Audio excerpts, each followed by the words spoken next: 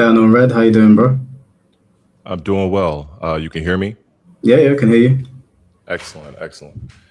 So first of all, let me just start by saying I certainly appreciate you, inviting me to your platform. I don't. I'm curious to see what kind of angles you're going to take. But just wanted to just get this off my chest real quick. I don't have anything personal against any particular content creator.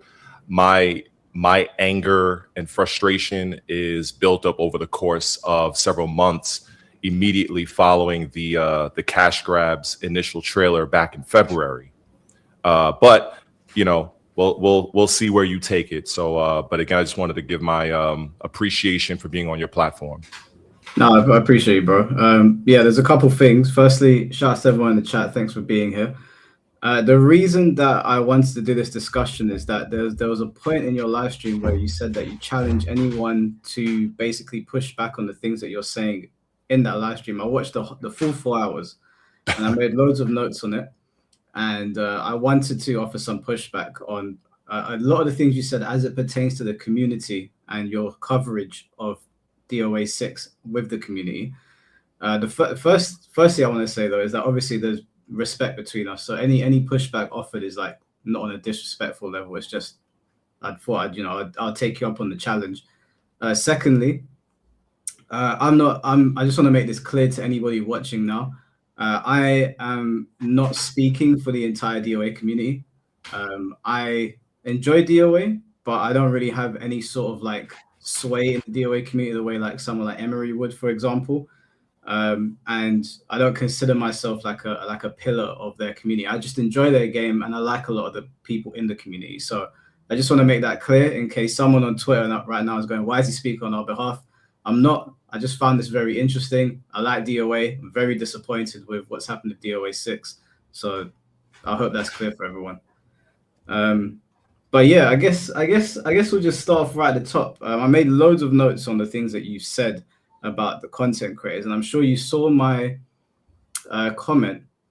Now, if people don't know what I'm referring to, basically, you did a live stream, and you basically went over DOA 6 last round being a cash grab, and you spoke about it from the business side of things, the developers, and you spoke about the community. Is that fair to say? Yes, sir. My biggest issue with this video was the community side of it, although there are a couple of other things that I wanted to talk about as well. I want to get from your perspective why you were so harsh on a lot of these creators, because a lot of them that you mentioned, particularly Emery and Zachary, I watched their content and I've watched their DOA 6 coverage, particularly Emery. I watched basically everything that he uploads, and he's been very, very harsh and critical towards the way DOA 6 has been put out to people and the way they haven't communicated back to the community. And in your video, you didn't want to watch their videos because you didn't like their thumbnails. And I thought that was really, really unfair because in the videos, they do really push back on them. So I wanted to understand from your perspective why you were so harsh on the DOA community. Not those two in particular, but they were brought up without watching their content. Okay, so I appreciate the question. So I think let me try to unpack this as best as I can, because a lot of this comes from just how I am as a person. I understand many people here don't really know who I am. Much like yourself, I was not really a avid Dead or Alive player. I made my bones in Tekken for 31 years. I've since quit the franchise. So with me no longer partaking in Tekken, I was like, you know what? Invincible Versus at the time was soon to drop. Then I heard rumblings of a new Dead or Alive 7 that's in the pipeline. I've also heard that they were going to make an updated version of the 6th game. So I was like, okay, fine. I have something I can kind of maneuver toward. Once I saw the initial trailer back in February, I immediately recognized it for what it was. It was a cash grab. Now, following that, me being a content creator myself, going through YouTube, seeing various people posting their content, there were two individuals that I've seen the most. One was a gentleman by the name of Emery Rains, and another one, a gentleman by the name of Zachariah. Now, I don't know either of them personally, but during the live stream that you watched, out of curiosity, you probably seen the part, and it was kind of hilarious in the moment. I switched to a dummy account and I typed in Dead or Alive 6, and then who was the first video that popped up? It was Emery Rains. So kudos to him for being in the algorithm as he is. So shout outs to him on that front. As a content creator and also a certified personal trainer and doing other things on the side, I don't have the time to sit through many people's videos. For me, it may sound messed up, and I understand that. I will take that. It does look like I'm stating I'm judging a book by its cover, in a sense. And that's a fair assessment if that is where you believe, like my mindset is with that statement I posed. If you look at my playlist on the 7 videos I done on Dead or Alive, I took a very definitive stance.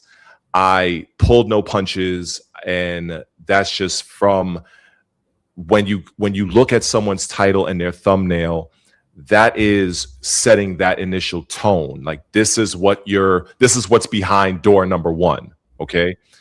Now, that's not to say that the gentleman, Emery Rains, Zachariah, and anybody else that's in that community did not put up viable resistance. I just feel that more could have been done. So when you contacted me earlier this morning, initially I was going to come on here and just kind of wing it like I usually do on my channel. But after a couple of hours, I was like, you know something? Let me do a little bit of research and see if there was a similar situation that has happened in a similar time frame. Not necessarily the same game, but it has happened. And that was a game by the name of Mass Effect 3. So before I get more in detail on that, I'll throw it back to you if you want to jump in, and if maybe I went off tangent or something, let me know. Yeah, I think my biggest issue is that you said that you took a definitive stance, but how would you know if people haven't taken a definitive stance if you haven't watched their videos? So fair question. I think it kind of comes back to what I just said in terms of the time. I'm looking at some people that are very definitive in their tone from their title and thumbnail before I commit to watching video after video, trying to sift through whether or not the person is, I guess, speaking from the standpoint of this game is a shameless cash grab. So I can understand that as a fair criticism. I'll own that. I will 100% own that. I just feel that for me and just how I operate and who I am as a person, looking at just how egregious this product was, if I'm not seeing content creators just really like from Jump Street, like your title is "This is BS" or "This is a cash grab," if I'm not seeing that for me, then it's just I don't feel inclined to watch that video. Now, I have seen, I made mention of another guy. You've had him on your channel before. I think you guys had some sort of beef. What was his name? Is Fate Fight All Enemies or something like that? Oh yeah, me and Fate are cool now. Yes. I'm sorry, I just forgot his exact channel name. Around that same time when the trailer first came out, he was one of the only few people I can remember where his title and thumbnail was in line with what was shown. And so I even highlighted that on my own stream. Now, that's not to say that there weren't other creators and streamers that have taken that stance. YouTube is a massive universe. I can't see everybody, but I specifically utilize the Zachariah and the Emery Rains gentlemen because, quite frankly, they are, I would say, pillars of the community, and many people know who they are. So I just felt that for me personally, this is just speaking for me, I believe that they could have been more definitive in their titles and thumbnails. That's just my perspective. Yeah, no, that's it's fair if like if you wanted to criticize the thumbnails, but I think because when I was watching your, you called a couple of people shills. Like you said, it's not personal, but there's these people shills, and they're towing the line. But my only problem is that it's okay if you haven't got time to watch something. But if I didn't have time to watch your 4 hour stream, right, I couldn't bring you on here to talk to you because I wouldn't know what you're going to talk about. I wouldn't have any idea. And I could say, look at the thumbnail, oh, this is just an angry dude, and that's it. But you had loads of things to talk about in your 4 hour stream. So I think as it pertains to the DOA community, because like I know a lot of them and I talk to a lot of them and I watch their content. I've watched them fight for their game. Even the guys that I don't particularly get along with, I've watched them fight for their game. And I've watched their content where they're saying that we need rollback, we need crossplay, we need battle adjustments. I've seen Emery doing that, I've seen Zachariah doing that. But when I watched your videos, there was a video, I don't know why it's not coming up on my night. It was earlier, but there was one that Emery put up. As a matter of fact, I'll probably, yeah, this one here. No, it's not that one.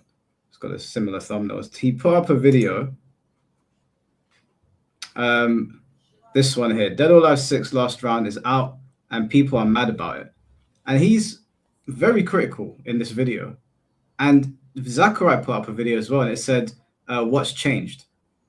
And in your like analysis of their videos, you basically came to the conclusion that not enough was done, or that the video, like you were saying, nothing has changed with DOA 6 last round, but things have changed. And if I was being a fair reviewer, even if I'm disappointed that we didn't get rollback and crossplay, how could I be taken seriously if I said nothing when things have changed? Oh, I can go. Oh, okay. Yeah. So when I mentioned that, that was a pretty hype moment. I was kind of beside myself when I looked over at the Zachariah's video.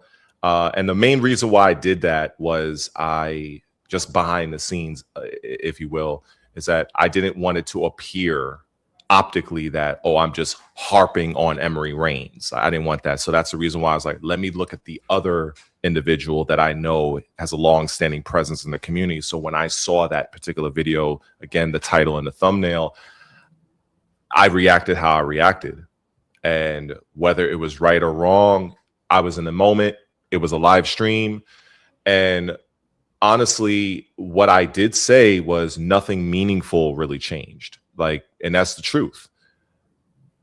I could go into detail, but I think many people in the chat will, whether they like me or not, that they will agree that nothing meaningful changed. If I have to look at a magnifying glass and try to find the actual amoeba that is different, then that's just not meaningful. But is it not the job of a reviewer, if they're doing a fair review, to point out what has changed, whether it's minor or not? It is for a reviewer. Reviewers will look through a game if they are not under any biases, which a lot of them are, unfortunately, in this industry. But if they are not, they will look at the game and judge the game for what it is, whether the game has good net code for what it is with its online functionality. They'll look to see the amount of characters that's available. They'll look to see if the game functions well, if there's game-breaking crashes, things of that nature. However, given the fact that this is a game that came out in 2019, that the developer abandoned shortly after a year, I don't think the developers curry much favor for reviewers when I'm trying to find something that is different about you re-releasing a game 7 years ago, and I'm basically seeing the same thing. Now, can I say, oh, the life bars they have a different color? I suppose. But fundamentally, there is nothing of note that is different. There is no game patch. You know how in Tekken 8, for instance, just to use an example, Season 2, they had new moves, different frame data, the whole gamut. So even despite my hatred of Tekken 8, I can't call that a cash grab. However, with this particular game last round, it is. Yeah, I think my main problem with that is that in that video, he says that there's no meaningful changes, but he does point out that there's changes. But you didn't give him a chance because you didn't click on his video, which is really my main pushback. That I don't think any of us have a place to criticize people if we don't watch their stuff. You just have like I would have no place to criticize you for anything if I don't watch your stuff because you tagged me in your live stream, right? And I was like, okay, cool. It's 4 hours. When I get to work, I'll put it on. And in order for me to have you on here and talk to you, I need to listen to what you're saying. And in that review that Zachariah did, he basically says at the end, they didn't really change anything that's going to make you want to invest in this. But these are the very minor things that they did. Like he was talking about a character that had a bug against the wall. It's gone now. And he was talking about how it looks a bit more, a little bit more updated graphically. But in the end, he ended up saying, this is not worth it. And it's not a meaningful change to the game. Would you still call him a shill? I did not believe I called them outright shills. And if I did, like I said, it was a long stream. I'd have to, because I don't have it in front of me right now. At the end of the day, what I truly believe and what I would rather talk about is that I don't believe that they did enough. And the thing is, it's a criticism that I've been having ever since I've been spending more and more time on Twitter. I've been seeing a lot of gamers, content creators, streamers. They're talking about aspects of the gaming business, things that they want change. And I just don't believe that they are going about this in a proper, or should I say a more efficient way, which kind of leads back to my position of I don't believe that they did enough.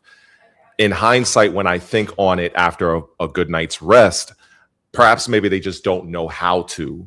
And that was also one of my main reasons on why I wanted to come on here to try to expatiate on what content creators and streamers can and should do moving forward, because I don't believe this will be the last cash grab throughout the history of gaming. I brought up, this beauty right here, collector's edition of Mass Effect 3. There was a lot of drama surrounding that game back in 2012 that I think a lot of people may not even be aware of. And the community rallied, utilizing certain tactics and aggressive methods to get BioWare to 100% alter the ending of a trilogy that spanned several years, because they were very upset that the ending originally did not tie up all the loose ends and it wasn't satisfactory to the community. Ironically, what I forgot about is when I researched that was a campaign that stretched from March to June. Mm-hmm. And if you don't see where I'm going with this, that is the exact same time frame of Dead or Alive 6 Last Round Cash Grab Edition. So in that span of time, content creators and streamers, they could have done far more, organized, rallied against Team Ninja, which could have also caught the attention of Koei Tecmo as well. Because at the end of the day, they're still trying to make some money off of this project. It has nothing. Oh, and that's another thing. It has nothing to do with Dead or Alive 7. I've seen many people talk about that, saying that we need this to survive. We need this to be a success. That's ridiculous. This is not a Virtua Fighter 5 situation. It's not. That's fine. That's fine, because we'll get into that, because I spoke to a developer as well about this. I spoke to 3 developers about it, so we'll get to that because I wrote that in my notes. Yes. I wanted to ask you though. You said that the content creators have not done enough. I don't believe so. Do you know what they've done though?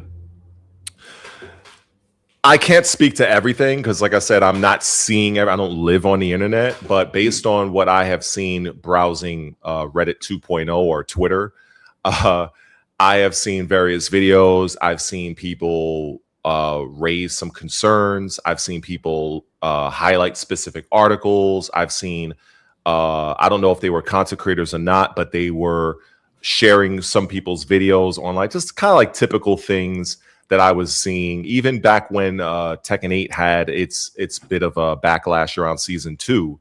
You know, I just don't.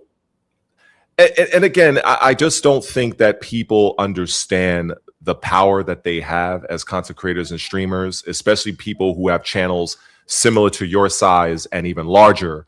I don't believe that they fully wield their power and influence in a meaningful way to elicit the type of change that they want to see for their particular game. That's just I come to that conclusion based on my own experience in marketing and PR, not as necessarily as a gamer. Okay. My pushback to that would be that, like, I obviously speak to a lot of DOA content creators, and I know for a fact someone like Emery was pushing hard from day one. He was even making these comedic videos on Twitter of him doing rollback to get the developers' attention. He was literally rolling back in the gym for like 30 days to see if he'll get their attention. But like, the comedy antics aside, they were putting out videos and they were tweeting Recurry Tecmo. And there was even a Google document that managed to land itself in the community manager's lap that the community put together. I actually managed to get my hands on the document. This was sent over to me by Golden Ghost, and it's a document that has been put in both Japanese and English, and it is going over the issues the community have with Team Ninja and Koei Tecmo and what they want them to do. We can go over the document a little bit later, but they did, in my opinion, in terms of like mobilizing and in terms of like trying to get their attention, doing videos, because you have to also remember this. We need to point this out because you brought up Mass Effect, and we've brought up Tekken before. I remember when Mass Effect came out, and it had the shit ending, and people got angry. But Mass Effect's community is huge in comparison. The amount of people playing Mass Effect was huge in comparison, and Tekken's player base is huge in comparison to Dead or Alive. And the Dead or Alive guys, they did as much as they could, and they were as loud as they could be, but they simply don't have the numbers that the Tekken people do. Tekken dwarfs Dead or Alive in terms of numbers. So we didn't work together as a community to get Harada and Michael Murray's attention. Everybody was just saying what they wanted to say, and it got their attention eventually. But the Dead or Alive guys have been doing the same thing, and they've been getting shut down. And they put a document together. I don't really remember us doing that. We were kind of just being kind of like rabid animals on Twitter, a lot of people trying to get their attention, and some people were even going too far. But if they're doing videos saying that this is not good enough, their loudest content creators are doing it. If they're producing Google documents, if they're getting in contact with the community manager, what else can they possibly do in Europe? Did I say something wrong? What happened? Did I use a slur? Where's he gone? Maybe he accidentally pressed something. Urban Boy, thank you for the $5. I yield my time. Up there. No, it's okay. Oh, okay, cool. I tried to click on something and I was still on the StreamYard tab. Oh, okay, no, that's okay. That's all right. I thought I used the slur or something. And you got angry. No. Definitely not angry. No, not here for that. I think that. Yeah, sorry. I wanted to ask you, what more could they have done without actually doing what the Tekken community did, which was I don't think it was the right way to go about it because of all of the abuse that Harada ended up receiving. What else could the DOA community have done other than turn into rabid animals? They could have. How can I put this? There's strength in numbers, and I mentioned this even on the Tekken side. Obviously, the suggestion kind of fell on deaf ears. Is that most of the movers and shakers of just about any particular game, you know, there are certain people that you can point to and say, okay, these are the top people, these are the influencers, the larger creators, and many times, I don't want to say 100%, but I would say a good large percentage of the time, they either know each other or they know of each other. And this game, you know, from March, I would say, because I think the trailer came out toward the end of February. So if you look at from March, April, May, pretty much the majority of June, there was enough time to create a more coordinated effort utilizing certain hashtag campaigns, the documents and stuff like that you mentioned. I mean, that's good. It's a step in the right direction.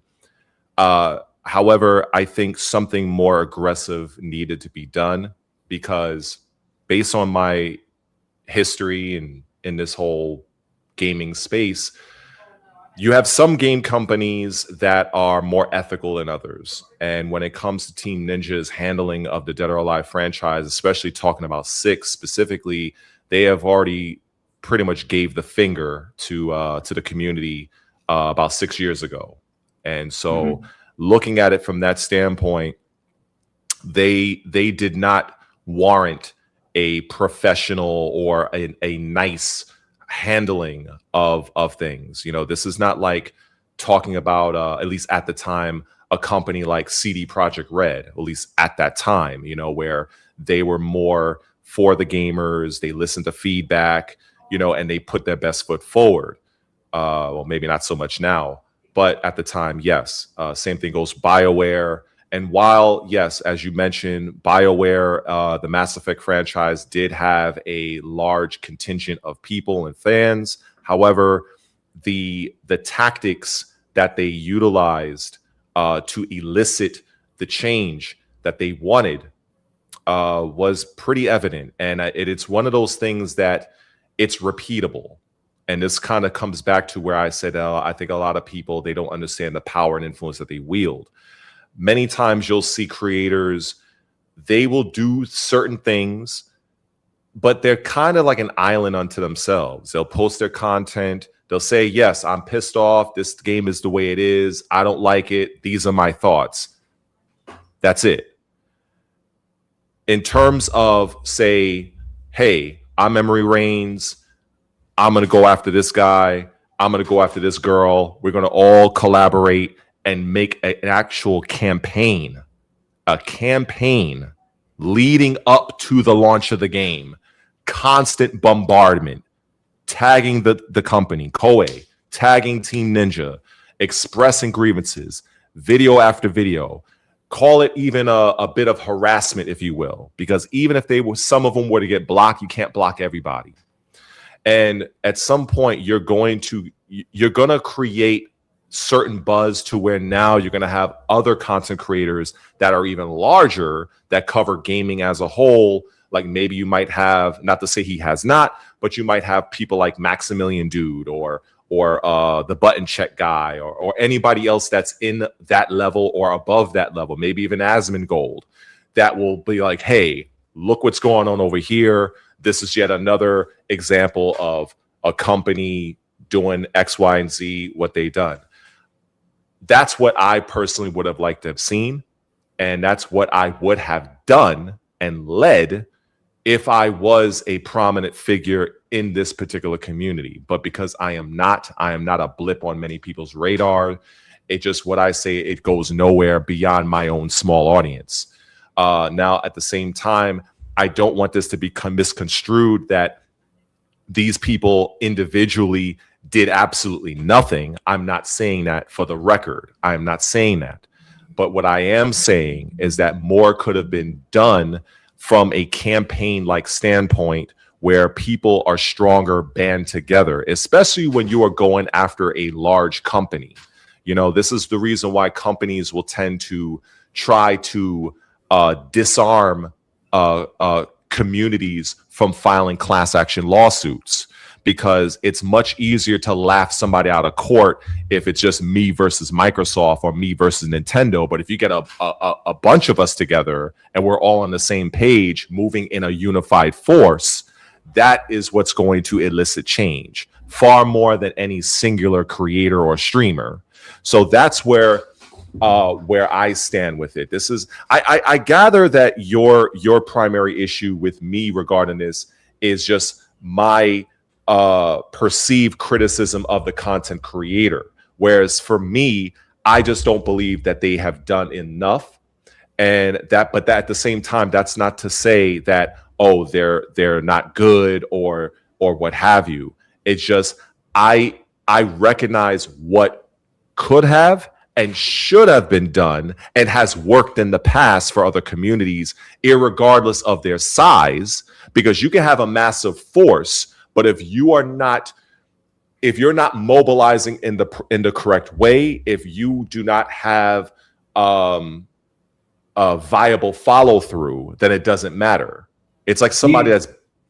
Do you have an example of a community the size of DOA with the content creators the size of the DOA ones? Because a lot of them are small.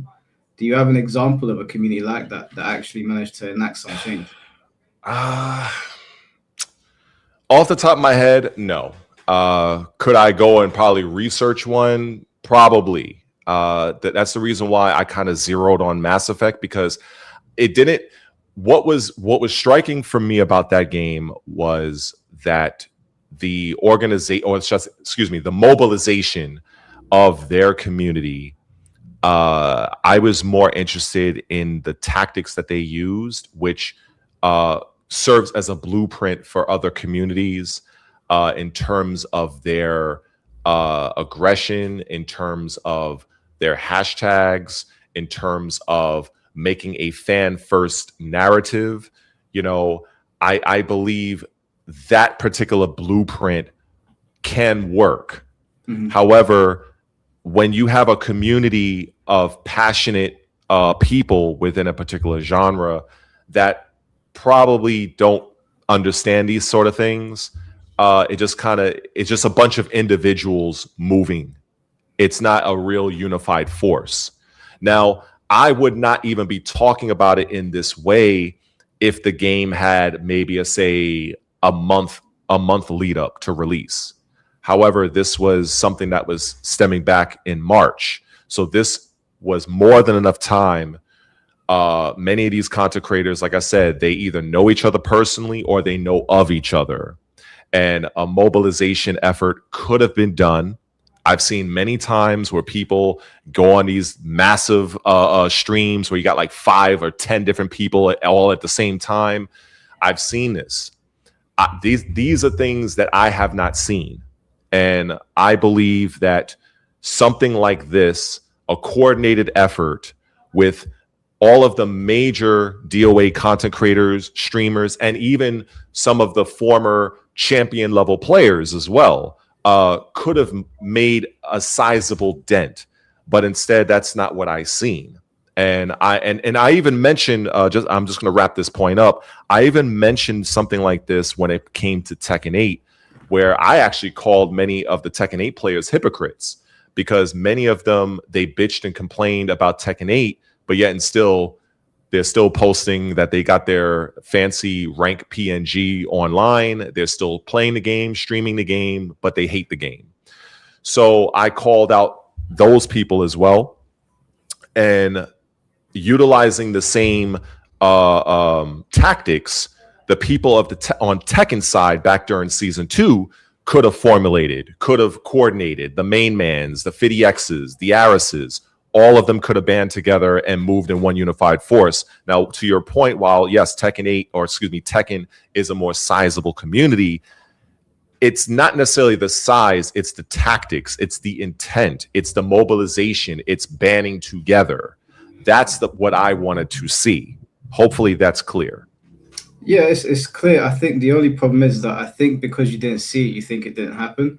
And from my perspective, having interacted with these guys, and I follow DOA, and even I put up a DOA post, and I saw loads of guys that play DOA in my post saying the same thing, and they were tagging Corey Tecmo.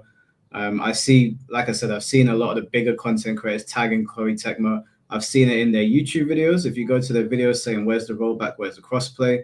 I've seen it on their posts for Evo, where's the rollback, where's the crossplay, constantly. So what you're saying is not wrong. Community should mobilize. I don't think we should go down the road of harassment. I can't get behind that. I don't think we should harass developers in that way. Obviously, it depends on what you see as harassment. I think tagging the developers and saying that you've got a big problem with their product is fine. I guess some people might see that as harassment.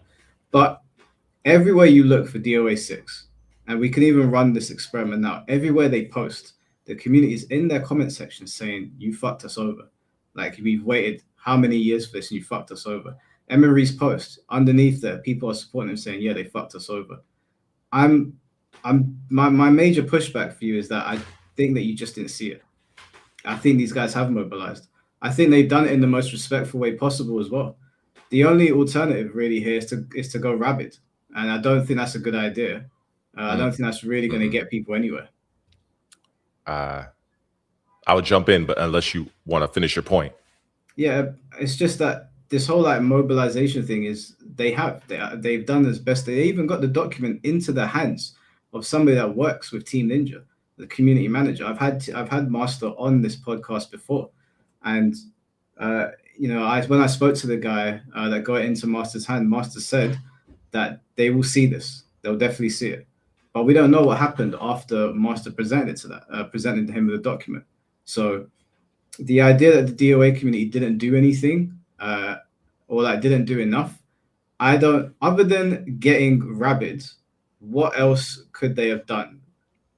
Obviously, we can't invoke Asmongold. He's not going to give a shit about DOA. We have to be realistic about who we turn to here in terms of getting attention on what is happening to the product. So other than going rabid, what could they have actually done? When it comes to harassment, there are, as I think you mentioned it, you're not a fan of that, but there are time and place, and based on my own experience, I believe this was the time and space.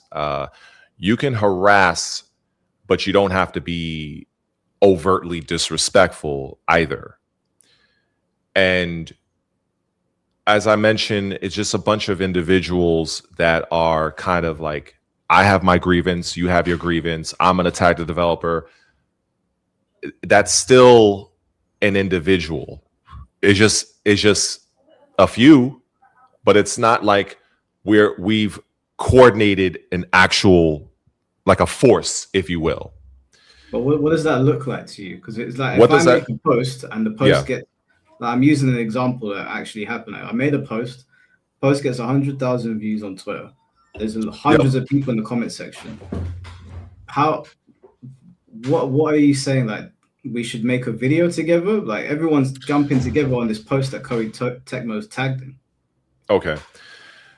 So in terms of videos, in terms of getting notable people in that particular community involved, and what does that look like? That is videos. That is coming up with a hashtag campaign that we are all going to utilize over the span of several months. I think I'm getting ahead of myself. I think let me try to take a moment to explain the process.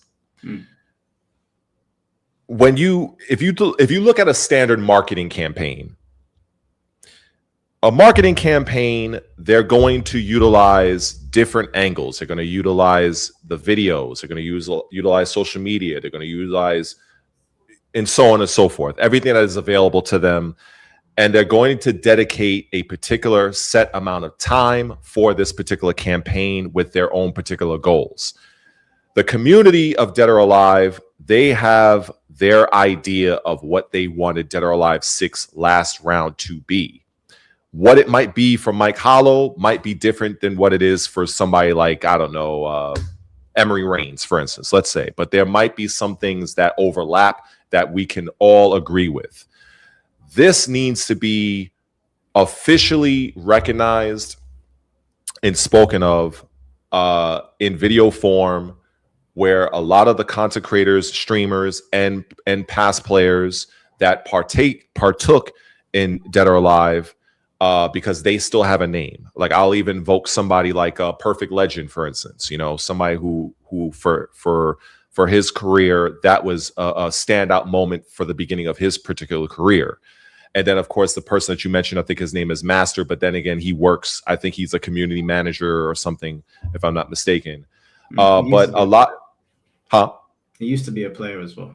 Yes, he was a champion level player. And so I don't know, you can't really, because he's kind of, working for them. But everybody else, they all have to mobilize and get on message, so to speak. This is something that is effective when you have time, which is what Dead or Alive 6 it gave. From March, April, May, and most of June, this could have been coordinated and organized in a way that would have been more efficient than somebody posting, albeit an effective 100,000, replied tweet or whatever, which is good. But when you have more people, it's kind of like instead of one person working on it, you have multiple people all on the same course. This is something that I don't think a lot of gamers understand. And I think people, they will rant and rave, throw their fists in the air, make their post on their social media, and then that's basically it. Or they might repeat. But to a large company, it's like, okay. And it's just not enough. It's just not enough. Especially a company like Team Ninja, while they have done other good things like Neo and Wolong, but when it comes to those that's directly responsible of handling Dead or Alive, they have already shown to me that they don't give a damn about the community. So from my perspective, that level of respect and being passive is out the door. It's out the window. Now that doesn't mean like, oh, we're going to curse them out or threaten them with bodily harm. No, it's nothing like that. But there has to be a more unified, firm, definitive position that is going on within this community, because everybody has to be on board. Even more so because the community is smaller than, say, Tekken, Mass Effect, and so on. So you have to have an all hands on deck kind of deal. Now, some people will be like, well, how are we going to do that? Everybody is on social media. That's what makes this easier. It's much easier. And it also comes down to the reason why social media content creators, streamers, influencers, they have so much more power, and companies are utilizing them more because big brand marketing is no longer as effective as it used to be. So I just don't feel that many of these people in these spaces recognize the power that they have. But in these situations, you have to mobilize and have to move in a unified front. And I feel sometimes I get ahead of myself, and I think that people know this, but they probably don't. And I think that's something that I have to also own as well, because from my perspective, I'm like, okay, if I was at that level, I would put together the hashtags. I will be reaching out to a Mike Hollow, like, all right, let's do this. Let's do that. Let's get this guy on board. When can he come on? All right, on this day at this time, we're going to social media blast this company all at the same time. We are no longer playing anything Dead or Alive. We are not streaming it. We are not playing it. Nothing. Because I also remember, now that I'm talking about it, there was a time shortly after the trailer where there was an uptick of people playing Dead or Alive 6. I believe I saw that floating around Twitter at some point. I forgot. It might have been like May or something like that. Mm-hmm. That was something that I would have ensured did not happen, because right then and there, by choice and consent, you are basically saying, hey, this is what we want. But based on the trailer, we are seeing that nothing really has been done. And I also broke the trailer down on my stream as well. But let me not overtake this, but you jump in. Yeah, I don't disagree with what you're saying in terms of mobilization. I think my main disagreement is that I feel like people did do that. I feel like, and I also think that I think it's more effective to go to your own community and put videos out and have them, not adopt your train of thought, but at the very least, they see what you're saying and they also take that to social media. So if I put out a video on Tekken and I'm really critical and like Finn sees it, Blackheart sees it, Jay sees it, you see it, Shinblade sees it, and then we all go and put our own videos, that's thousands of people that have like had this message conveyed to them. I understand what you're saying, that people can get together and they can talk, but I saw them doing that on Twitter. where Koei Tecmo is most active, because trying to reach them on a Twitter, on a YouTube comment section is like impossible. So I don't disagree with your idea of mobilization, but I do feel like the DOA guys really tried their best, and they managed to get the attention of the community manager, but they can't get the attention of anybody higher because Eastern developers are just not going to pay them that time of day. We know that like Western devs and Eastern devs handle things very, very differently. Harada Agreed. was kind of a standout in that he would communicate with us, but outside of that, they don't get much communication from Japanese developers. And so for them to put a Google document together, to tweet Koei Tecmo, to be in all of the comment sections, whether it's YouTube, Twitter, Facebook, all saying the same thing, I think that is pretty effective. I think it's just as effective as me maybe saying, I'll get Ponton, Emery Reigns, Hoodless, we'll all do a podcast together and we'll put it out. Or I could do a video and it could go out and they will see it and they make their videos as well and they show it to their audiences. I think those can be effective as well, equally as effective, and that's what they did. So I don't disagree with what you're saying, but I just think that they did do as much as they could to really push back on it. They're just not getting any response whatsoever. And I also think that unfortunately for them, their voices are just not loud enough. They're not as loud as the Tekken community. They're not as big as the Tekken community. They're not as big as the Street Fighter community. So they're not going to be able to make the same sort of waves that you might have seen in Mass Effect. I think that like weighing up the size of the communities is really important in this.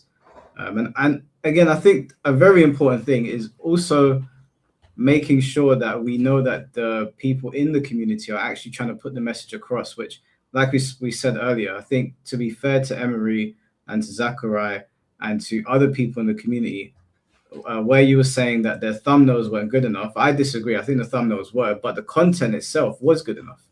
Mm-hmm. And Emery does have the ear of the community. He does have the ear of people that work there. And he was super critical. And he even put up a short saying, it's not our job to do the work for the developers. It's not our job to buy this game and support it because we want DOA 7 to be good or we want DOA 6 to be good. It's their job to give us a good game and then we'll buy it. And I thought that was fair. I was like, that's a completely fair thing to say. He's basically telling his big audience, don't buy the game because it's not worth it. He was actively telling people it's not worth it. So I think, to be fair to them, maybe they haven't 100% hit every single nail on the head in terms of like putting an army together and marching forward. But that's what I'm speaking about. And I just to jump in real quick because I don't want to lose this thought. I think we are in agreement with each other, but we're coming from two different angles. And I want to reiterate that I don't have anything against them personally. I just don't believe that you believe that enough was done. I think that's the divide. I don't believe every angle was explored, but I have to also, I have to own this as well, that perhaps they just didn't understand or know how to do this. You know, it's like telling somebody to get on a basketball court and shoot a basketball. Oh, look, just do this, but they don't know how. You know what I'm saying? Mm-hmm. So I think maybe, and speaking about it here with you right now, I think maybe I was expecting more than what they were capable of doing based off of their own knowledge of the industry and how this works. And that might have been unfair for me, even though I don't back off saying that more could have been done. But I think just kind of like being more open and thinking about it, perhaps maybe they just didn't know how.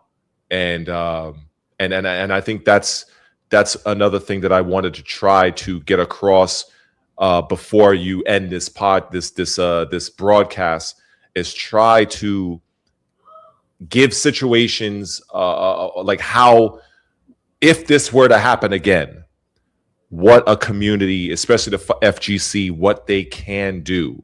So I've arranged some of my own notes that I would probably read from, but you know, whenever we get to that. unless you want to add any more, because like I said, No, this won't be I think the that's last time that something like this happens in the community, because a company is going to do what they feel they can get away with. And based on what I saw, how things worked out with the original game, selling, highly priced season passes, which is ridiculous, and just many promises made and hardly none of them kept, and then just to come back 6 years later with $40 copy and paste. Like, I feel that there were many people that were very upset, still upset, in fact, but all they know really how to do is operate individually. They don't necessarily know how to effectively coordinate an actual campaign to move in one unified force over the course of time to wear down this company. And that is what the Mass Effect folk did back then. Now, yes, they were larger, but you can have a large group of people, and it just because you have many people doesn't make it effective. You have to do it in a specific way.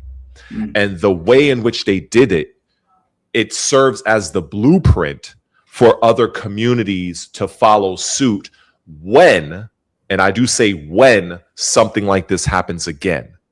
Because there has been other scenarios where in various other gaming communities in the past where this has happened. But I was looking at it before I came on. I was trying to find the actual article. But off the top of my head, I can't give specifics until I find the article. But I do know I did come across it.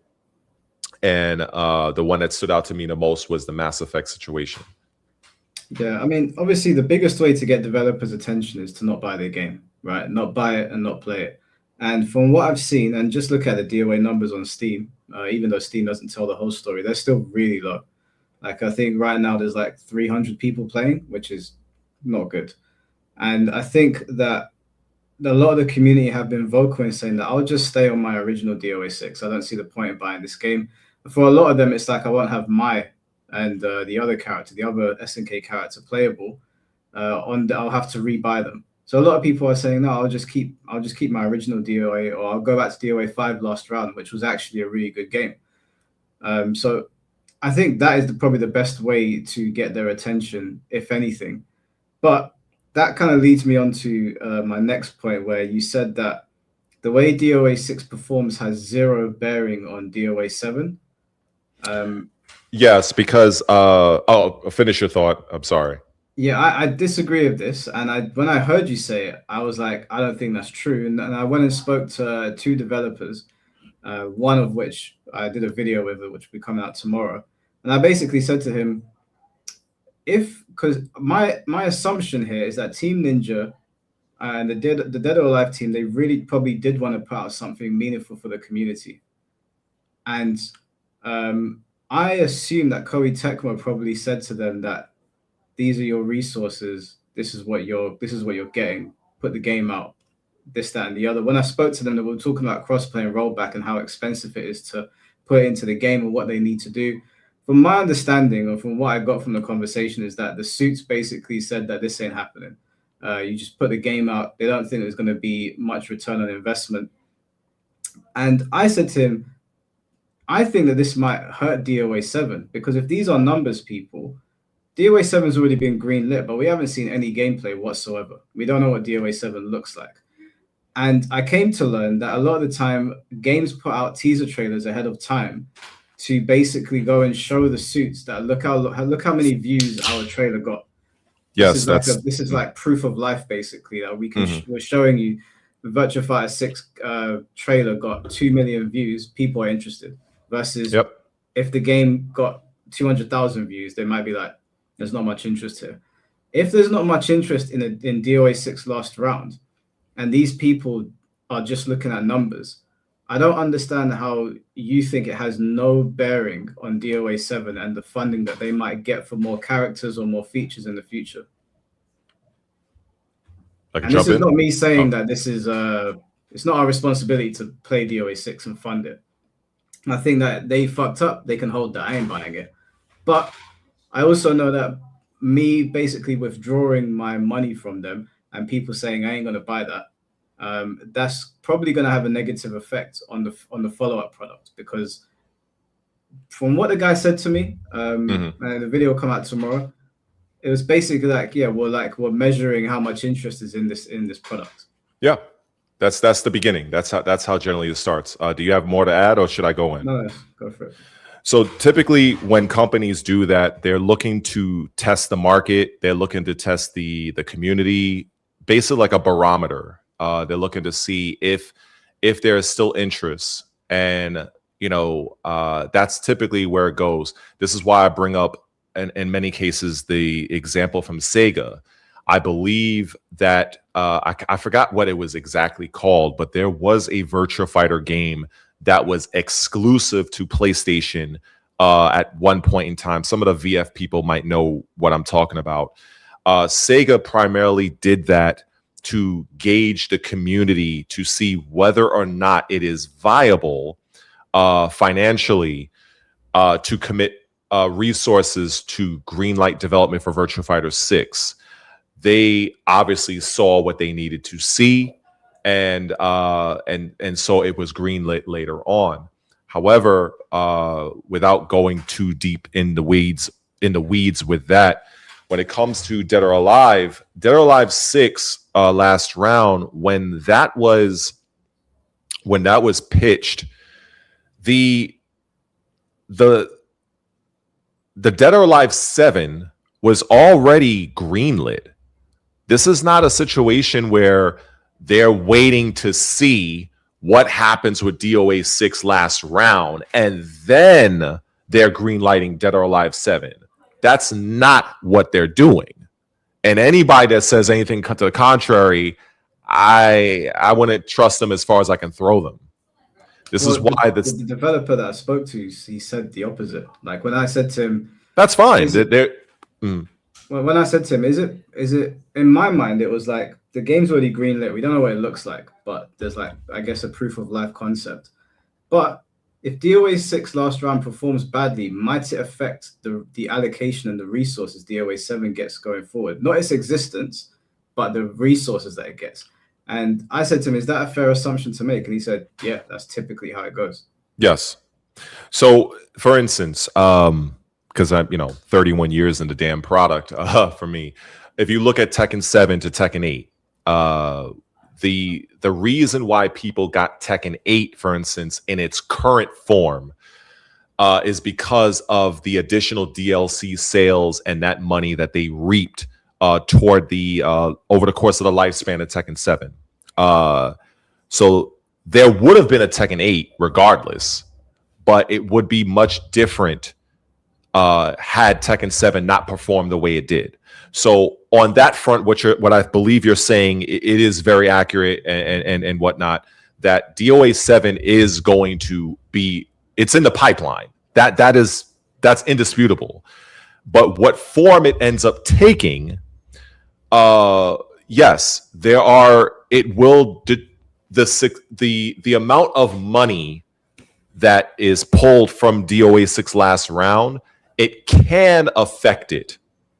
However, there are other things that companies are looking at when it comes to the current market in three-dimensional fighters, because right now the only thing that's out is Tekken 8. And given that they are the market leader, there are many people that have become disenfranchised with Tekken 8 over the period of time. So I look at, now I'm getting a little bit deep in the corporate side here, so forgive me. So when you look at the timing of Virtua Fighter 6 from Sega, Dead or Alive 7, they are looking at this as a prime opportunity to jump in at this point, because Tekken 8, in terms of universal appraise, it's not super strong. There is a path to go in to where you can potentially seize some market share from Tekken 8, because I think people should know that Tekken 8 has not been the most well received of the franchise. It has not. Making money, yes, but not really as well received as some of the other Tekkens in the past. So other companies are looking at this as like, you know something, this is a good opportunity to strike while the iron is hot. Because also what benefits Tekken is that they're the only game in town, so to speak, from a three-dimensional standpoint. So this is why I believe that these companies are making their push. Sega VF6, Koei Tecmo, Team Ninja with DOA 7. So I do also believe that the parent company of Koei Tecmo is going to look at the numbers of interest or the social media. What's the word I'm looking for? The impressions of how the game is received online. What are the pre-orders? What are the sales over the course of a set period of time of different quarters? That will also determine how much money is allocated to the project, but also if Koei Tecmo believes that, hey, you know what, this is a good opportunity to try to seize a bit of market share from this particular juggernaut in Tekken. I think this is something that might be worth our time. Now, these sort of conversations probably never going to be made publicly, but this is how companies tend to look at things from the publisher down to the developer in that pipeline. At the community manager level, they're only told but so many things. The developers are only really working on the game. When it comes to the people that's holding the money, that's an entirely different thing because they're looking at different metrics. They're looking at the overall the market as a whole, and in this case, it's the three-dimensional market. Whereas if you look at on the 2D side, you have a million and one two-dimensional games out there, but on the 3D side, it's a little bit underserved. I don't think anybody can argue that, but I don't want to take over your podcast, but jump in if you want. No, that's fine. I don't disagree with anything you're saying, but just so that I'm clear, we both agree that DOA 6 and the way its success or failure will have some sort of effect on DOA 7. It will. I can concede to that. It will not be a primary, but it will be a contributing factor. It's not something that is how can I put this? It is not something that's super primary, given the fact that development has already started. So if that was not the case, if they were playing a wait and see, like, okay, well, we're going to see how maybe in the first year of DOA 6 last round, then we'll make the determining factor of we're going to greenlight DOA 7. That's different. That's not what this is. That's what they did with Sega on Virtua Fighter's end. This is something totally different. I think a lot of people don't realize this. They already have plans for DOA 7. So the impact of whether it succeeds or fails, it is not as significant if it were if the game DOA 7 was going to be based solely on the success or failure of 6 last round. I'm trying to. It's a little. I'm getting tongue tied here. I hear what you're saying. So I'm saying, okay. Yeah, I get what you're saying. I think. I mean, I don't want to make the assumption that Virtua Fighter 6 was not already in the pipeline just because we didn't hear about it, because we both know that game development takes years upon years. Yes. So it's very possible that VF6 already was in very early development stages when VF5 was being rolled out or brought back into the conversation, or at least the concept was there. And the thing with DOA is that we saw like a CGI trailer, basically. We don't actually even know if DOA 7 at that point in time had actually begun development, because like we said, they put these things out as like proof of life. And it's very possible the same thing happened with Virtua Fighter or the opposite. So I don't want to make too many assumptions on that, but just based on how other things have gone, and again, based on what developers have said, my my assumption, even though I really don't want to assume, but my assumption based on everything else that's happened is that if DOA 6 last round performs poorly, DOA 7 will still come out. But like you said, the type of DOA 7 that comes out is going to be, I think, is going to have some sort of knock on effect on what happens with this game. But I don't think that's our responsibility to buy the game if they fucked it up. I think that if I could speak to the development team, I would tell them that as well. And I know, obviously, because I know some people there, and I know Master. I know that I can't ask them that question and they give me an honest answer, because obviously, what are they supposed to say? I imagine that the Team Ninja's hands are probably tied. I imagine Koei Tecmo basically told them you ain't getting those kind of allocations or resources. But the thing that really confuses me is that I know that 3D characters are very expensive to build, and they're taking this like Minato character. Was the character's name Minato or something? I've heard of. I don't know. I don't know who the character is. I don't know. If maybe you can tell me if this is like an original character or is this a new? Was this already existing? Apparently, it's a new character. Okay. My assumption, and again speaking to the developer, was that there's probably a B team and an A team, and the Yes. A team is probably working on DOA 7, and Minato will most likely be in DOA 7, and much like Luke in SF5, they're probably like they've probably taken the bones of the character in DOA 7 and put them in DOA 6 just to test the waters and see how the character behaves or how people behave with the character, to then fully design them over in 7, or they've probably fully designed in 7 and they're just getting people ready for the characters that are going to appear over there.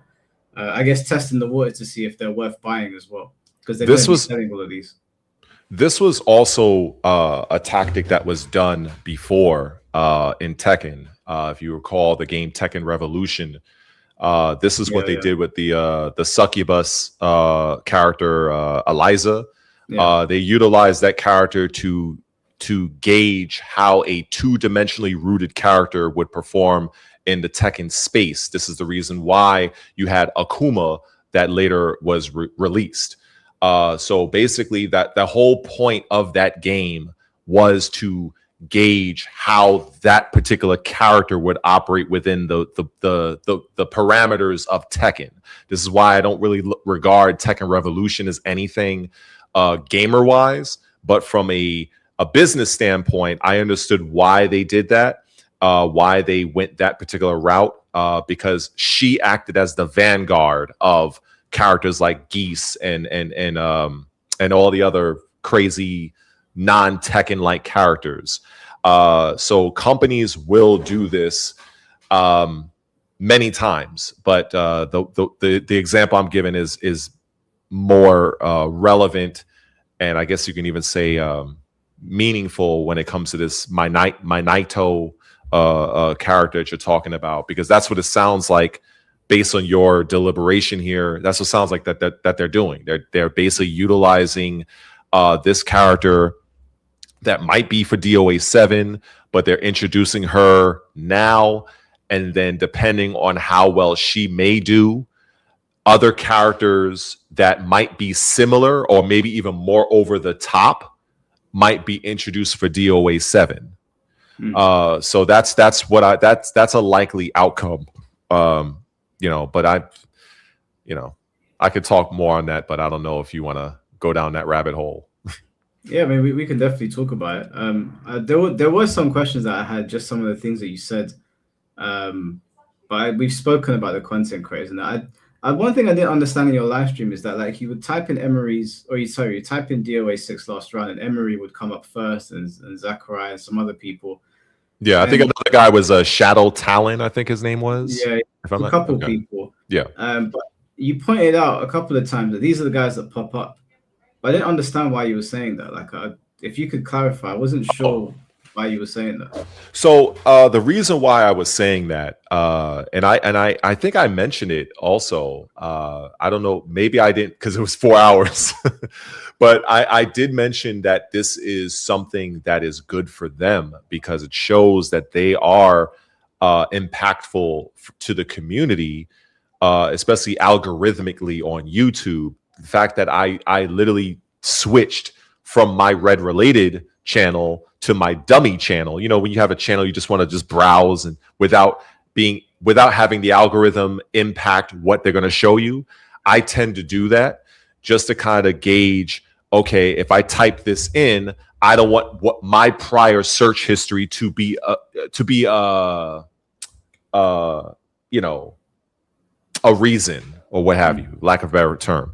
So when I go onto my dummy channel, which I follow nobody, I'm not subscribed to nobody on that channel. So when I type in Dead or Alive 6 and they pop up, that's good for them.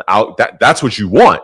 You want to be able to type in, I don't know, let's say if we typed in I don't know, Baki or that anime, right? And then all of a sudden you come up. You know what I'm saying? Just in a neutral search. Let's just use that as an example. That would show that you are very prominent in that particular space. You've done a lot of videos. A lot of people have liked your content and so on and so forth. That's how it works algorithmically. So that's what I just wanted to highlight because it was a genuine reaction. Actually, I laughed. It was genuine. It was like, wow, look who the first video popped up. It wasn't even Koei Tecmo.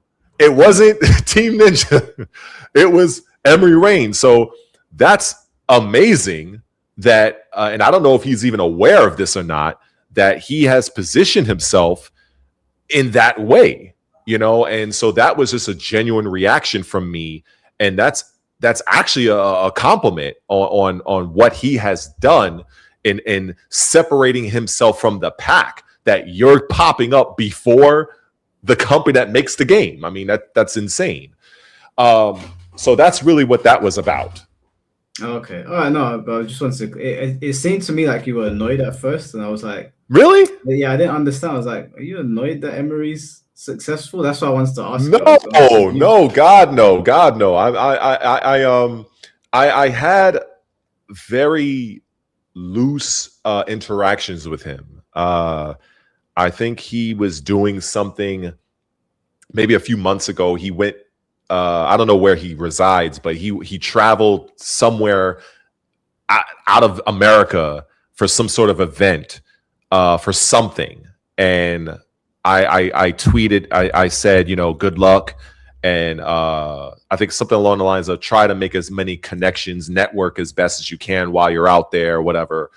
So, you know, I'm never upset with anybody personally when it comes to this. You know, I if nothing else, I want that to be made abundantly clear.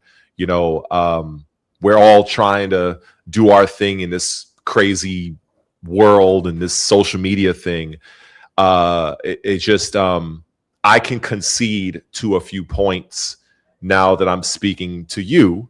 You know, where I just think that perhaps I was just expecting more than what some of these people were capable of. And I think that's just probably what it comes down to.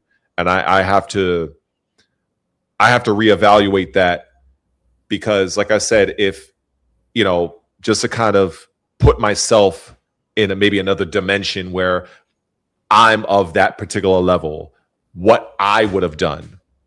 And I would have organized an actual legitimate campaign for a period of time with the sole goal of not being overtly disrespectful, obviously not threatening nobody or no crazy nonsense like that, but basically being on their neck like every day. Like they're going to get sick and tired every day, coordinated, like blow after blow after blow after blow, to where things are going to change. Mm-hmm. And that's exactly what the Mass Effect people did. Now, while, yes, they are a larger community or whatever, at least at that time, but the blueprint that they followed, it yielded results. And ironically, and I said it at the beginning of your broadcast, it was in the same time frame. It was, yeah. I was surprised to learn that it was literally from March to June of 2012. And I was like, wow, okay, this is interesting. You know, but I did have something that I wanted to kind of just go over. Yeah, sure. So there's a couple of points here, and I just wanted to kind of talk about why some of this might have been difficult, and just kind of, maybe if nothing else, I would say this would be a good moment to clip out, I guess. So uh, it's possible for the fan base to influence the developer before a game's release, but of course it depends on the size of the community, the developer's responsiveness, and a couple other factors. So with respect to the last round, the trailer pretty much showed me everything I needed to see in terms of it basically being a cash grab. Now, my very first video, I was a little bit lenient in my first video of it, but the second one was just all downhill. I have already made my decision on that. So, the only thing that was new that they were talking about was a photo mode, which existed, I believe, in Dead or Alive 5. And so I just felt like that wasn't really enough to really move the needle. So some of the things that a community of gamers could have done, and what I'm about to say is not to say that this was not done, but I feel like, again, this is a teachable moment for situations that may come up again in the future. It is definitely organized social media campaigns. For instance, let's just say coordinated hashtags, like say, whatever you want to call it. Obviously, that would depend on the people that's involved with the movement, with the campaign, what they want that hashtag to be. And they're going to push that out every single day, stay on message and push that out. Whether it's Twitter, TikTok, Reddit, whatever, right? To advocate for things like rollback netcode crossplay and other type of situations.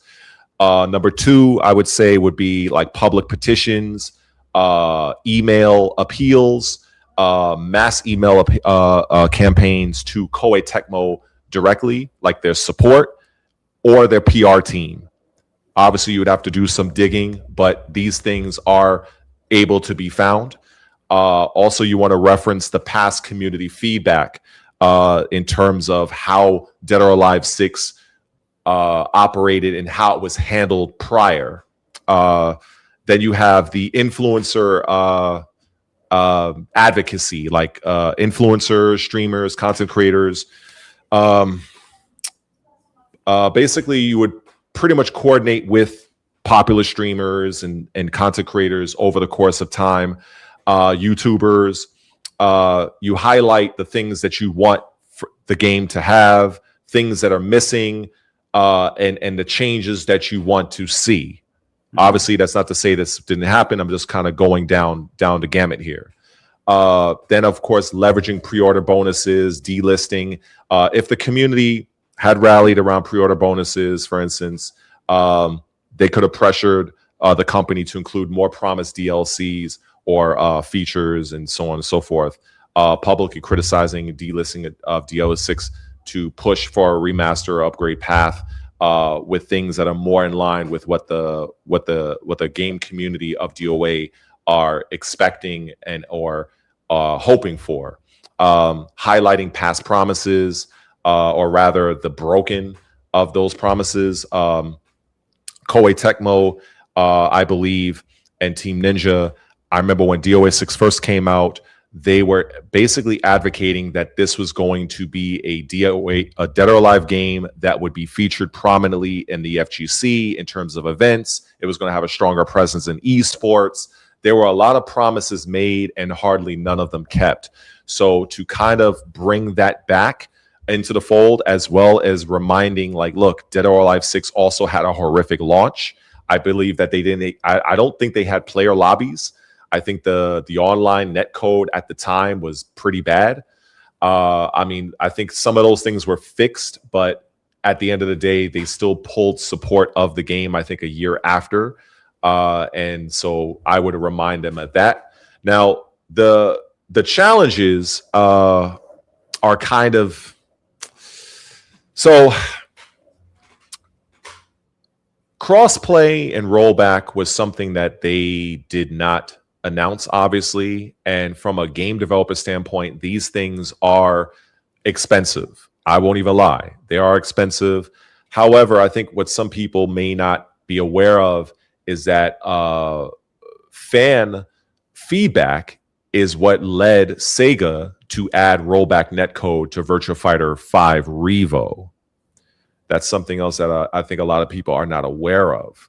And also, this was something that was difficult for Sega because Virtua Fighter 5, unlike DOA 6, is a much older game.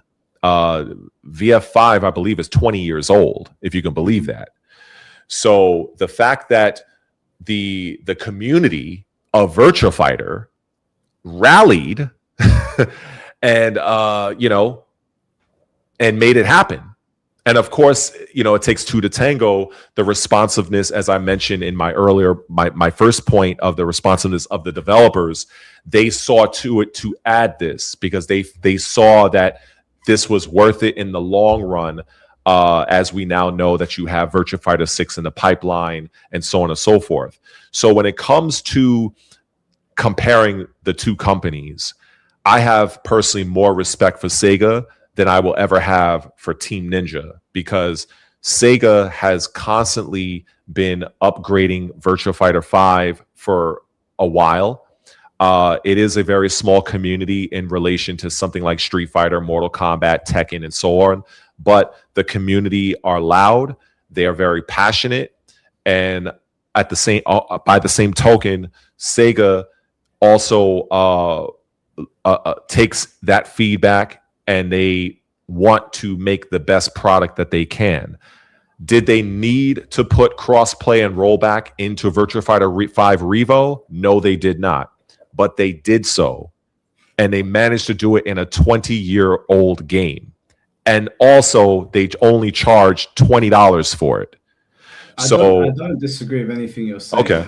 Yeah, I was kind of going on and on, so I apologize for that. Yeah, it's not that what you're saying about Sega and Koei Tecmo is not true. It's just the assertion, again, that the community didn't do enough. I think that's where our big disconnect is here. I think that the companies are very different. Sega knows that Sega is committed to making a fighting game, right? Dead or Alive has been split off into two types of communities, right? One of them are on Venus Vacation. The other one wants to play a fighting game.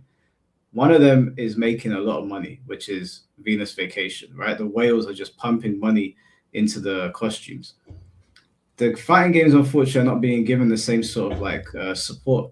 But I don't think that's because of the community. I think the community have tried. What you're saying about community pushback is not wrong, but I've watched them push back. I've watched their loudest creators push back.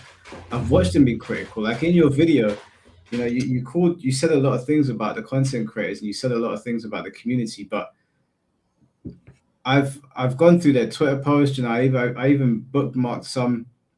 Because initially, before I contacted you, I was going to make a video about it, but I thought better off that we just talk.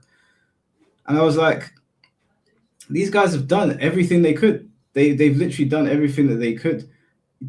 Did they wake up at 9 a.m. and get together on a podcast or go onto Twitter and start all typing at the same time? No. But when their loudest voices said that we don't like this, they got behind them. Like Emery, I've just seen him in the chat. Emery's been there from day one saying we need rollback. And like he said, he pops up first when you type in Dead or Alive on YouTube. If he's one of the loudest voices in the Dead or Alive community, he has been saying that we need this shit and it's not good enough. And he's putting videos out saying it's not good enough. We shouldn't be forced to support your game, blah, blah, blah. And the community is rallying behind him.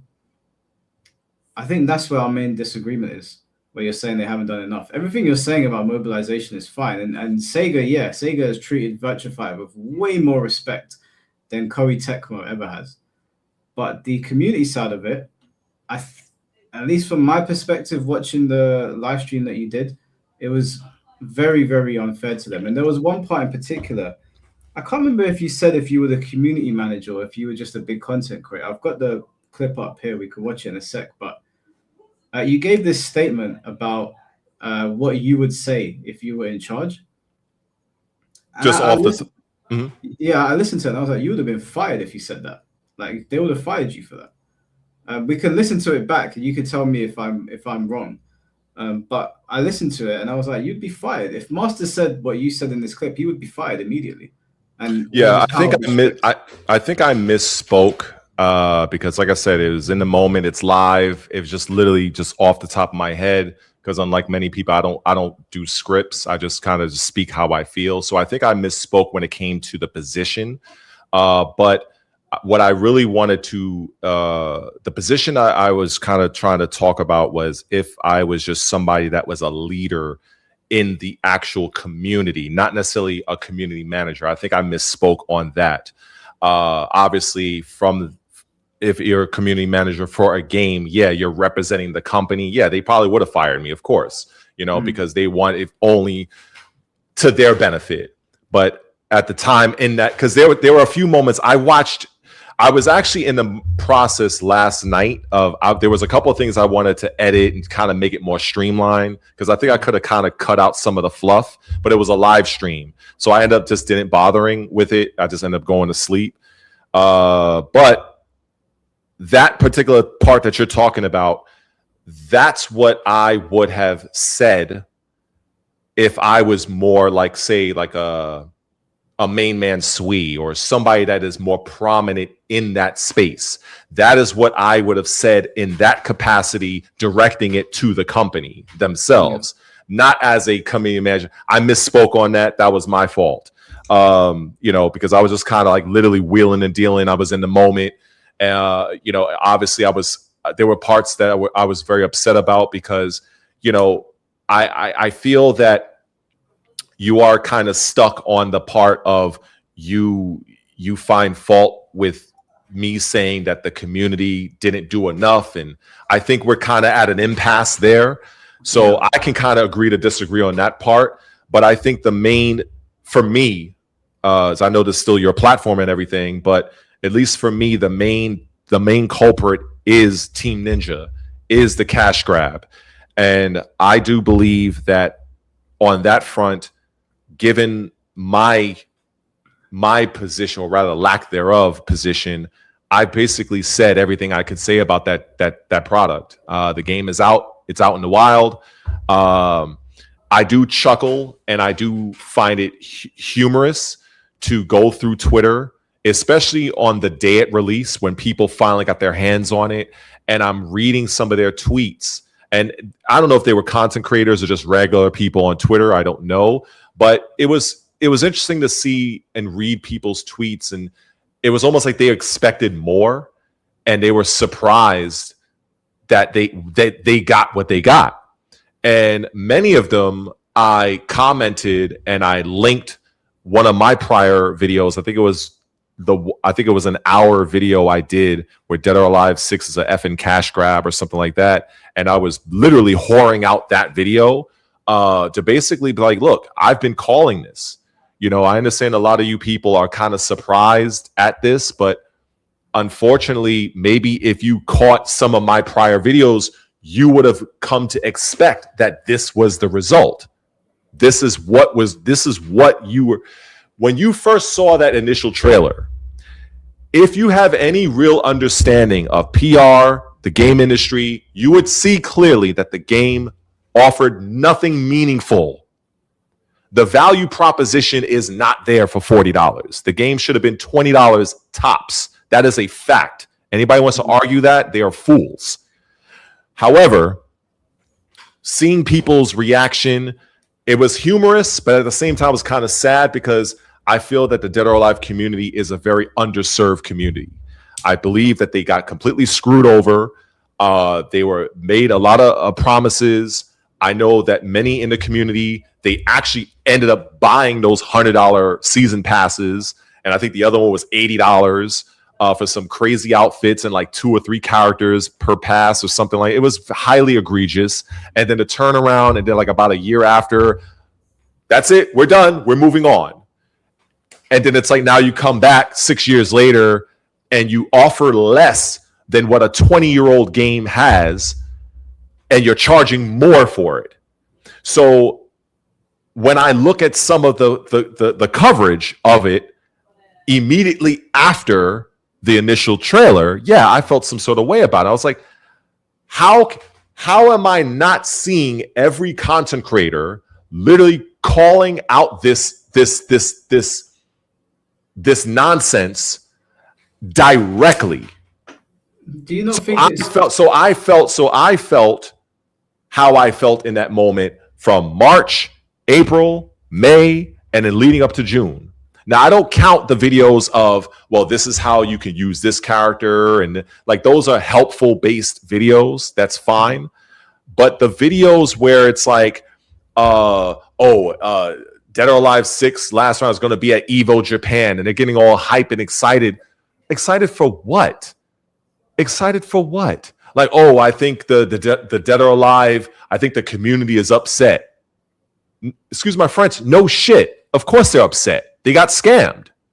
So when I see titles and thumbnails like that from creators that's in that space, yeah, I'm not gonna. Why would I bother watching a 20-minute video if I'm already seeing from the your title and thumbnail that everybody sees at first, it is not outright 100% taking a definitive stance that this is a cash grab through and through. There is no two ways about it. None. But that's not like because that was Emery's thumbnail where he said that I think the DOA community is upset. And when I clicked on the video and I watched it, I was like, yeah, he made perfectly good assessments. There's only so much information you can put in a thumbnail before people don't want to click on it. I think Emery knows that. I think most content creators know you can't put all of your feelings into a thumbnail. You don't have to, especially when you already have a well-established audience. This is different with somebody like me who has hardly no real engagement because I'm still kind of new in this space. But when you are part of a community, whether it's Tekken, Mortal Kombat, Guilty Gear, whatever it is, and you have thousands of people that will literally click your video because you posted it, that the rules no longer apply, especially when you have people that did see that trailer. There was no ambiguity about it. It is a cash grab. It is literally a copy and paste game. And yes, if you want to dig into the minutia and take a magnifying glass and be like, oh yeah, you see the life bars look a little bit different. Oh, that's not enough, especially for $40. Now, had the game been appropriately priced, I feel that a lot of the backlash would not have happened. I think it would have not been as severe. But the fact that this is a $40 game, like, this is highly egregious. There is nothing of note. There is no value proposition at all in this product. Not at all. And then I seen something about the Steam version that was delisted. The original Dead or Alive 6 was delisted off Steam. So I'm like, okay, like, that's interesting. Kind of makes me wonder if they're going to follow the suit for the console versions.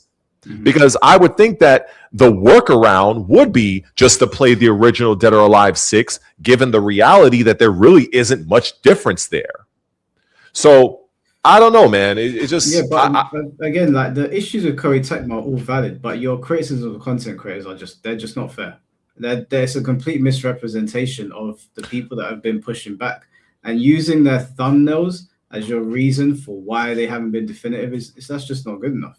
Like, I could make a thumbnail and I could say anything in the thumbnail. I could make a video that alludes to the point, because Emery's thumbnail was like, I don't think the DOA community is happy about this, which is fair to say, because he, for one, you can't speak for everybody. There are some people, and you showed a tweet where they were like, oh, we should be lucky if they made DOA 6 again. So you can't speak for everybody, but it's fair to say most people are upset about DOA 6. So Emery's thumbnail is actually very accurate. And then when you actually listen to the video, and I've got the clip here if you want to hear it, he literally tells people, and it's his favorite fighting game, I can't justify people buying this game. If you're referring to, you have to give people a fair shake in their content before, like, because again, you did call a lot of them shills, and you said a lot of these content creators are towing the line so that they don't hurt their relations with Koei. A lot of them do. A lot of them do. The ones that you listed have been fair. They've been completely fair. So I think we have to be specific. Asking specifically now, because I am stuck on the community side of this. I made it clear at the beginning that your arguments about Koei Tecmo are completely fair. But on the community side, I think we should be specific. Do you think specifically Emery and Zachary are shills for Dead or Alive and Corey Tekma? I cannot speak to that with 100% certainty.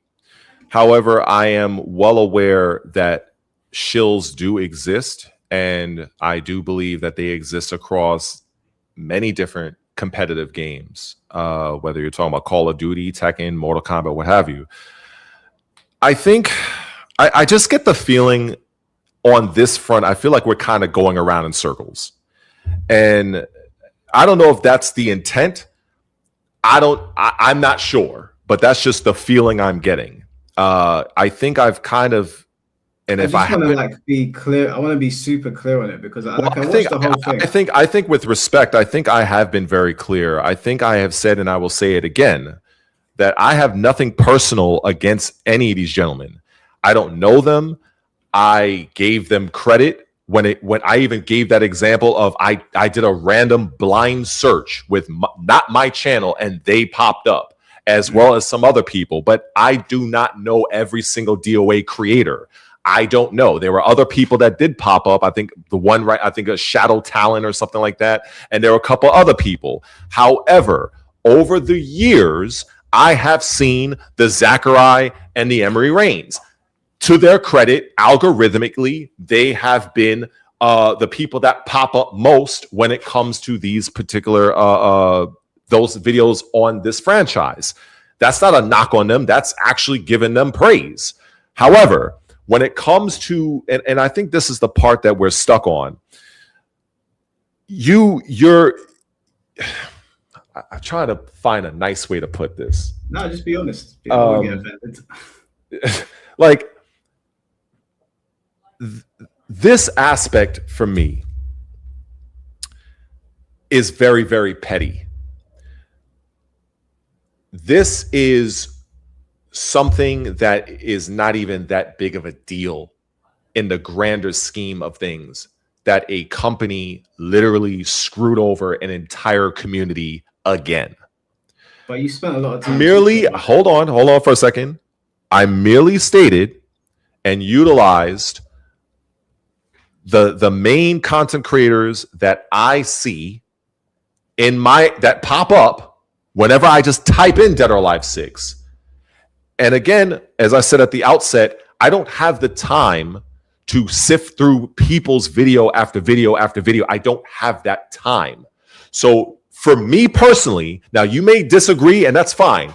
The chat may disagree. Maybe the chat who are not content creators and they have all the time in the world to go through every single video of every creator, that's good on them. I'm a little bit jealous on that front. I don't have that time. What I see is I saw an obvious cash grab from a company that is screwing over a community for a second time. So when I look at the content creators that deal specifically with this particular franchise, if Blood Red, Re1ated, if I do not see the type of definitive stance in their titles and thumbnails, then I am likely not going to watch the video. That is my position. People don't have to like it. Can I push back on it? Just you can put you can put. I don't know how. Go ahead. Hear me out. You did a 4-hour live stream, and the majority of it was about the community. In that Emery's video, most of Emery's videos are like 8 minutes to 20 minutes. In the time that you spent criticizing people for their thumbnails, you could have actually watched the video and just gotten all the information. I had a feeling that you were going to utilize this angle, and that was very crafty of you. Very crafty. I see the smile. It's very crafty. So the thing is, when I made that live, honestly, truth be told, I originally wasn't going to bother because since you said you watched the whole thing, which is kind of surprising, toward the end of it, I expressed about monetization and stuff a lot. Yes. Yeah. And I had my own frustrations on that front because I feel at the end of the day, nothing I say is really going to matter. I can tell the truth of what's going on in the industry, and it's not going to matter. And so as a content creator, it does weigh on me because especially when you go through Twitter, I don't know what your experience on Twitter is, but for me, it's like a cesspit. It's just a bunch of people. Very few actually know what they're talking about, and it's like chalk down a board. And these are the same people that have thousands upon thousands of people that follow them. It's like the blind leading the blind. So it does get annoying. So it just feels like, what's the point? So my aim was I was going to go live. I was going to put literally, I guess, a cap on it. And I was not going to really bother with it again because now the game is out. It doesn't matter. And I just left it alone. Much like I left Tekken 8 alone. I washed my hands of it. Along that stream, I never came out and said anything overtly negative against anybody. I just feel that for me personally, I would have handled things differently. But I can't do that because I don't have the power and influence of a Mike Hollow. I don't have it like an Aris or a Maximilian Dude or an Emery Reigns or anybody else you want to insert, despite the fact that I know what the hell I'm talking about. And I can basically talk about anything regarding this gaming industry, but I'm not there. So it feels like I can say, yes, this game is this is highly egregious to the community, but it's not going to go nowhere. Me making a tweet goes nowhere. But the people that are in position to do that, while I'm not saying that they did nothing, I don't want that to be misconstrued. I'm not saying they didn't do anything. They sat on their hands. I'm not saying that. I want that to be clear. So I think some people, they're forming their own narrative in their mind. That's not the case. My problem is that I don't believe that enough was done.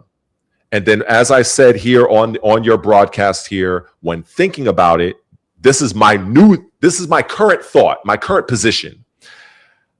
Perhaps I was being a little too hard and expecting a unified front, mobilization, and tactics to be used that people probably just had no idea on how to do this sort of thing. Mm-hmm. These are the type of measures that you would know as a PR, as a marketer, not as somebody who just plays a video game. They might have a few grievances with character balance, or they didn't get the stage they wanted, something that's more gamer related. So on that front, gamers will have they will have their opinions on something that they may want. They feel that's missing. They feel that this game is not worth the money. It's not worth the time. But then I approach things from a different angle. And I guess on that front, I was expecting more, not from the gamer standpoint, but more of a PR marketing standpoint.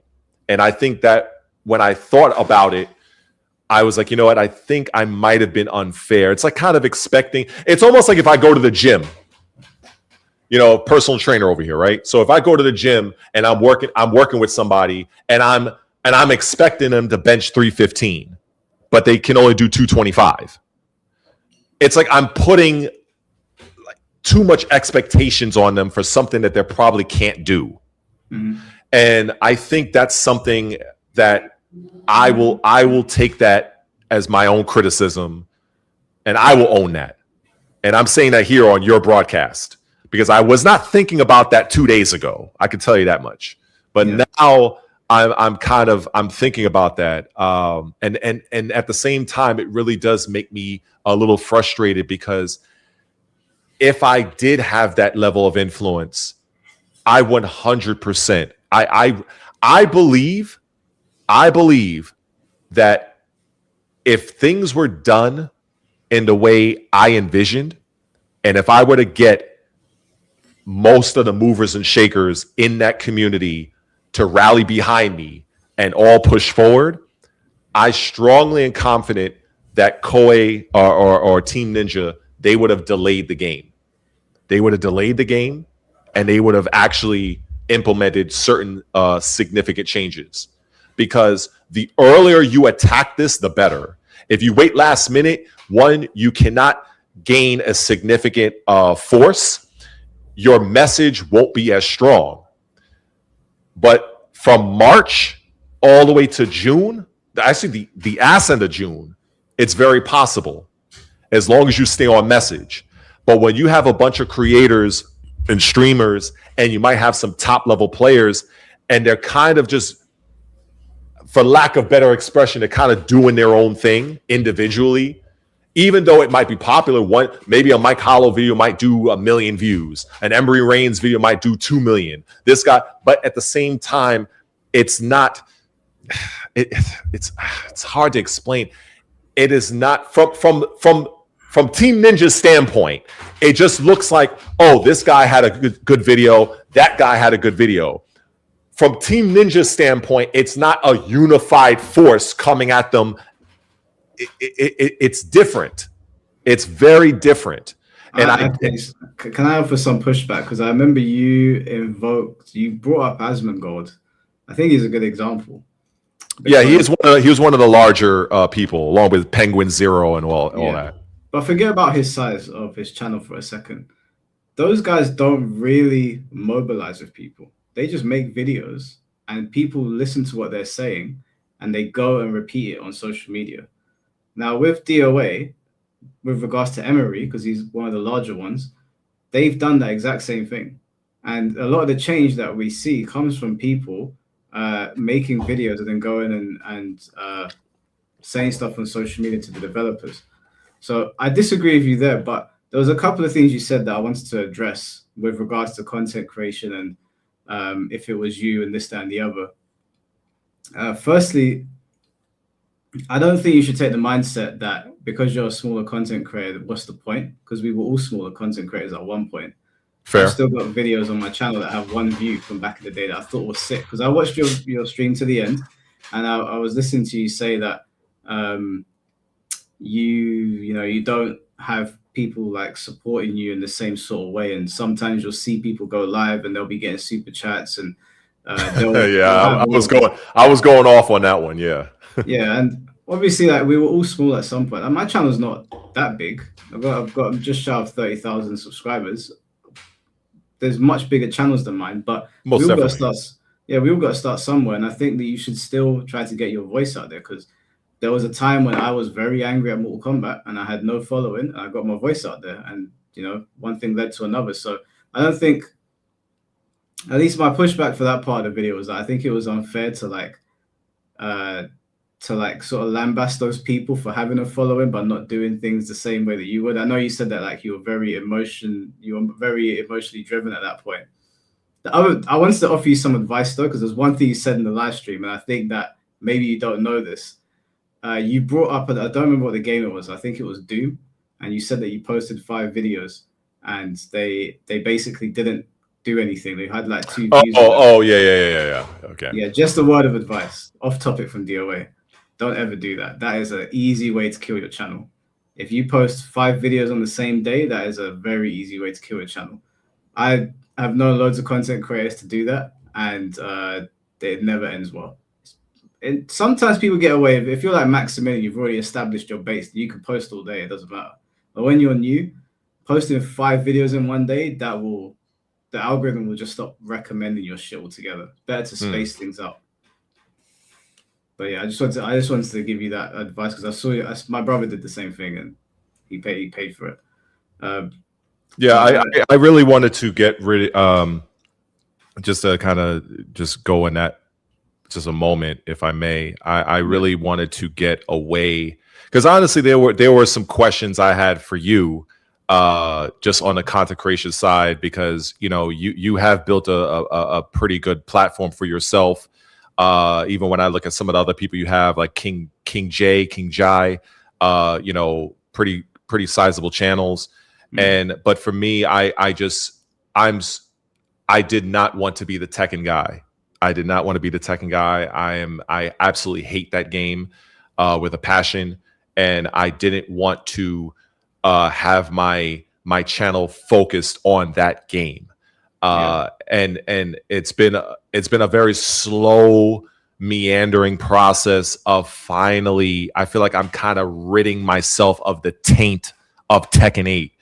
And because I think it has one of the most egregious and horrific gameplay mechanics I've seen in the last 10 years. And I've spoken about that at length, and I just wanted to get away from that.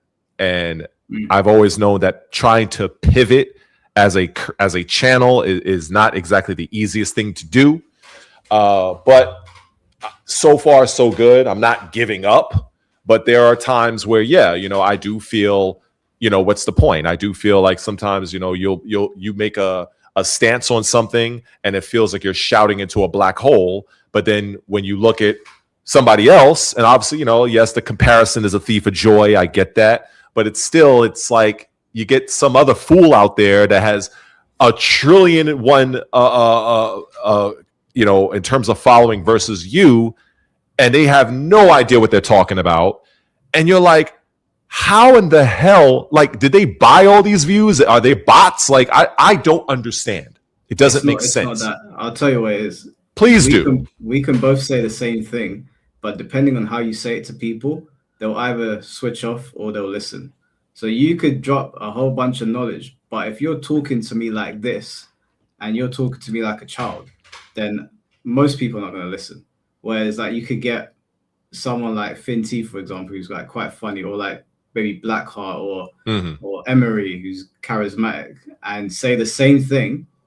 And maybe they don't use as much, maybe their vocabulary is not as advanced as yours, but they put it across in a way where people actually want to listen. That's really the main difference. We can both say the same thing, and depending on how we say it, people are going to digest it differently. Like, I never wanted to be a fighting game channel that just does Mortal Kombat and Soul Calibur, because that's how it started. Yeah. I just wanted to play fighting games. Like, I don't know if you can see behind me, but I've got tons of games back there that I can just play in my spare time. So I think a lot of content creators, they get bogged down in the money, and they get bogged down in the like pay me attention sort of thing, rather than just enjoying what they're doing, and people will come. Like when I put Tekken on the shelf recently and I switched over to Virtua Fighter, there was no difference on my channel whatsoever, because people know that I genuinely like the product. I don't know much about it. I'm still learning, but I really like, Chad the Third kind of like reintroduced me to it, and I really like what I'm seeing, and I just do it. But a lot of people are like, oh, I want to play DOA, but DOA is dead, so my channel's dead. I'm like, well, if you put yourself in that bubble, then you're fucked, basically. I think you should just do what makes you happy. Don't condescend to people. I have that. That's something that I had to work on myself, because I know that I can be condescending sometimes. And just have fun, and everything else will follow. That's definitely sound advice, and I appreciate you taking the time to share that. And again, just to kind of hammer the point, I guess as you've stated, your issue is with me regarding this whole Dead or Alive thing is just it's just the community aspect. You feel like I kind of threw certain people under the bus. And the community's good. The Dead or Alive communities, they're a good bunch. Obviously, I've had my beef with certain people, but they're more on the Venus Vacation side. They're not the fighting game side. I think the DOA community, I think they really tried their hardest. And I think a lot of them, unlike the Tekken community, which we've both been a part of, they haven't behaved like animals. They've politely asked, can you please show us a little bit of respect? Can you please do this? Can you please do that?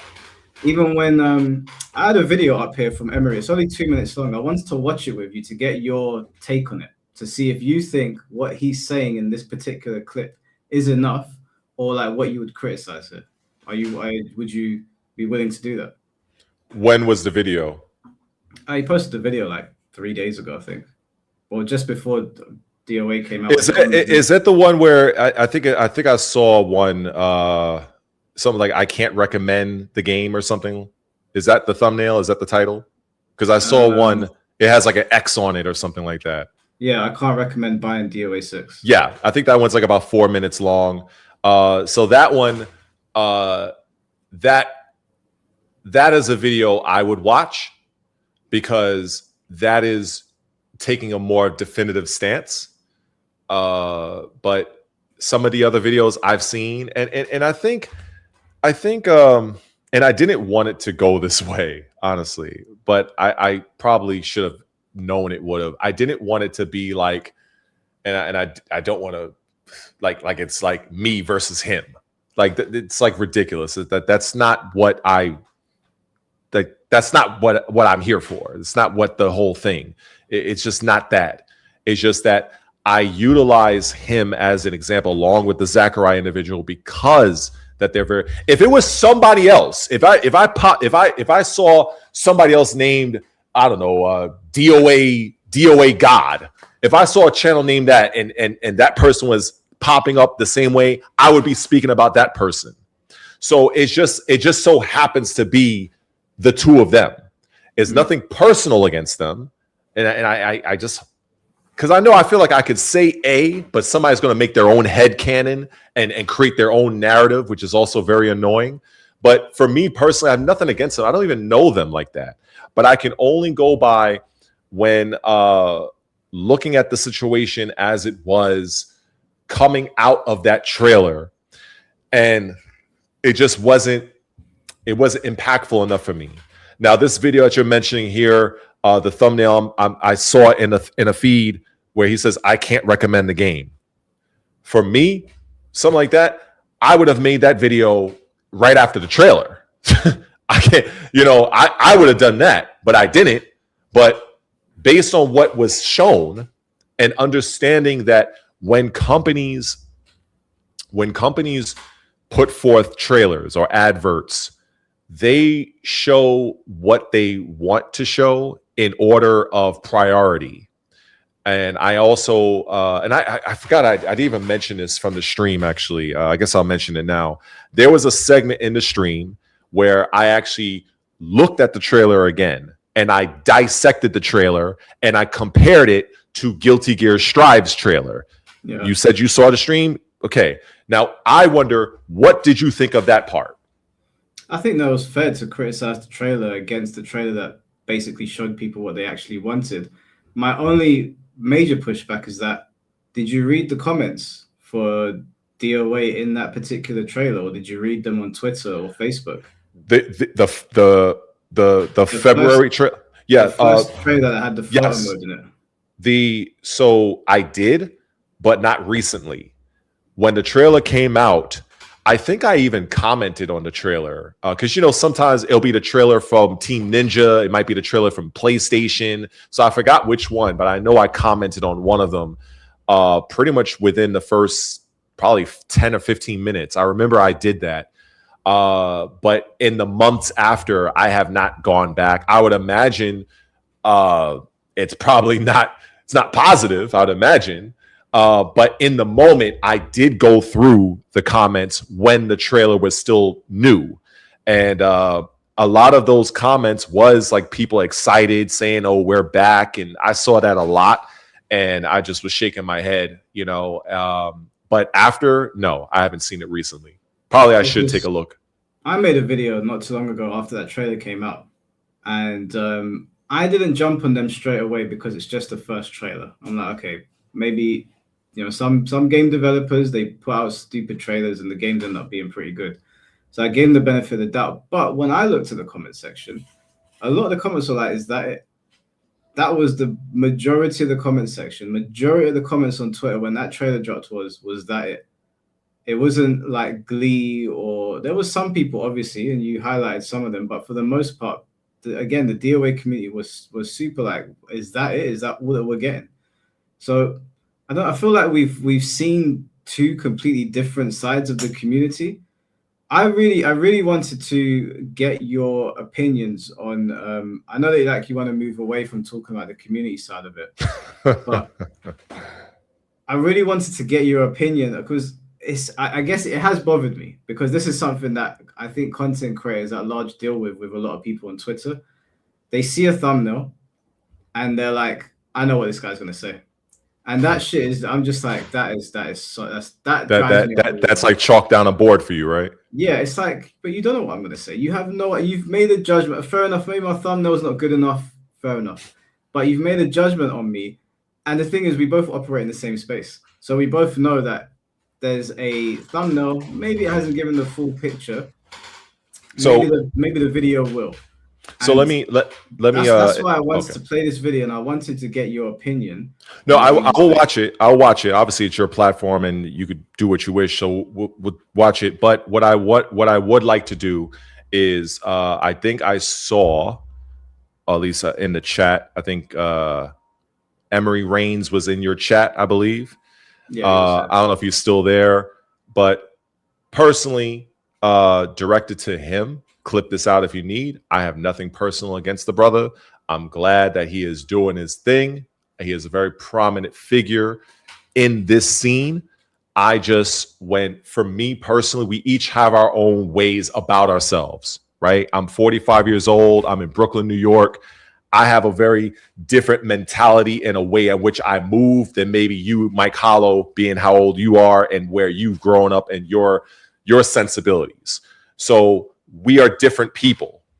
Now, at the same time, I'm not looking to say, all right, well, this guy, he is a bad guy. He's a bad creator. I'm not saying any of that. What I am and have been saying is that for me, being a personal trainer, trying to grow my Twitch, trying to grow my YouTube, I have an MTA thing, pre-employment. I have a lot of shit that I'm doing. So for me to sit down and watch other people's content, for me, I want to emphasize this. For me, I need to see something definitive in your title and thumbnail, especially when it relates to something I have seen that is a cash grab. Like there's no wiggle room there. It is a cash grab. So much like, even though I'm a very tiny creator by comparison, but again, if you look at my own videos that I put a playlist behind, every single video that I have outside of the first video, because much like yourself, I wasn't trying to jump on them immediately. My first video was, I think my thumbnail was, is Dead or Alive 6 last round, is it a cash grab? Or I posed the question because I wasn't sure, but I was suspicious. The following video of me going on their website, looking at what's featured, what they are promising the game, and basically leveraging my experience of just the industry, seeing what they have and how they organize their site. If you go to teamninja.com and you look through Dead or Alive 6 and you look at the features and just go right on down the list and you see what they're prioritizing, what they choose to give a clear definition to versus another thing. Like, for instance, I was highlighting, they said there will be updates, system updates or something like that. And that was at the very bottom. And then right above that, they had the photo mode where they went in clear, concise detail. But yet and still, it's like, okay, well, what sort of updates? You as the developer, you know you made the game, but you're just making it very ambiguous. It's that type of language that a lot of the typical gamer, and yes, this is going to sound condescending for some people, but it is what it is. The typical gamer will read that and not understand what they're reading. They're not able to read in between the lines. That's why during that stream, I went to the website and I was itemizing each individual part. And I said, look at what they have at the very top. This is what they want you to see, and they're prioritizing. And at the bottom, oh, this is what we updated. Because anybody that is really a fan of the game, I'm willing to die on this hill that I don't think people really care all that much about the photo mode. I really don't think. I think people want to see if the game is going to be updated. Are we talking about, is it going to be like 120 frames per second at 4K? Is it going to be faster load times? Is it going to be is the game going to have a system-wide balance patch? Things of that nature. Those sort of things you can express. And that's the reason why I juxtaposed that with the Guilty Gear 2.0 video, which ironically was about 1 minute and 35 seconds. So I compared two fighting games they had a similar length trailer, and one side put forth very, very good detailed information on what was coming to the Guilty Gear game at the time, whereas the other one is basically rehashing the same nonsense, but trying to package it in a way to where the average person is going to read that and be like, ooh, this looks good. Like that's where I saw it immediately. And that's where I was like, all right, in my second video, I attack it because I saw it for what it was. But not everybody is going to have that type of insight that way I have when I look at something, especially from a PR standpoint, because I could see how they worded things. It is definitely looked like there was people from a specific department that said, okay, be sure to highlight this, word it like this, and then put this in here at the bottom. You don't have to give too much detail, but they can't say we didn't have it. You ever deal with people like that? The problem is, Red, is that like I think that everybody did pick up on this really, really quickly. But the reason that you're being critical is because you didn't watch the videos. They've been saying this since the game launched. After the first trailer, everybody was like, nah, we'll wait and see. But soon after, people were like, what the fuck is this? That's my main problem here. Because you looked at the thumbnails, you didn't give these guys a chance, and your entire like spiel about the community kind of falls apart because all of the information's in the video. And I know you're saying that you don't have time to watch the videos, but you do have time to sit and critique them. And the critiques could be much more concise. And like respectfully, if you're going to be a part of a conversation or you're going to be an authority figure in a community and actually push change, you need to know what you're pushing against as well. Like you need to know from a community standpoint and a video game standpoint, where's my community sit on this? What are they saying? And what are the developers saying? But how could you mobilize a community if you don't know what the community is saying? I cannot argue against that logic. And I'm not going to. That's a fair point. I will concede to that. When I'm looking at this whole situation, I am upset. For me, I am upset because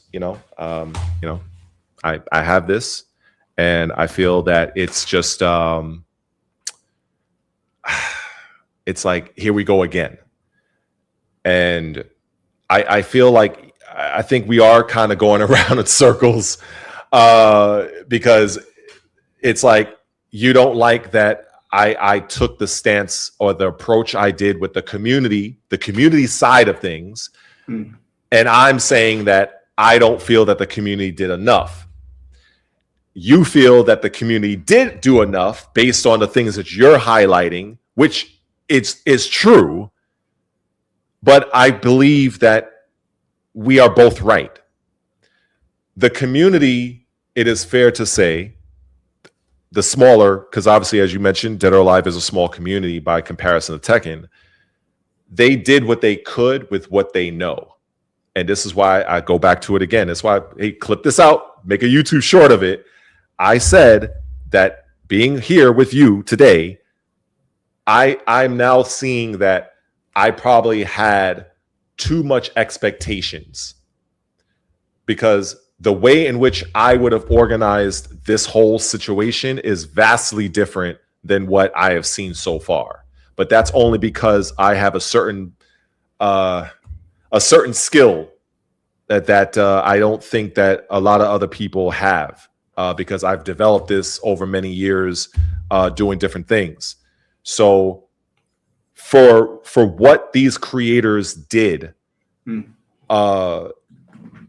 can say that they did everything within their own power and based on their own know-how and the options that they had in mind to utilize. But I still would have done things very differently with my own experiences.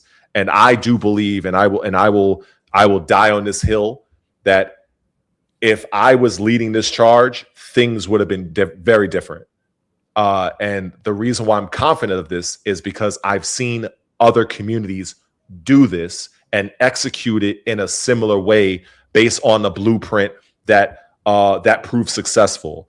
Now that I've been speaking about this, another situation I can think of, for instance, there was an issue with I think loot boxes with Battlefront. That was a big deal. There was the issue, I believe, what in Halo Infinite, people didn't like the first trailer, the graphics. I think they said that the graphics looked a little bit muddy, a little bit dim. So the community, another Halo large, but still they mobilized and they basically made 343 Studios basically alter some things. Even though you may have a larger community, but it's just how you rally the numbers, the army that you have. If you don't know how to do this, it doesn't matter if you have a lot of people or a small amount of people. And I know that these things have happened. Other communities and content creators, they have done certain things and operated in a way to elicit change from the developer over years. Like, you could look this up yourself. It has happened. So this is why I say I don't believe that the DOA community at large did enough, because I believe if they did, things would have changed.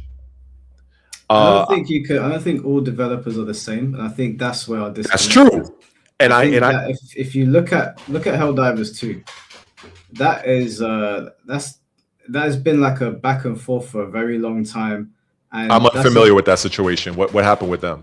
Well, it's a pretty big game. It's not as big as it used to be because of certain things that happened with the game and like difficulty and whatnot. And there was a whole situation of the community and the community manager. But there's been loads of situations like that where they've tried to mobilize and be like, yo, we need this to happen, we need that to happen. And the response has not been there, even though the community is huge and they're loud and they're vocal and they're always playing.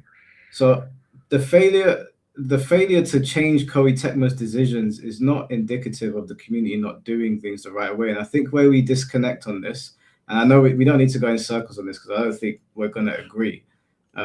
But where we disagree is that I don't think that that the community didn't do enough because you didn't see what they did. And where you're saying that certain things that the community don't know, I disagree. I think they do know. All the things that you mentioned in your 4-hour stream, I think there's like common knowledge amongst the community. And I think that they did try to do those things. And I think they were aware. And I think they did pick up very quickly that they were being shortchanged.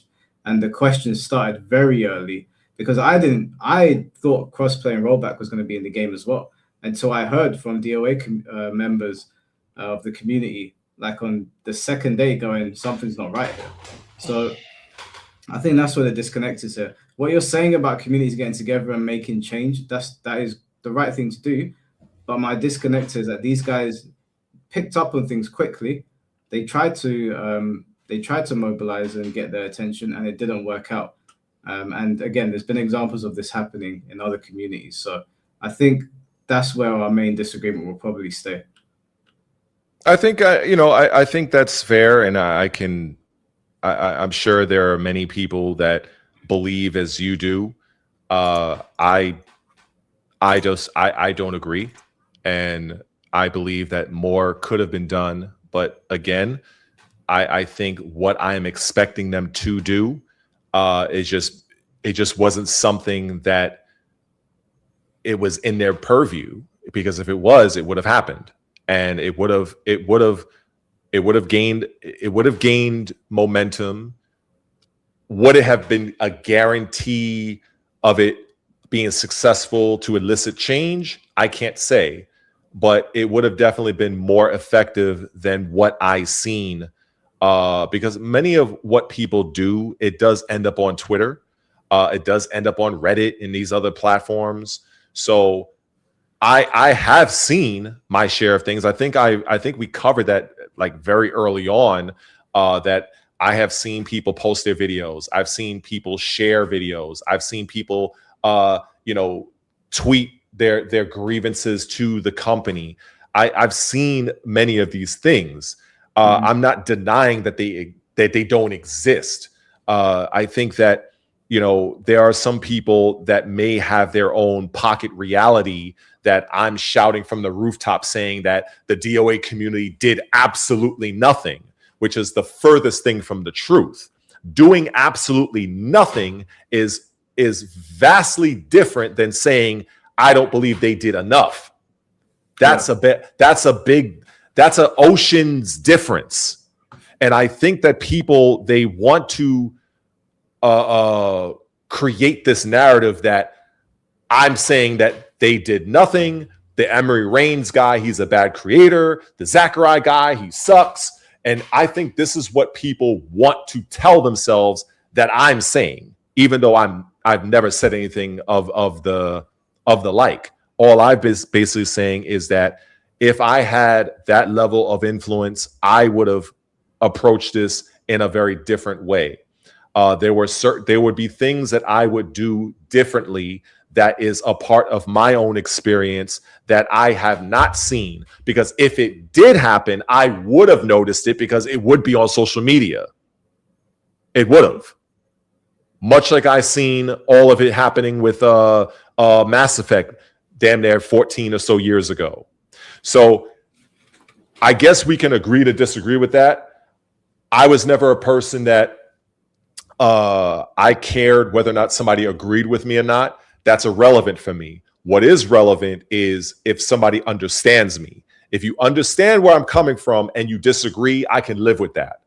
So it's like if I'm saying A and you're like, oh, I disagree. I'm like, why? Oh, because you said this. And you thought instead of me saying A, I said X. That's the thing that I can't stand. So it sounds, I understand where you're coming from. Yeah, so it sounds to me you understand where I'm coming from. You just don't agree, and I can live with that. Yeah, and I don't agree. I don't agree, and I think you're being unfair. But I understand your stance. But I think that I want to watch this Emery video because I just want to get your take. Oh, yeah, sure. I'm sorry that I've held it up so long. Go on. I think in future, because just watching your whole video where you're saying if I had the power to do this and I had the power to do that, but I think getting power and getting influence in a community means that you have to listen to them first, and then they'll listen to you. And I think if that was to go forward to begin with, you would need to give them some grace and listen to what they have to say, which is why I want to put this video on. I just want to get from your perspective, because from my perspective, Emery's message in this 2-minute clip is very, very clear. But you basically tell me if you think that not enough is being said here. And I guess we'll watch it the whole way through, and then you can give me your thoughts. What am I supposed to do? Sit up here and tell you guys to go buy this game and play it? Listen, you should 100% go buy DOA 6 last round and play it if you want to support Team Ninja and what they do. I'm sorry, Koei Tecmo. Stop saying Team Ninja. If you want to support Koei Tecmo, you should 100% buy the game. If you don't want to support them because of this game being like this, then I cannot fault you. And I've been saying that from day one. I'm not going to sit here and tell you guys to support this game to fund DOA 7. Nigga, that's not our job. How about you owe us a game? Like, y'all ain't never made a bad game before until now. How about you owe us? I'm not funding shit. It's not our job to fund a multi-billion-dollar fucking gaming conglomerate's game. Are you kidding me? No. How about you put us out a good game and I'll buy it and then I'll pay you? What? What are we doing here? Nigga, this is not Shenmue 3. Nigga, this is not Yu Suzuki. I'm not supporting the cause, nigga. I'm not funding a motherfucking thing. And I'm really upset that Koei Tecmo doesn't treat DOA and Team Ninja with some fucking respect because of the simple fact that you guys wouldn't even have the chance to buy Tecmo if Dead or Alive didn't exist. You want to know why? Because the game saved the company. So show some fucking respect, bro. Like, this is bullshit, man. Come on. And I heard one guy one time say, yeah, but complaining about it's going to do nothing, so you might as well not do it. No, that's the same mindset that you're going to have. It's going to get us fucking nowhere. You're going to hear my mouth about it because I came from the time when this game was good, and I know what this game is supposed to be. The biggest problem that I have is this makes no fucking sense. You don't need any money to fix this game. Remove the meter system. How much money you need to just delete this shit? Seriously, like, how much do you really need to fix this game? How much budget do we need? I'm not asking for throw breaks or anything real that would really fix DOA. I'm asking for shit that'll just fix this game. I'm starting to think that Koei Tecmo, someone over there, hates this franchise and they're just drowning it right now for some reason. while making every dollar they can because nothing else makes any sense. So that's the whole clip. From your perspective, do you think that kind of those kind of talking points are enough, or would you say he didn't say enough, or would you go further? I would go a little bit further, but I would say that is something that is what I would like to see. I would like to see more of, and I would have liked to have seen and heard more people have done that from the very beginning, right after that trailer. Now, if I was to say to you that people were doing this, I'm sure that. Look, I'm sure that there were, because I've also said that I know I am not the only one that saw that this was a cash grab. I'm under no illusion of that. However, that particular video and even the thumbnail and the title, what I saw, that's something that I would look at, because that, for me, you're taking a definitive stance on that. That basically proves my own point in terms of what I've said at the very beginning. However, there were several other videos where that was not necessarily the case from title and thumbnail, and not just him. Like I said, I don't want this to be about me versus this guy. Yeah. There are other content creators and even people on Twitter I've seen that would just post certain things, like they had, what's the term, copium or something like that. Like people they just didn't want to accept that this game was what it was from the very beginning. Yeah. And so that's really where it is with me. That particular clip, the video or clip that you just shared, that is what I prefer to see when it comes to a game like this.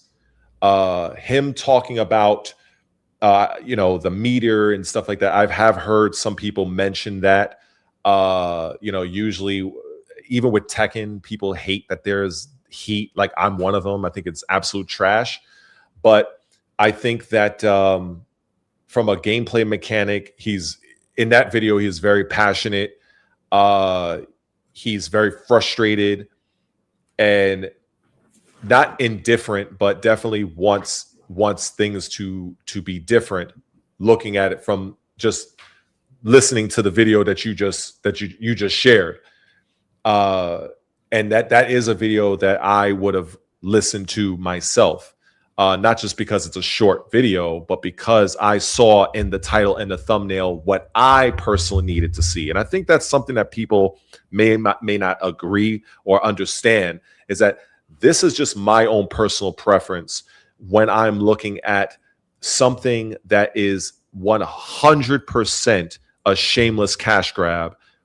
And if I am not seeing creators, streamers coming out, and I'm seeing, and that's the first point, that's the first thing I'm seeing, and I'm not seeing that definitive stance, I'm just not going to watch.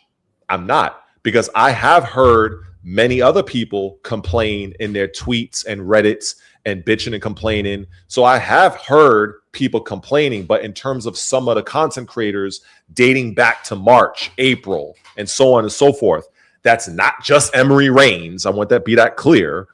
That I didn't get enough for me to click on it and go and take that dive through the video. Would you accept that you couldn't hold a position of power or have influence if you do that?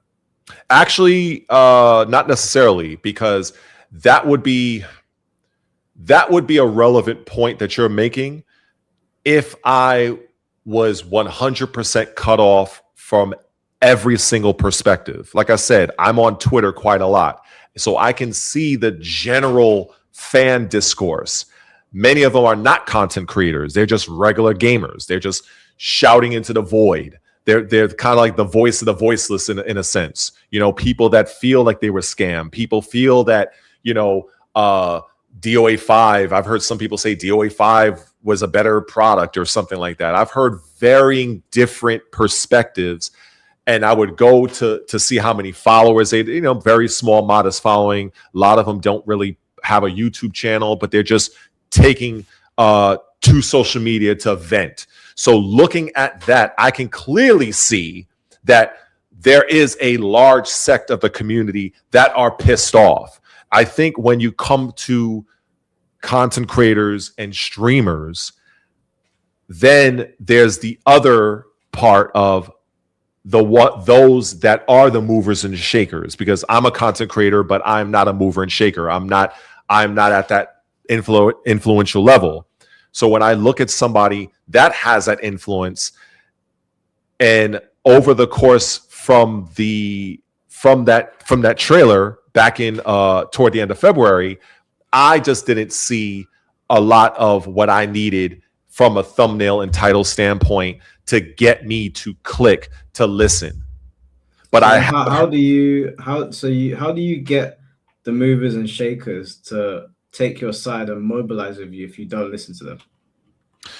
So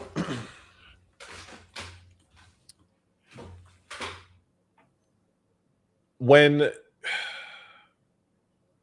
trying to formulate this as best I can. So when it's a good question. It's a good question. Because if you were like trying to mobilize someone like me, and my channel's all opinion based, but you don't listen to my opinion, and then the reasoning is you didn't like my thumbnail, obviously you can imagine what most content creators' reactions will be. Like, why would I, if you're not going to listen to me, why would I join your cause? Not in all cases are the larger creators, and I don't want to assume this because this is one of those. So I was like I said, we're live, so I don't have notes in front of me, so I want to try to give you the best answer I can. So I don't want to make the assumption that every content creator or streamer or what have you, that they are not on board with the notion that this is a cash grab. I don't want to make that assessment. It's kind of like, if a tree falls in the forest and nobody is there, it doesn't make a sound kind of deal. I'm sure that even if I have not heard them, I'm sure that there are people out there, larger channels that, like I said, I mentioned the Shadow Talent individual. I don't know what his channel size is, but he did pop up, and a couple of other creators that I probably have no idea of in the, you mentioned a guy named Hoodless. So I'm pretty sure he probably has a following as well. So Hoodless is the champion. I think he's like the strongest DOA 6 player. Okay. So for someone like him or other people, I can't speak to every single person in that community, but I can only go by what I've seen. And like I said, the channels that pop up the most for me are Zachary and the Emery Rain. So that's the only reason why I use them. And I guess that's why it kind of looks like, oh, I'm just picking on them because I just hate them. Like, it has nothing to do with it. Just they were the ones that kept popping up. So if I, for instance, if I was which I'm not, but let's just say if I was like a main man status, just to use, because, going to Tekken, right? Like, so if I had that type of following, my message amongst the community would carry more weight than what it is currently right now. That's just the reality. I think it would be foolish to argue that. I think we can kind of agree to that. I hope so. Can we? That your voice carries less weight than main man. In terms of just using that as an example from channel size and notoriety, I'm talking from that because I can juxtapose that same premise over to Dead or Alive. So that's what I'm trying to say. Yeah. I use Tekken because I'm more aware of Tekken, obviously, than Dead or Alive. So I know more Tekken creators than I know Dead or Alive creators. I just only know the ones that popped up in my feed, which again goes back to Emery Reigns and Zachary. Hopefully that makes sense. If it doesn't, I can clarify it if you need to. No, that's fine. Okay, good. So if I had that level of notoriety and that type of platform of a main man, of somebody of that size, mobilizing would be much easier than it would be somebody at my current level. I just don't have the numbers. I don't have the influence. I just don't. And also, it comes down to social media. If I, for instance, people who are not content creators, people who are just in the community, like your Dead or Alive fans, if I go and make a tweet making a statement of, hey, this game is what it, it's a cash grab, it is what it is. If somebody else that is more established in that community has more influence, they have larger numbers, them saying the same thing I'm saying, they are going to have more force behind their message than I would. And that kind of goes back to what you said a little while ago in terms of how you say things or what have you. But I think it also comes down to also the perception. We kind of see that even when you're talking about, like if you're talking about a game like Tekken, and the first thing people are kind of saying is, what's your online rank? And like, so I have to be a Tekken god of destruction to have a viable point of view. Like, I just think that that's kind of ridiculous, but that's kind of what I see. It's like, if you don't already have that level of following and that presence, that a lot of what you say is going to be dismissed. So me saying that the game of Dead or Alive 6 last round is a cash grab from the very beginning is much different than if somebody that is a much larger and established channel says it. Do we agree to that or no? But I agree to that, but I don't understand how that answers my question. So I just wanted to kind of set the table on that. So let's just say if I was in those positions, it would be much easier for me to gather a large contingent of people. And then in doing so, there will be larger channels or comparable channels that would literally flock to my banner just naturally. This is just how it is in war. That's just what it is. People look and see, oh, let's look at, oh, there's something going over there. What's going on over here? Who's that guy? Oh, wow, he has this. He has a lot of traction. Okay, what is he talking about? But I don't have that. So that's just kind of like, it's just a suck position to be in.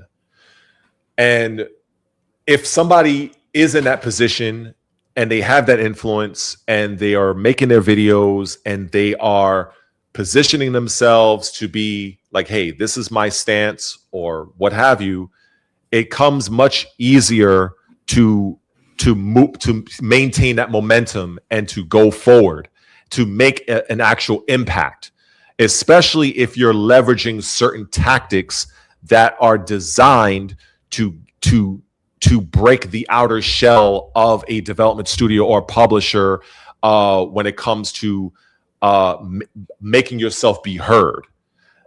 A lot of this is very difficult, if next to impossible, when you are of the size I am and also don't really have the presence in this particular franchise that some of these other people have. Are you saying that because they've got a big channel, they don't got to listen to anyone? They can just say what they want? Not necessarily, but it's as long as you're not violating YouTube terms of service, you can say whatever you want. Whether or not people are going to rally behind you, that's something totally different. But if you do have a larger following, if you have, I guess the word, I forgot to even mention this, if you've built up the equity, that's the term I was looking for, within this particular community, you are going to have your messages land more impactful than someone like myself, who is not only a small channel, who also does not have the built-up equity within the Dead or Alive space.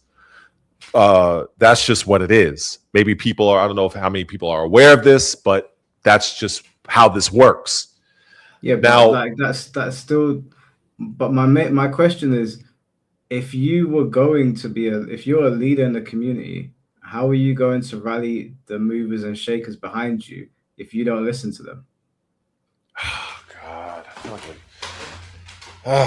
I gotta admit, I am getting a little bit annoyed with this because I'm trying to find a good enough answer for you and your chat, but it just feels like it's just not landing. If you have influence, if you are a larger channel, just by default, and you are in, if I played Dead or Alive every single day of my life, like many of these people that do and have done, and again, I hate to invoke the name, the Emery Reigns and the Zachary, because I don't know all the other people that's in this community. But if I had that, my messaging would go much further than if I were to just do it from my particular platform. That's just what it is. I don't know if people are not understanding that, but that's just the facts. That's just how things work. But now, how did they get there, though? They got there because, one, what they have done in the community, whether they were a player, whether they were successful in the game they competed in, whether they, they took the route of, hey, you know what, I'm such and such, I'm going to provide updates to the game. This is how you do your combos, the typical stuff. And then you build your community along that route. A lot of people do it in other games. They do it in Call of Duty. They do it in Street Fighter. Everybody does it. So now that you've kind of built that following over the course of time, if something goes wrong with that particular game, you now have built up that equity to kind of be that voice that people that kind of commands that level of respect, influence, power, that, okay, we're likely going to rally behind you, but not this other guy because he hasn't really shown that particular work that you have shown. I see it across every game. Every game. But Red, essentially what you're saying is that Emery built up his following through being a commentator and a player and all that. And yes, over years. Yes. So he doesn't have to listen to people like us because he's Emery Reigns. I don't know. Maybe I'm not explaining this wrong. Maybe I'm not explaining this correctly. I'll have to reevaluate that after we get off with this. But when you have somebody that is prominent in your scene and they've done varying things to kind of get them to that position, I'll use somebody like, again, I have to go back to Tekken, unfortunately. We look at somebody like Lil Majin, right? Mm-hmm. You look at somebody like Fighting GM. You look at somebody like Anakin, okay? You look at these guys. They have done quite a bit within the Tekken community to where people knew who they were before they even started a YouTube channel. So because now they end up going the YouTube route, we know who they are. So now they have a much easier time of gaining that subscriber base because people already are aware of who they are. Same thing goes with somebody like Justin Wong, for instance. So when you have that and you've built up that equity within your community, and now you go to social media, you create your YouTube channel, what have you, you build all that up. Now you become a viable voice within that particular game. Now, does that mean that they have to listen to somebody else? That's on them. However, they become what I refer to as a mover and shaker. Now, there are other people that are in the space, obviously, that are either at their level or maybe a little bit higher.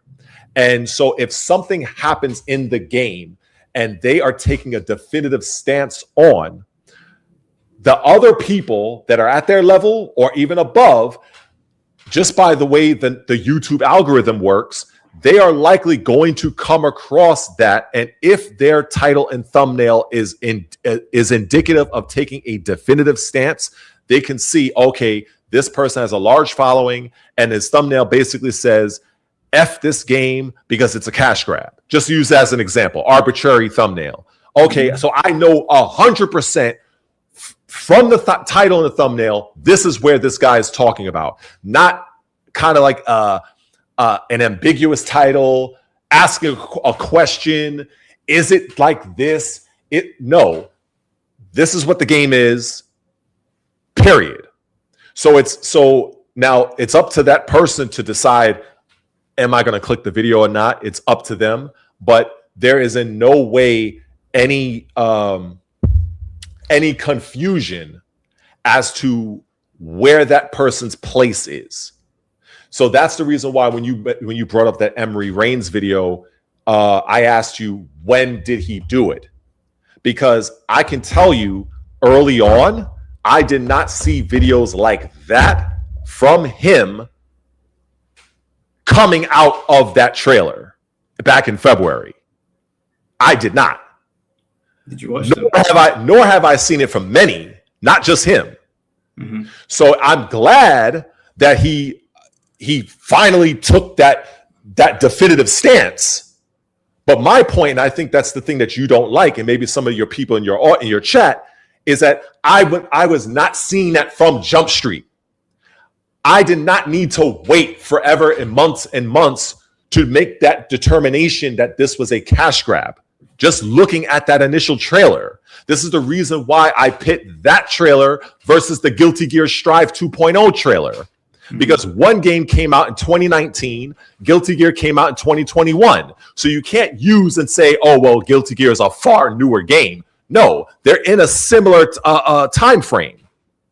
They're in a similar time frame.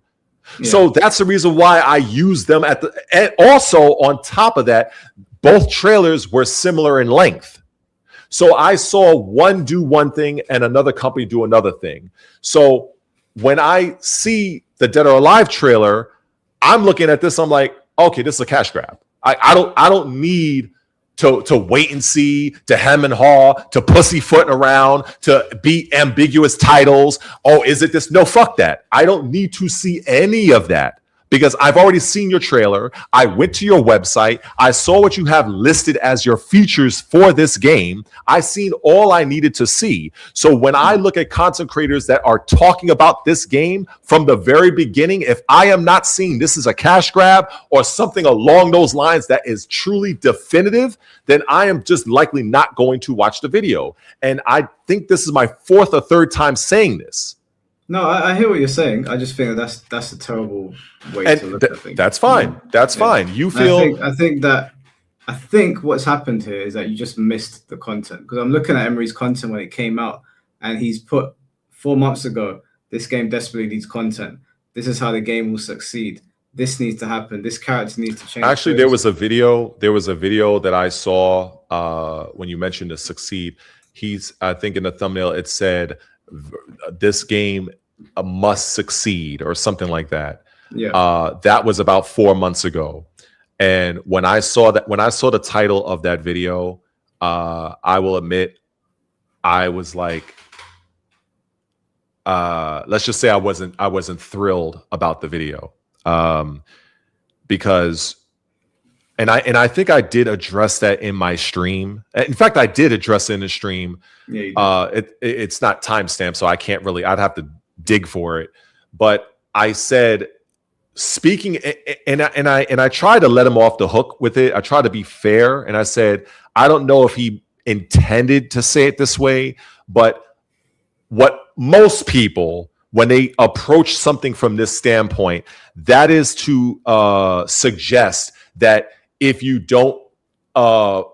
this game is not a success, the likelihood of Dead or Alive 7 goes out the window.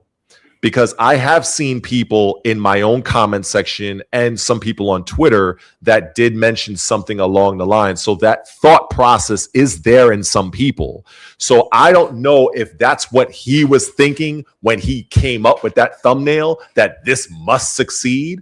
I don't know. I have my ideas, but I'm not gonna go there with that. But I just know that there are some people out there that do believe in their minds, in their heart and minds, that this game needs to be a financial success in order to get a Dead or Alive 7, and that is categorically untrue. That's not what he said. This is the problem. Obviously, we don't have to go in circles here because no. I'm speaking solely from the thumbnail. I said The thumbnail, he literally had a video 4 months ago where he said Dead or Alive 6 last round must succeed. And I think he says, here's how or something. So, so that is what I'm just talking about, the thumbnail, just to be clear. Yeah, no, I understand. You're just talking about the thumbnail. I get that. I understand all of that. I understand you've repeated it multiple times. I think all I was trying to get across is that judgments on these people can't be made on thumbnails. It's unfair. And in order to, like, my main question was, how do you get a community to stand behind you if you don't listen to them? I don't. From my perspective, I don't think that you've answered it. But I think it's. I don't quite. Honestly, I think it's kind of like a. I'll tell you what I'm hearing. Okay. I mean, it's obviously respectfully, but to me, it sounds like you think that people like, because you mentioned me a few times, you mentioned Emery and Max, and you think that because we have a following and we have people that show up to our streams, that we can put stuff out there and we can attract attention through those videos, which is the point that I made initially. Remember when I said that we don't need to actually get on group calls and go out there and attack the developers at 9 a.m. Not verbally attack them, but like bother them to fix the game. That was my initial point. But the more that you spoke, the more it sounded like you're saying that people like me or Emery or Max or whoever don't need to actually listen to what people are saying because we already have a following, so we can just put our stuff out there and people will just come to us. And I think that's not what I'm saying. This is why. All right, then let me rephrase. Let me ask again. Let me try again. How do you get somebody like me to rally behind you if you don't listen to what I say? This is the reason. This is the reason why I think when you posed this initially, and I think I blanked out for like 10 or 15 seconds because honestly, in my mind, I'm trying to process this question, and I don't want to come off disrespectful because I really don't. No, but it's not a black and white thing. It's not like, it doesn't operate like that. When you have an established following, and maybe I'm just not explaining this properly or well enough for people to kind of pick up what I'm putting down, but when you have an established following, and that's why I bring up you and I brought up other people from varying channel sizes, you do have influence.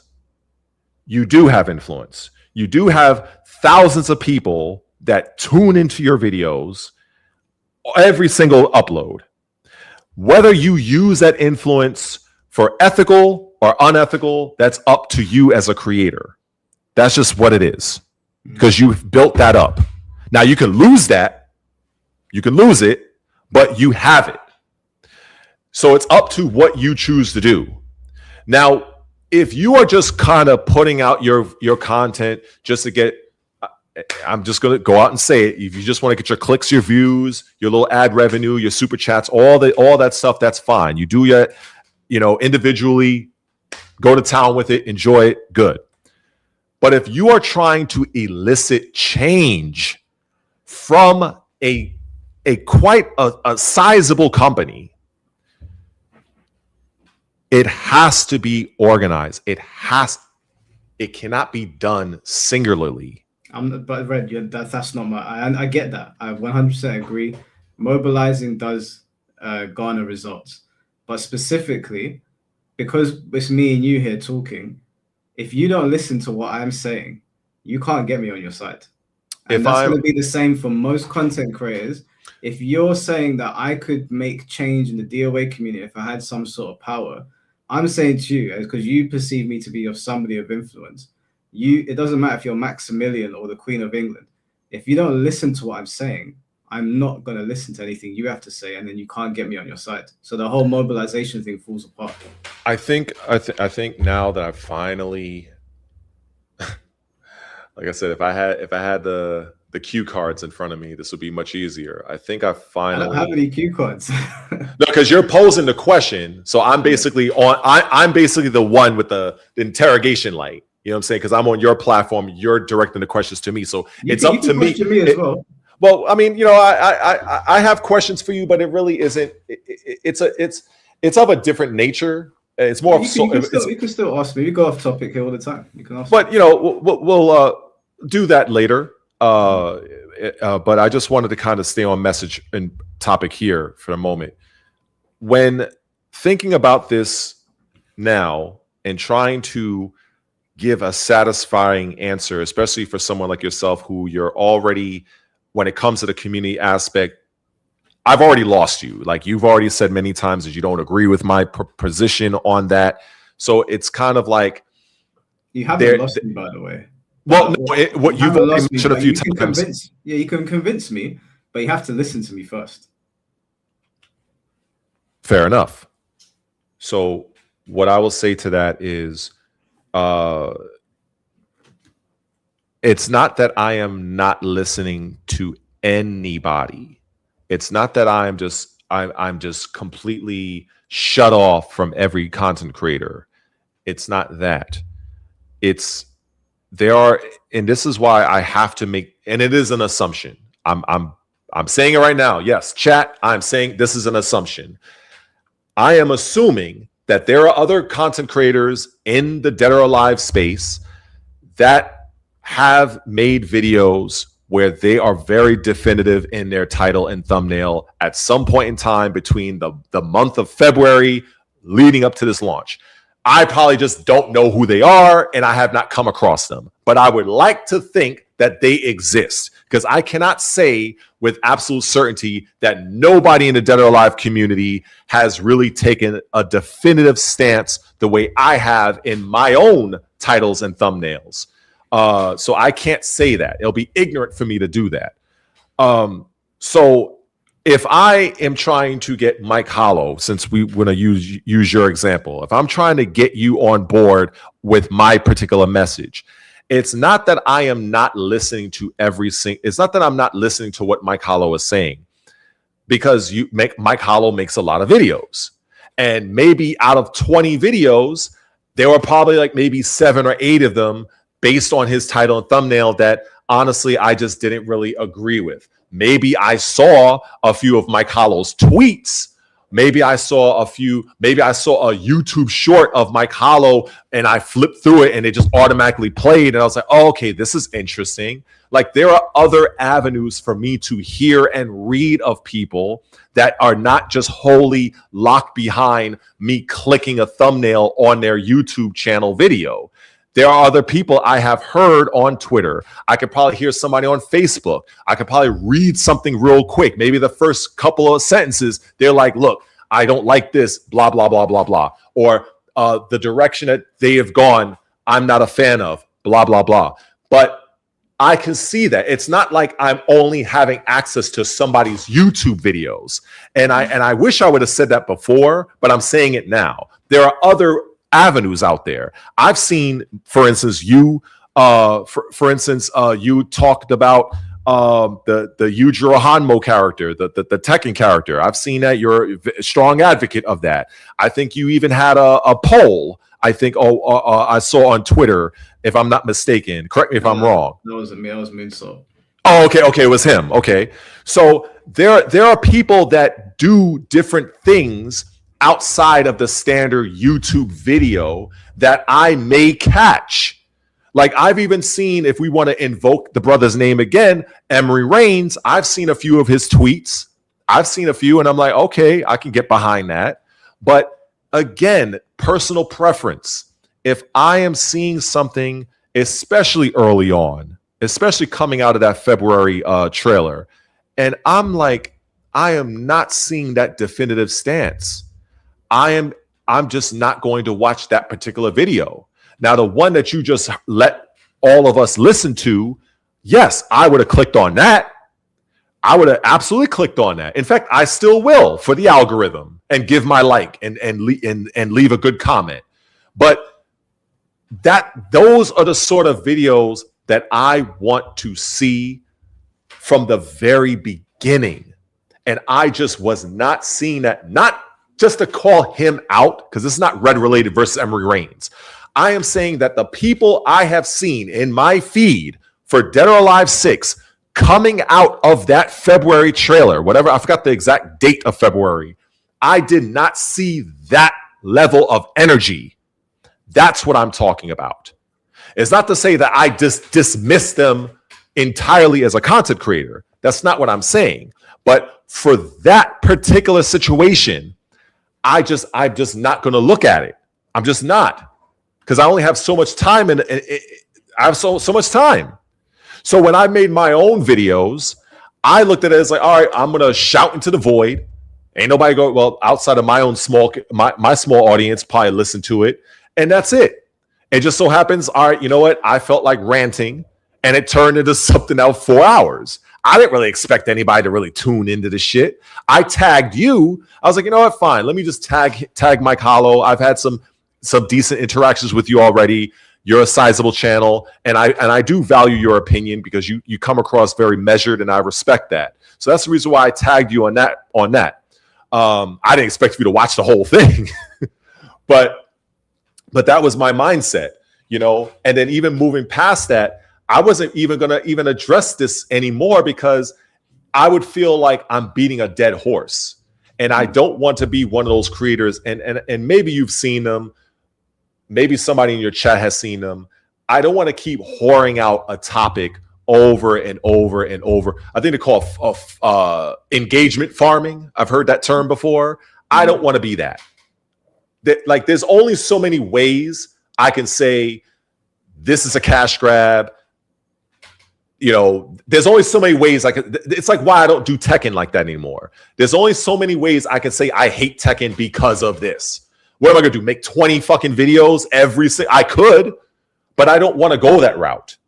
Yeah. And so I just felt like, all right, I said what I said about this cash grab, and I even mentioned my segment of I don't have nothing personal against the brother, the Emery Reigns or the Zachary. I said what I said, but as far as this is just, I'm more upset that I feel that the Dead or Alive community deserves better. I feel that they got screwed yet again.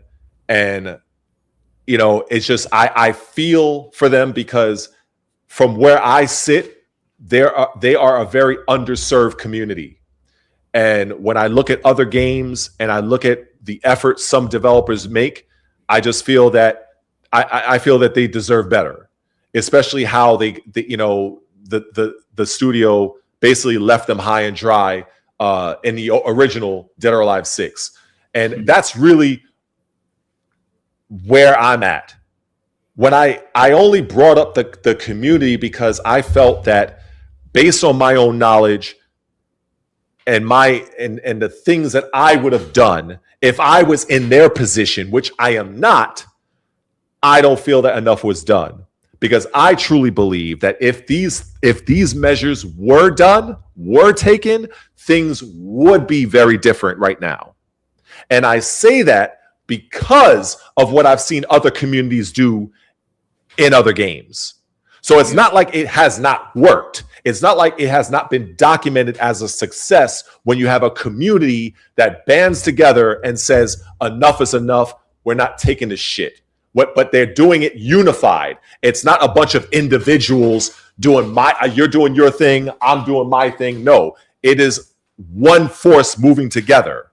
And that's what companies don't like to see. They love to see an individual. Okay, all right, that's nice. Oh, main man. Oh, okay, that's good. Oh, great video, by the way. Oh, Aris. Okay. Emery Reigns. They love to see that. It's not enough. When you're going against a company and you are not a company yourself and you're just an individual, your strength lies in mobilization and unity. That is just how things get changed. That's how things get done. So that's part of the reason why I feel like we're kind of going around in circles, because I'm speaking from, if I look at my total argument, 80% of it is the industry and the development studio. The 20% really is the community, because I feel like they could have done more. You feel that they did, given what they were, what you feel was in their power to do. And that's a fair assessment. I'm not pushing back on that. I've not pushed back on that.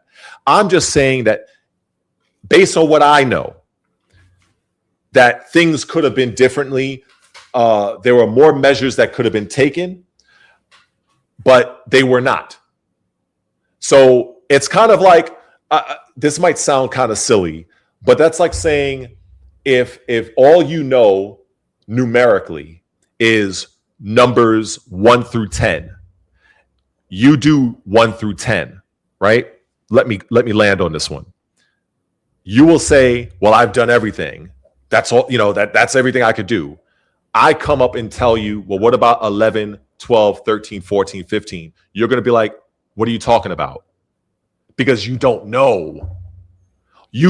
A person only knows what they know. That's just how it is in society. There are some people that just know more. Maybe that makes me an asshole. Maybe it makes me condescending. I don't care. I've always looked at condescending as a word for weak-minded people, in my opinion, because I've really looked at it that way. And that's real talk. Because sometimes there are people that just have a certain skill set and they have certain knowledge that they've acquired that maybe you don't have. So for somebody to say, well, I've done everything. You've done everything you know.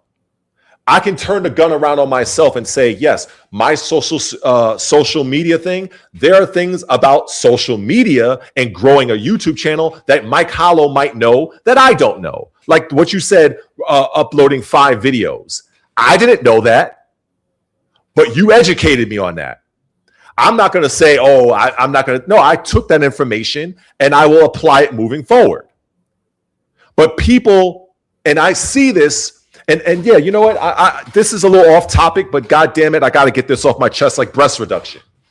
There are so many people that they overestimate what they think they know. I see it every goddamn day when they're talking about Microsoft. They're talking about Xbox. They're talking about PlayStation. They're talking about exclusivity. They're talking about Game Pass. They're talking about Tekken. And I'm like, these people, and I read their tweets. I'm like, how do you have an audience? That is it vexes me. So I try to say, you know something? Maybe my time will come. Maybe it won't. But I have to absolutely get off of Twitter right now. And so I do. And when I see certain injustices done in my industry that I love, that I've been playing in for 40 fucking years, and I see all of the things that I wish that I had a very strong, viable platform when it comes to all of the DEI, the pandering, all of the other bullshit, fucking pronouns, all this. I can't stand it. But it feels like I can't get nowhere in addressing these very real situations. And it's very frustrating because I see it every day. It's chipping away at various IPs. IPs and studios are closing because of this. Now, but that's a whole other topic. Red, don't you think it might be the way you speak to people? It could be. I'm not going to be under no illusion and say that I am the perfect orator. I'm not going to say that. Maybe, I'm not somebody, that maybe I'm a little bit too hard. Maybe I'm a no nonsense guy. I've always been that way. You know what I'm saying? Like this is me. This is who I am. I'm not somebody that, and the thing is that was something else when it comes to this whole social media, not social media, but content creation, is that, I'm not a performative person. I'm not a grinning idiot. I'm not trying to shuck and jive. Ha ha hee hee. That's not me. I don't get down like that. But there are people that do that, but they go far. It's just not me, because I feel like if I were to do that, it would come off as me being fake. And that's something I don't want to do. What people see is what they get. I'm not going to resonate with everybody. There's some people that don't like me. They don't like my delivery. And that's totally fine. Just like there's some people that out there that I don't like their delivery. I don't even like the sound of their voice. So that is very fair. And thankfully, in the YouTube universe, there is billions of people on this platform that you can choose and listen to. However, I will say, and I'm unabashedly confident in my knowledge of this gaming industry. And when I see an obvious cash grab and I see them post a trailer, a 90-second advert to showcase this, and I'm looking at this and I'm like, this is nonsense. Like, and then finding out it's $40. I expected unanimously that company to be absolutely eviscerated from every single corner of the FGC. But I didn't get the reaction I was expecting. There are some people, I would assume, but I think that, you know, with this whole the community, the Emory Reigns, Zachary, look, again, I just didn't want to, I'm not trying to throw nobody under the bus, but it's like, I just didn't see what I needed to see for me to click on. It sounds like you want to see scorched earth. I want to see in fact, I'll be honest, and this will be entertaining for you. I want to see. I will say this. Just I will give you a disclaimer. The views that Re1ated has is how does it go? It is not reflective of Mike Hollow. Just to kind of absolve you. I vehemently hate,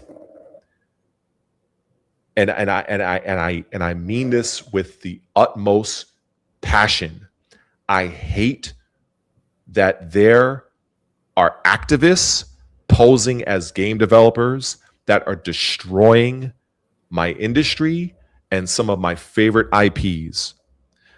Dragon Age lies in ruin thanks to some goddamn transformer. Partly. Assassin's Creed Shadows, one of the best Assassin's Creed games, period, died because of pandering and DEI and a character nobody gave two shits about. I am tired of seeing this over and over again. It is to the point where I feel like detaching my skull and mashing it against this brick wall behind me. I can't stand it because I feel like at times, I know it's not the truth, but I feel as if I'm the only one that sees what's going on. I'm the only one that feels like I see the bait and switch. I look at Gears of War. I look at that. I look at God of War or Wife of War. I look at that. Nobody is asking for this. It enrages me. It truly enrages me to no end. And I know that if I had viable talk time, I would 100% be canceled. And I would probably have, in some respects, I'd probably have some people that will probably tell me, hey, you know what? Maybe you should pipe down because, you know, you're hurting you're affecting our bottom line. That's how I feel. So I get that my delivery may not be, it may not come off as coddling and as nice as some other content creators, but I only know largely how to be me and be definitive. I am not going to be walking in the middle. I don't do that. I don't do ambiguity. Either I like it or I don't. I'm not giving some, ooh, is this nice? Is it? No, I don't do that. It's a waste of my time. But do you think it's fair to, like, because you said that, you say it was Dragon Age was destroyed by a transgender person. Partly. So what would the other part be? The other part was that, and this is a fine part for you to clip out, by the way. Another part. I don't like the clips. Oh, okay. Another part is the fact that the game had a 10-year development cycle. It was stopped and started several times. I think the original creative director left, or I think I'm not too sure if he left or he got fired. EA, the cancer that they are, they opted originally to make Dragon Age the Dreadwolf, which is what the original title of it was, as a live service game. They went forward with it for a period of time, and then BioWare, the creators or the developers at that time, they were like, look, we don't know how to make this. So they scrapped that, but they tried to maintain some of the assets that they had already created and try to Mr. Potato Head it into something more akin to an actual RPG. So when you're doing something like that, where you're stop starting, you have some of the original developers and people that were directly responsible for the games that people did love, they end up leaving. You're going to be left with a horrific mess. Then on top of it, the individual Corinne Bush, this guy was a 17-year veteran over at EA working on The Sims. What does The Sims have to do with Dragon Age? Absolutely nothing. So this person, on top of the horrific development cycle, the stop and starting, trying to initially peg it as a live service game, now you add in a creative director that is basically an activist looking to push his own mental illness messaging, who has no idea of the Dragon Age franchise. It was more like the game failed because it went through different types of development cycles. That's one of them. That's one of them. Yes. No, I mean, I don't want to speak on this too much because I'm not familiar with Dragon Age, so I can't speak to it too much. But I think maybe pointing the finger at a transgender person might be are you pointing at a single transgender person, or are you saying a whole team of transgender people? No. So basically, at the development cycle of Dragon Age: The Veilguard was creatively led by Corinne Bush. That individual was selected kind of like the last minute in terms of the what I mean by last minute, the game, the final years of its development, because people have been waiting for the next Dragon Age game 10 years after Dragon Age Inquisition. So it was a long wait, and many within the community were getting antsy. They wanted a new game, and there have been rumors of a game coming out for years. It was titled The Dreadwolf.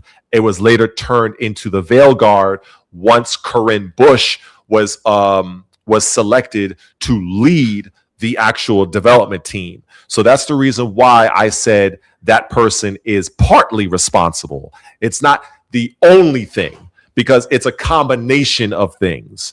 But my argument when it comes to the whole Transformer situation is, I don't care if you want to mutilate your body. I don't care if you want to take it up your one-way exit. I don't care if you want to scissor each other, if you're females. I don't care what you do in your personal life. My problem is, you have a website, I think they got a Blue Sky, I think that's what it's called, that's basically proliferated with their ideology. When you are creating a video game where the vast majority of the gaming community on planet Earth are straight, normal men and women, that is a fact, okay? And you have a game that is upwards costing you almost over $100 million for research and development, marketing and distribution, but yet and still you see to it that you want to force your ideology into a game that's going to cause backlash. And then what ends up happening, 6 months after the game comes out, the game is a catastrophic failure. This person ends up leaving, quitting the company, and then goes and gets hired by something called Wizards of the Coast, gifted their own studio called Skeleton Key, to which they are also a game director. So whenever I hear these people say they're marginalized, that's bullshit, because they're the only sect of people I have known that fail upward. If that was a straight man or woman, black, Chinese, or whatever, they would not have been gifted that. And that is a reality, because I see it constantly in video games. I see it in movies. I see it in shows. every single time. I can't speak to the Dragon Age thing. I have no idea what has happened there. Just told you. I have know, been but following this for I would have to. years. Yeah, I understand that. I understand that, but I can't sit here and condemn something if I don't actually know. Like, I'm not saying that you're lying, but obviously I would need to like fact check things and look into Dragon Age. I don't know No anything problem. about it. You know what I will do? You know what I will do?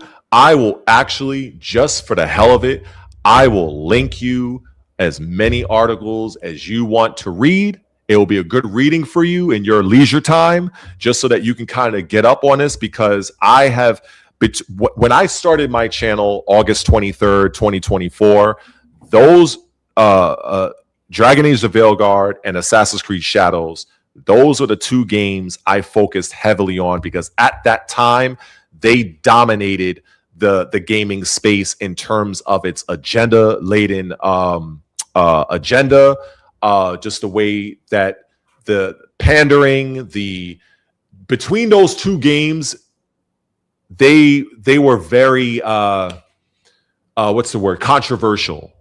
And they were two franchises that should have had far more success than they ended up doing. And whether you like RPGs or not, if you're in the gaming space, you have heard of Dragon Age. Mm-hmm. You've heard of the franchise. You've heard of Assassin's Creed.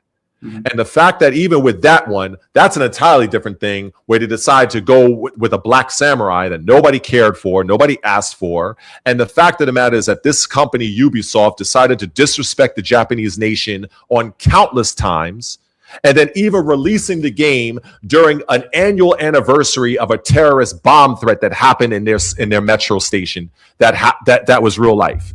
So if you're going to be a company that is releasing a game that is based off of a culture that is not your own, because I believe Ubisoft are French, if I'm not mistaken, how do you not hire as many Japanese historians and consultants is beyond me.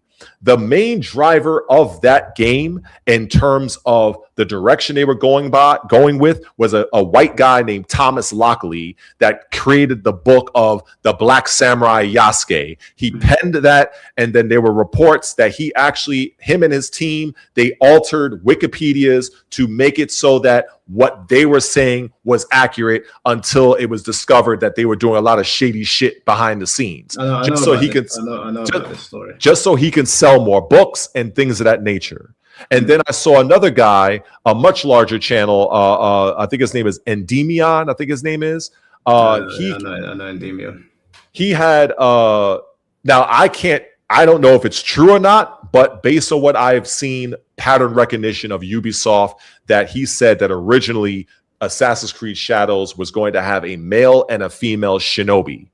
And eventually they took out the male shinobi, and they decided to pander to black folk, because around that time, I think the George Floyd situation was happening, and they wanted to go after more DEI points. And basically when you do that, you get you get more incentives from other companies. That's the reason why these companies put in a lot of that stuff, a lot of the homo stuff, the lesy stuff, the woke stuff. This is why they do that, because they are getting funded underneath the table. They're incentivized to do that, because DEI falls under the umbrella of ESG, which is environmental social governance. So that is just a sect of ESG. But a lot of times I've seen people confuse DEI with affirmative action. And I'm like, I had to explain people, like, that's two totally different things. They're very similar, but they're very different. But I could go on and on about this all day. You pick a topic, wind me up, I'll go. But I don't think anybody wants to hear me yap about that, because it is very controversial. It is very controversial. It's very interesting. It's definitely something that I would like to talk about. Unfortunately, I don't like Dragon Age. I don't know anything about it. The Assassin's Creed stuff, I know about it. But this whole ESG, BlackRock, DEI stuff, I think it's an interesting topic. It's not the topic for today, because these people are here to watch DOA. I don't remember how we got on this. Yeah, I don't know what else I don't know what else I can say about the. I think I've said my part. You've said yours. I think Well, there's a couple of super chats, and then I wanted to ask you a question, but I'll read these out quickly, and then if you don't mind, I'll ask you. Sure thing. So Dell, thank you for the $5. The biggest issue is Red is basing all arguments on presupposition. This unfortunately invalidates all arguments. Thumbnail/headlines is not research. So this gentleman pretty much used $5 to pretty much echo the sentiment that you have, which was basically you saying several times that you feel it's unfair, lack of a better word, that I was not looking into their particular video because of their title and thumbnail. You, Mike Hollow, have said that a few times in the stream already. Yeah, I think it's a fair thing to say, because one of your points is that a lot of people don't know what they're talking about, but this is the same sort of thing. To know what the DOA is talking about, you need to watch their videos. I say that based on Twitter. And I have watched a couple of other people. And this is, when I say that in terms of the gaming industry as a whole. I am, for those who may not know, I am a Microsoft guy. I'm an Xbox guy, but I'm well aware of PlayStation and Nintendo, and I speak about that quite often. And so when I listen to some of the larger people on Twitter that likely have YouTube channels as well, speaking about things like, oh, Game Pass raised their price by $10. That caused a whole lot of outrage. What's going on with PlayStation porting their games to PC and why they're no longer doing it. And they're coming out with all these ridiculous reasons. And I'm like, Sony is doing that because they don't want their exclusive games on the upcoming 10th generation Xbox, because Xbox is going to be able to play both PC ports and their games. And it's already confirmed that the upcoming Xbox is going to be more powerful than the PS6, albeit it's going to cost more because they have to have more overhead to run those PC games. So that's the reason why their system on chip is much larger than the PS6. Do I hear these people mention that? Of course not. Of course not. But this is this.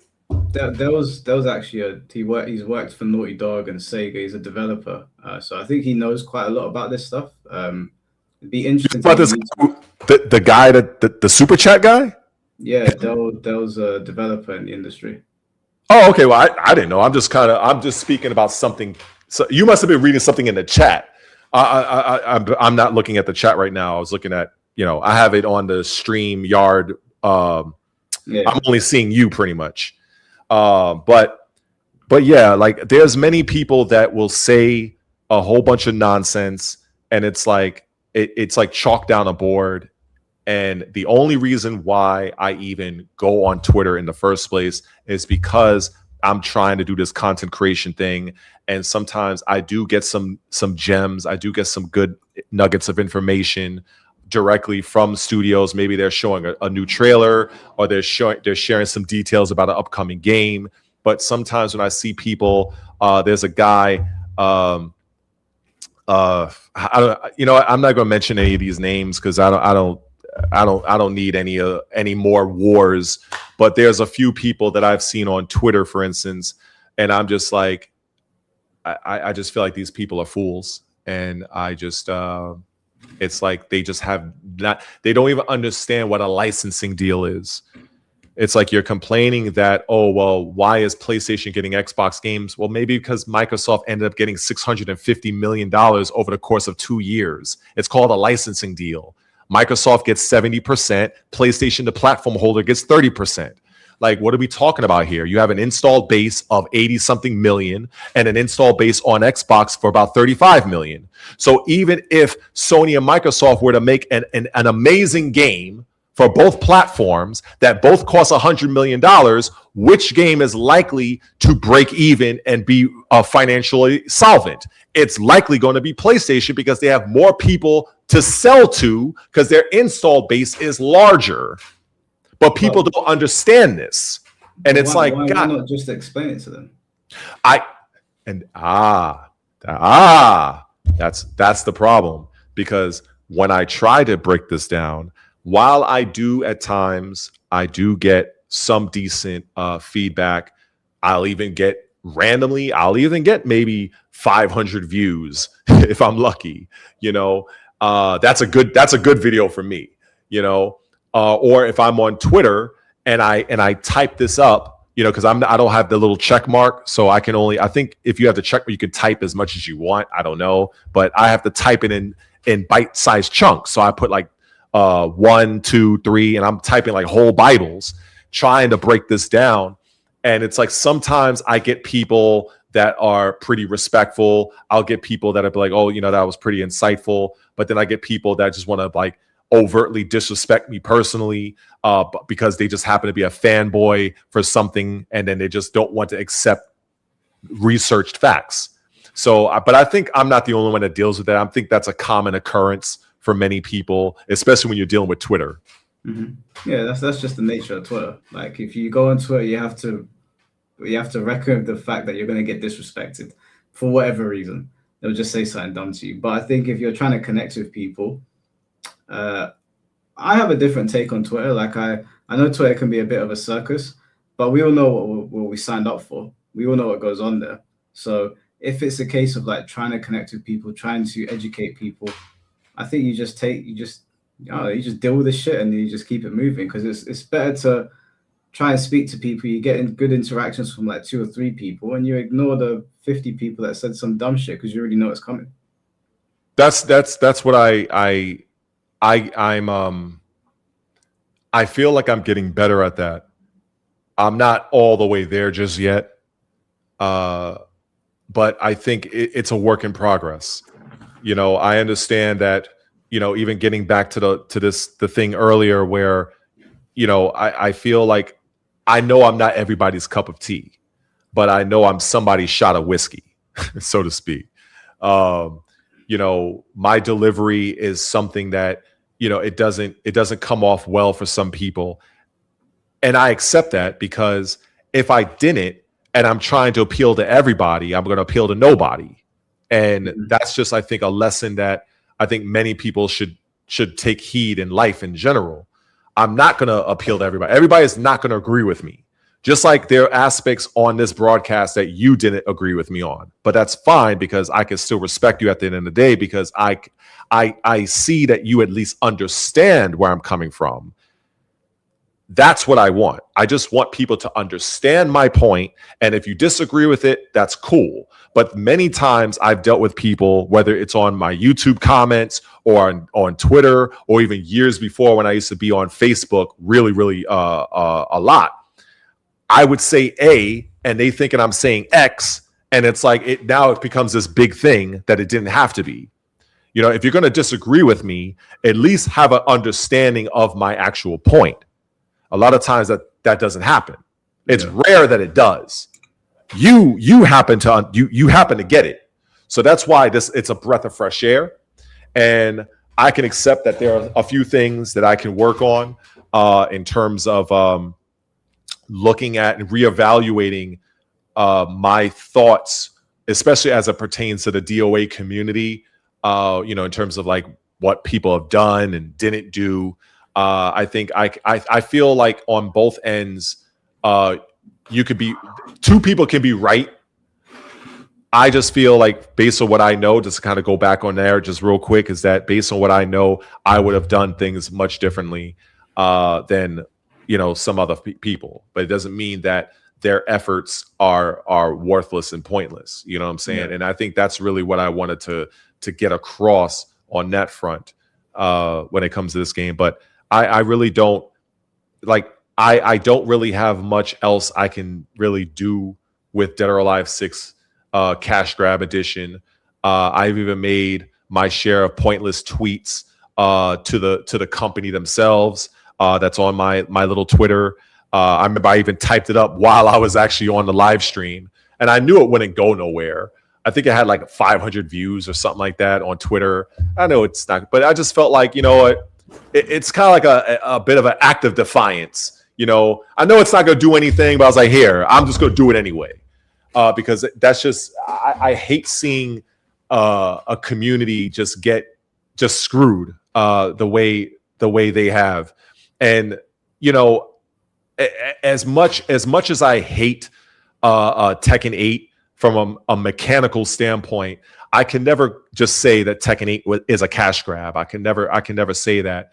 I just don't believe that you know, mechanically it's a game for me, and I had to turn my back on it, and it made no sense for me to keep bitching about something that I clearly don't like. And this is why I respect folk like Shinblade, because Shinblade he acclimated himself to Tekken 8 far better than I did, and he accepts the game for what it is. I don't. And you know, there were a few people in my comment section, and I even heard him say one time, well, if you don't like something, then why are you still playing it? And it's simple. It's a simple premise, but it's like, I was like, why am I playing this shit? and that's when I just like, I'm done. Like, you know, I think they had a Bob. I think Bob came out. Yeah. I didn't make no video about it. I can care less. I saw it. I have my thoughts about it, but I didn't make no video about it because it's basically what I've come to expect. And, you know, there's the gamer in me that I hate Tekken 8 mechanically for reasons I have basically said until I'm about as red as this shirt. But then from a business standpoint, I understand why Namco went the direction they did. Of course, they wanted to increase their total addressable market, their TAM, TAM. And this is the reason why they wanted to go that route, because it's factually been proven from data that the casual market is the far larger market segment across everything gaming. Everything. The traditional market, or the hardcore, they are the minority, but they are the most vocal. So this is the reason why I've explained to people in my small audience that Namco, they are very cognizant to not push too much as to not cause a significant backlash. Nobody is perfect. Sometimes it happens. It happened with season 2. I think a lot of people didn't like season 3 when it first came out. Yeah. But they are there to ensure that such things don't happen. And this is why I had my theory of why they released Heihachi prematurely back in season 1, to make sure that the people that were pissed off and raging out after the Lydia reveal, because that would show that there was a person that leaked the first DLC one, that the next characters was going to be Marduk, and the anchor character would have been Fakamram. And most people in the tech community cannot stand Marduk. He's a cancerous character. However, he still has a degree of popularity, so I can't deny that.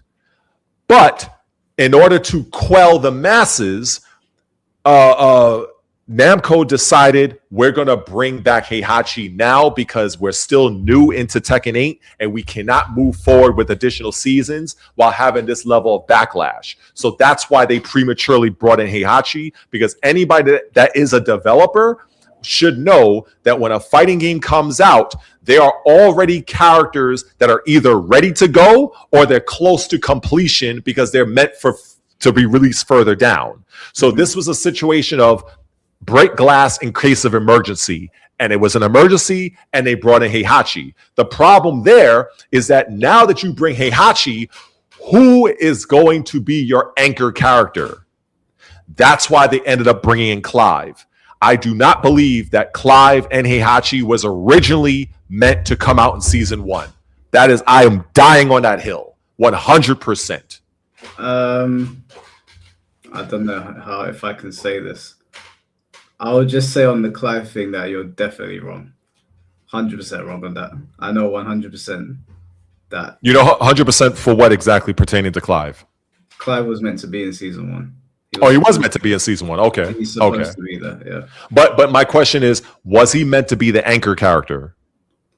As in the final character of the series? Yes. I don't know the order. But I know that he was meant to be there. Fair enough. And then I remember, I know we're kind of doing extra credit work right now, I guess, you know. So I apologize to the chat if y'all want to hear me rant about Dead or Alive all day, but you know, I just want to take a quick little detour here.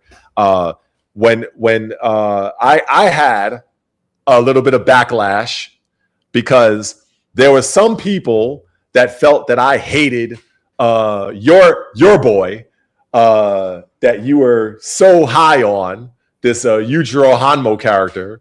And I remember the tweet I said, and I welcome you to roast me. I said in my tweet, I said, only the hardcore anime nerds will even know who the hell this guy is. Mm-hmm. I said, why would Namco, it's something to do with like, why did they not pick Tifa? And they picked some random obscure, that's what it is. They picked some random obscure anime character that only the hardcore fans would know. And I had no idea when the next morning I woke up, the amount of, I was literally flame broiled. I didn't know. I just want to say publicly, I have no idea who this character was. I didn't know the show. People was like, oh, wait, it's on Netflix. I'm like, you know how many shows is on Netflix? And then you're assuming that I actually am subscribed to Netflix. Let me tell you, wait, hold on, Red. Do you concede that you were wrong though? Oh, see, you got the smile on your face. The thing is, the reason that people came down on you is that is just factually incorrect. It's not just obscure anime nerds that know who Yujiro is. Baki, I would go as far as to say, is a cultural sensation. It sold 100 million copies manga-wise, and they've got multiple series on Netflix. And there are characters in Tekken that have been directly influenced by the characters in Baki. An example is Feng Wei. He's a spitting image of Retsu. You look at Fakuram, you can see where the influence came from. So Yujiro appearing in Tekken makes way more sense than most characters. As a matter of fact, anybody that has appeared so far, maybe bar Geese just because he's from another fighting game or Akuma. But I'd go as far as to say Yujiro makes the most sense. So I think the reason people came down on you is that you just said something that is absolutely false. And you didn't take it back. The reason why I didn't take it back is because now I wasn't going to delete the tweet, and it's not like I can edit it because I don't pay for it. And I think I made 2 or 3 videos about it. That went, I had good viewership on it, so I guess people love drama, I guess.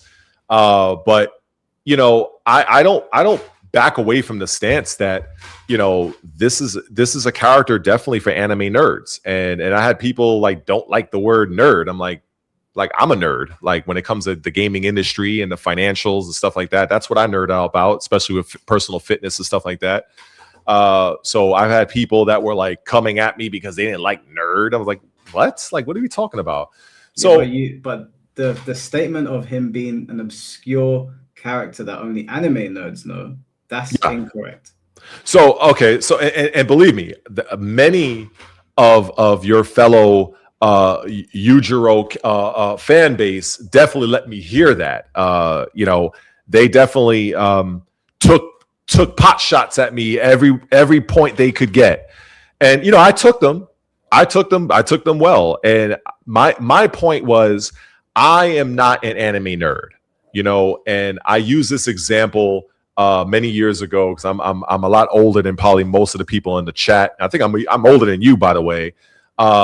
When Michael Jordan was out playing, right back, Chicago Bulls and such, we would have people that would say, "Are you a Michael Jordan fan or are you a Chicago Bull fan?" And I would admit I'm a Michael Jordan fan. And one time I was in a Facebook group where somebody asked me, they were talking about anime and stuff like that, and I mentioned Dragon Ball, And I'm like, yeah, I love Dragon Ball, but I'm not an anime guy because I really only know Dragon Ball. Whereas I know that you got so many different types of anime out there. You know I watched the Ninja Scroll. That was many years ago. I watched that, but I'm not up on a lot of these shows. Like, I couldn't tell you the first. I've heard of this thing called Death Note. I heard of it. I can't tell you the first thing about the damn thing. I've seen Inuyasha. I think it was on Cartoon Network or something like that. They had a segment. It was like after hours where they showed certain things. I think it was Toonami or something like that. They showed different anime like Cowboy Bebop and stuff like that. So that's how I knew of those titles. But I wasn't an avid watcher. So when I heard of this Yujiro character, I'm not an anime nerd, but I'm a gamer. So I know that people have been asking for Tifa for like fucking years. I know this. And for me, I'm not a Tifa fan when it comes to her place in Final Fantasy as being a martial artist. I prefer Zell from Final Fantasy VIII. That's my guy. But I do know that Tifa is more popular. So, but she is still a martial artist. She's not somebody that's flying around with magical blades like Noctis and Clive and all of the nonsense. But there's reasons why those characters were chosen over Tifa that, you know, I don't know how long you want me to go on for, but there are reasons why. I want you to concede that you were wrong. Well, that I was wrong, that he's not a random obscure character that only anime nerds know. Yeah. So I don't know if I'm really wrong about that though, because 1,000% wrong. I feel like I don't know. I'm not saying he's not. I'm not saying the character is not deserving. I'm not saying, and that's the thing. I never put down the show. I never put down the character itself. I just, from being a gamer, I've known about Tifa and not known about this guy. Now, to be fair, me not knowing, or just my ignorance of this character, it doesn't take away from the accomplishments of the show. You rattled off the number of 100 million or something like that. So that's definitely to its credit. But in the moment, I kind of stand by that at that time. But so okay, you said it in the time because you didn't know. But now that you know, do you concede that you were wrong? I will say Mike Hollow. I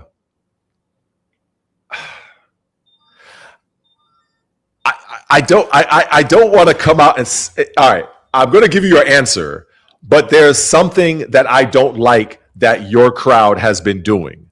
Okay. I don't like that your crowd has been dismissing the desire of the people that wanted Tifa in the game.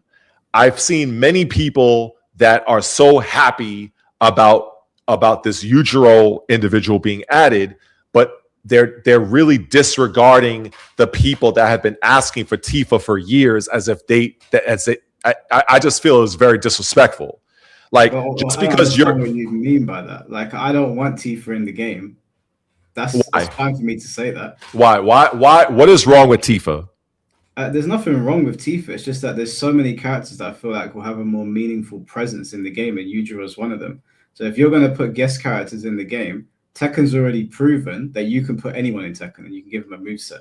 Negan is proof of that. Negan ain't got no moveset in Walking Dead. All he does is swing his bat on your head. But they gave him a full moveset with stances and grabs and a knife and whatever. So Tekken's proven you can take any character pretty much and give them a moveset. They had Gon in the game. So that tells me if you're going to have a guest character in Tekken, it has to mean something. And they got to fit. And Yujiro fits. If you don't know about the character, you don't know how similar he is to the Mishivas and the way he behaves. And he's kind of the nature of that anime just fits with Tekken. So it's not that Tifa's a bad character. I know Tifa is a big character, and I know a lot of people asked for her. But the mistake you made is that you didn't know that a lot of people were asking for Yujiro as well because you were hyper focused on Tifa. And what I'm saying to you is that I don't know why you won't just concede that you were wrong about Yujiro. I don't want to say that I was okay. I will say, Mike Hollow, I was wrong. I was wrong about my I was wrong to say the statement I made about the random obscure character. I was wrong. I said that in the moment. I said that because I know, me personally, I knew of Tifa as a gamer. I don't watch anime like that. I'm not an anime nerd like that. So I am a gamer. So I know of Tifa, even though honestly, I'm not really a fan of Tifa either, but I have heard many people calling for her inclusion since Tekken 7. And instead they end up putting in two different Soul Calibur like characters across two different games. So I understand why they decided to do that. That was definitely a company decision. Even though Tifa actually across all Final Fantasy games, I actually looked this up, she is like around top 5 of the most popular characters in Final Fantasy. Of course, you have Kefka, you have Vivi from the Wizard from Final Fantasy 9, Cloud, obviously Sephiroth, and so on and so forth. But Tifa is very high up on that list when it comes to Final Fantasy. However, they decided, they being Square Enix, they wanted to push for more sales for Final Fantasy 15. And that's the reason why they went that particular route. Also, Final Fantasy 16 comes around. They decided to go with the Clive character because Final Fantasy 16 was not doing as good as Square Enix had expected. It was actually trending less than Final Fantasy 15 at the same time period. So that's the reason why they felt that if they were to put in Clive, that would help augment their sales for that particular game at the time. So I would like to think that if it was wholly Harada's decision, maybe he would have gone with Tifa because she was more popular than both Noctis and Clive amongst the Final Fantasy fandom. But Square Enix, they decided to go more of the corporate reasoning. And that's unfortunate when you learn those realities of the industry. Sometimes you don't get what you really want, but at the end of the day, I try to be as fair and as realistic as I can. I don't have all the answers. I am not right. I'm not the Alpha and Omega, but I do take great pride in doing my share of research into different matters, and I spend a lot of time doing so.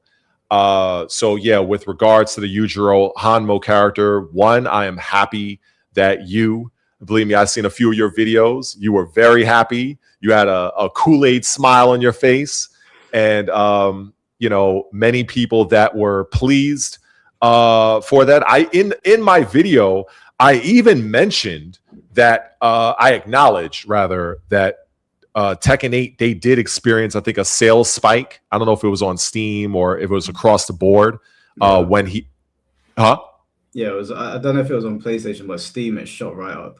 Yeah. So that definitely, is indicative of the show's success. Since then, I did hear a few people's videos, they appear in my algorithm. I think one of yours popped up where he's the father of the main character. Yeah. And they're very similar. I think he beats on the kid and the kid's trying to get stronger to fight him or something. Mm-hmm. So I guess in that regards, it is very similar. And then I have heard everybody say that he is more of a martial artist. He fights with his hands. He doesn't use a weapon or something like that. So in that regard, I like that at the very least. I think the fantastical characters, like the Mary Sues and all the other trash. I think people have become very sick of that. As far as I'm concerned, it has no place in Tekken. But it is what it is. But at the same time, the issue that I had just trying to be neutral was I seen a lot of people on the Yujiro side that were just kind of really dismissing the many people that were, wanting Tifa, because honestly, Tifa, she settles things with her fists as well. It's not like she's using machine guns or anything. She's a martial artist as well. It may not obviously be your favorite, but she is one of the Final Fantasy characters that does not use a weapon.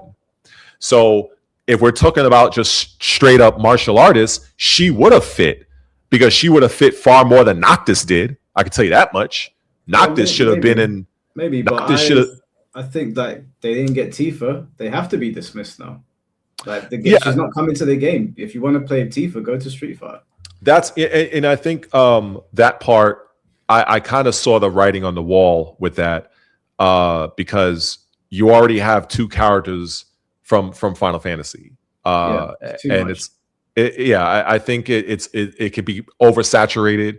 And I think if they were going to do Tifa, they should have done it in Tekken 7.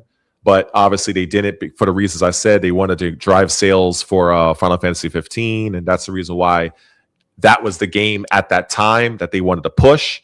So it wasn't, if it was solely based on popularity, it would have been Tifa, from a martial artist standpoint, but it wasn't. It was solely done from a corporate standpoint to drive sales numbers back to Final Fantasy 15, the game, and later Final Fantasy 16. That's why that decision was made. I am curious what they're going to do with her in Street Fighter. I guess, we'll see. But there's a lot of things that goes on in the industry that I think a lot of times people don't quite understand. And I just do my best to try to explain and share perspectives to my small yet growing audience. Even when I'm talking about like the God of War game, that one was a hotly contested issue. I don't know if you've done any videos on that at all, but that's been. I stopped caring about God of War when they changed the gameplay style. The Greek God of War games are my God of War games. This over the shoulder, mellow Kratos. Yeah, I hate it. Like, I don't think it's the worst thing in the world, and I'm not even too mad at the new one. As long as I'm mad at it because the gameplay looks awful. Yeah, it's an R2 simulator, but I don't really care too much about God of War anymore. Like, my God of War games ended with, what was it? Was it Ascension? Was the last one where it was like the hack and slash style? Mm-hmm. If they ever go back to that, I'll probably become a God of War fan again. But this over the shoulder God of War, it's just not for me. I'm not too interested. And then the next one is the Gears of War. I only played up to Gears 3, so I don't know much about anything else. I've heard from my friends that are into Gears of War that the new one looks really good, but I haven't actually taken a look at anything on it, so I don't know. I lost interest in Gears of War a long time ago as well. I probably won't play the new one. They're both. Before we go on, let me just read out some of these super chats, because I want to bring it back to DOA, and I know people have some questions as well. Oh, sure. Del, thank you for the $2. Respect any man that can admit he was incorrect. Alexis, when you're incorrect, that's a moment that you can learn something. I believe that you can win or lose, but I feel like you either win or you learn. And so with me being incorrect, it's another moment to learn. Yeah, 100%. Lexi, thank you for the $10. Too hard and wrong. You criticize someone's actions without watching the video where they did exactly what you said they should. So because you didn't like the thumbnail. Pretty much what you were. Pretty much that this individual must have joined the stream late, because we kind of covered that many times. Tom Brady's in the chat. Yeah, we will do call-ins. I know Tom wants to come on and talk to Red as well. That's been a while. I'll do call-ins in a sec. Let me just read out these super chats. Lexi, thank you for the 7 months. Kool-Aid Pickles. I don't know what that means. I don't know either. I'm not wearing nothing green, so I don't know. Maybe she's not talking about me. Hopefully not. Street Sharks, thank you for the $2. Lord Mike, you and Red like peanut butter crackers. This guy's off his rocker every day. That's different. Tom, thank you for the $5. Calling Yudra obscure is like calling Seto Kaiba obscure. Hey, man. I'm not an anime nerd, bro. My bad. I'm sorry. And Todd, thank you for the $5. Honestly, I do get the Tifa hate. It gets super toxic. I honestly wanted Tifa and Yudra, especially since hardly nobody plays Clive. Yeah, Tifa would have been a better pick than Clive and Noctis, but she's not here. She's going elsewhere. She would have been better off in DOA, to be completely honest with you. That's. I hope you tweet that. That's very good. I actually didn't think. I said she would be better off in DOA. I don't really want her in DOA. Yeah, to be honest. But I'm not going to tweet anything like that because you know, when we were talking about, let me send this over to Tom. If anyone else wants to come on, just send me a message. But you know, when we were talking about like being like a leader in the community or like making noise in the community, I think like my stance on it is like I'm new into VF. Like I've played VF for some time, like especially VF4. But like I feel like I'm new into VF, and I think the way that I'm trying to approach things going into other people's communities now is that listen to the community leaders, listen to what they have to say, and then sort of get my message across rather than like, you know, essentially kicking doors in and being like, hey, I'm Mike and this is what I think, blah, blah, blah. I think the best way to like, I guess, get on with the community and also have your voice heard is to show respect to the people that sort of built the community up. So with DOA, I don't know how big into DOA you are, but like I've had a lot of the DOA content creators on here before, and I've streamed the game and I've gotten better at it over time, but I wouldn't say like I'm a DOA head. And I think because of that, I do put my opinions out there, and I do like letting people know where I stand on things.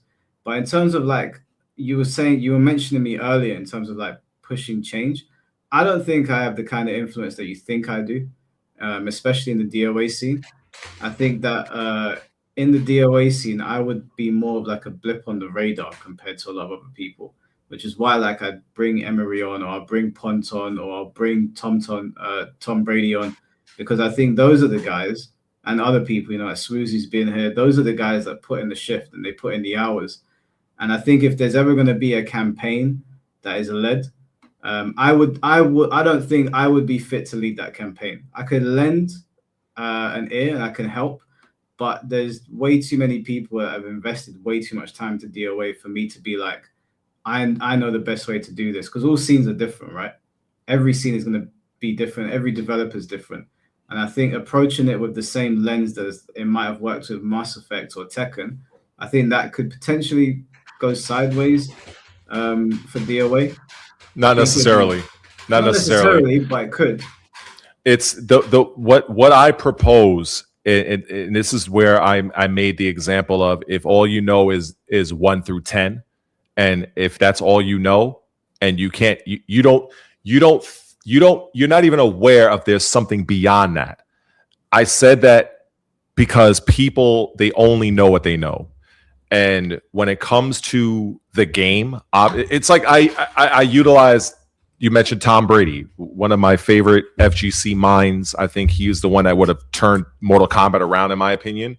But I would not dare to try to cross wits with him for Mortal Kombat. It would be a waste of my time. I would. But if we're talking about business-wise, that's something I feel we can kind of be a little on the same level. But in the game itself, the lore and all that stuff, no, I have no chance. And it's the same thing with a lot of times with these DOA people. I can't beat them in the game. I can't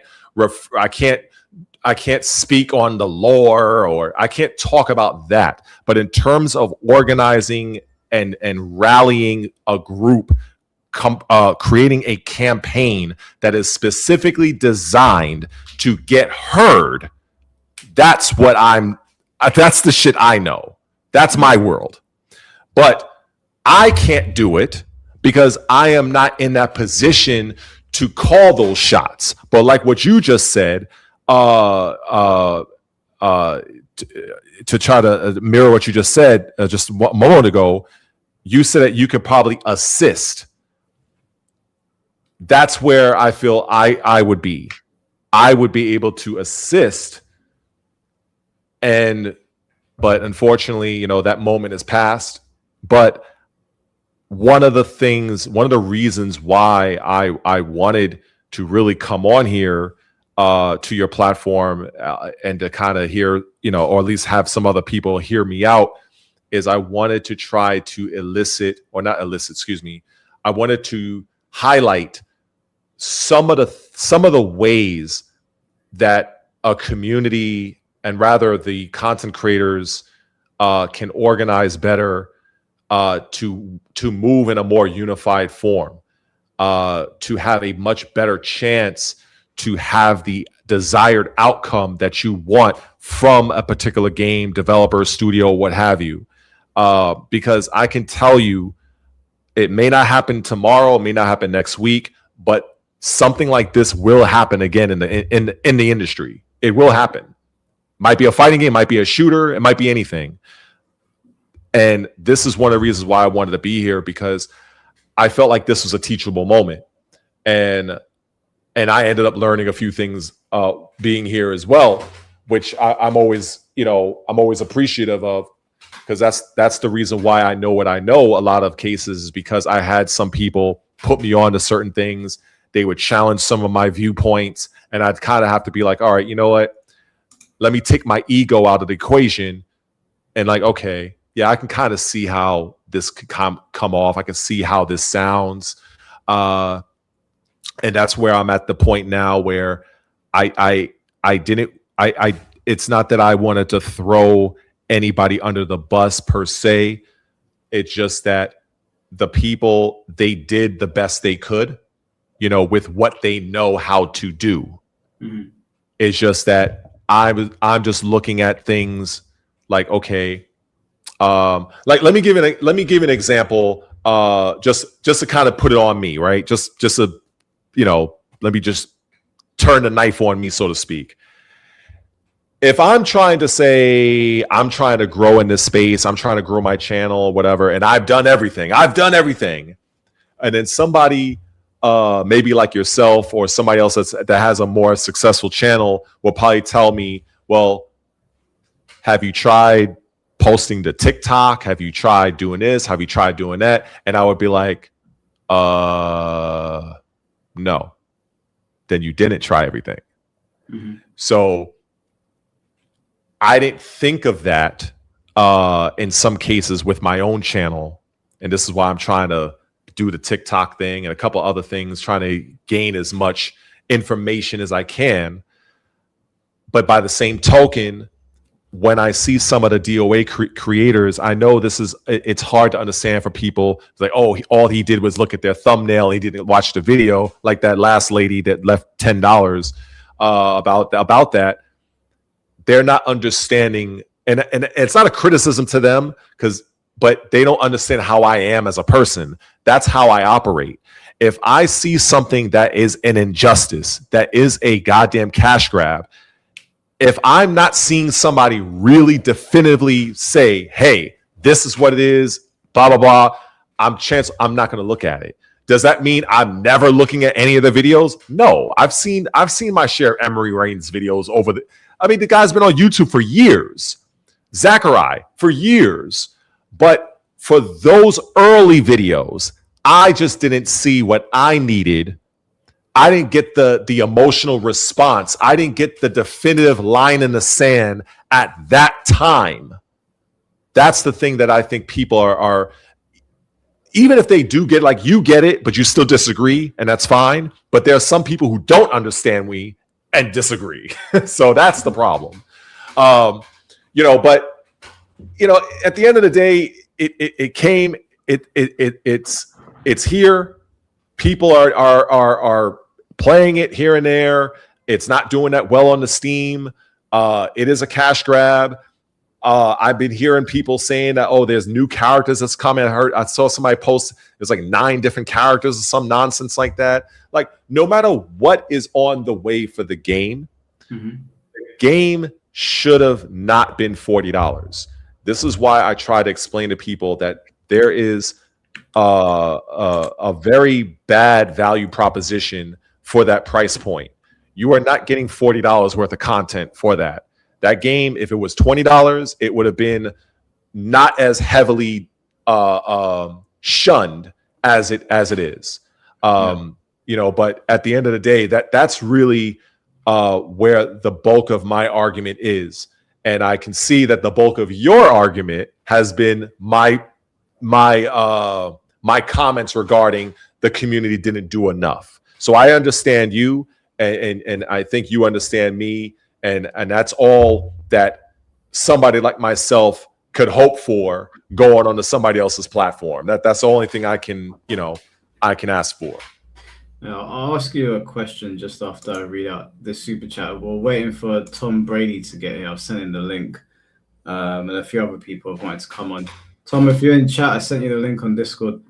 Mr. Jamie, thank you for the $5. No, Mike, Tifa's way too big and iconic for DOA. She's better off in Street Fighter throwing hands with Ryu, Ken, and Chun-Li. Probably not the best place to say that since it's a DOA stream. You're probably going to get jumped now. But if they put her in DOA, I wouldn't be mad at it. After that, I'm always going to remember Dead Fantasy. If you've seen Dead Fantasy, then wow, that was a long time ago. Wow. Yeah, like, but for that reason alone, I'd probably be like, yeah, put her in Dead or Alive. For out of all the games, she probably fits that one the best to me. She doesn't really, I don't really see her in Street Fighter. I mean, I know I'm going to get used to it eventually, but I can't really imagine it right now. But I wanted to ask you, Red, following this conversation, before Tom or anybody else jumps on here, in the future, when there's like a situation going on and content creators are like chiming in and chiming into the conversation, will you stop to listen to them before you critique them, or will you still just go on the thumbnail?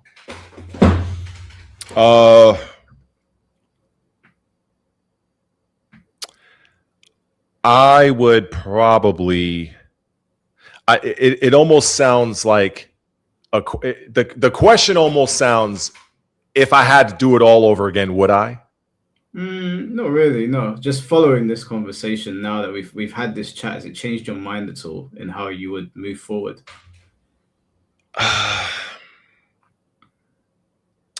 I think regarding the video, if it was something like, let me put it this way. If it was another Dead or Alive last round cash grab situation,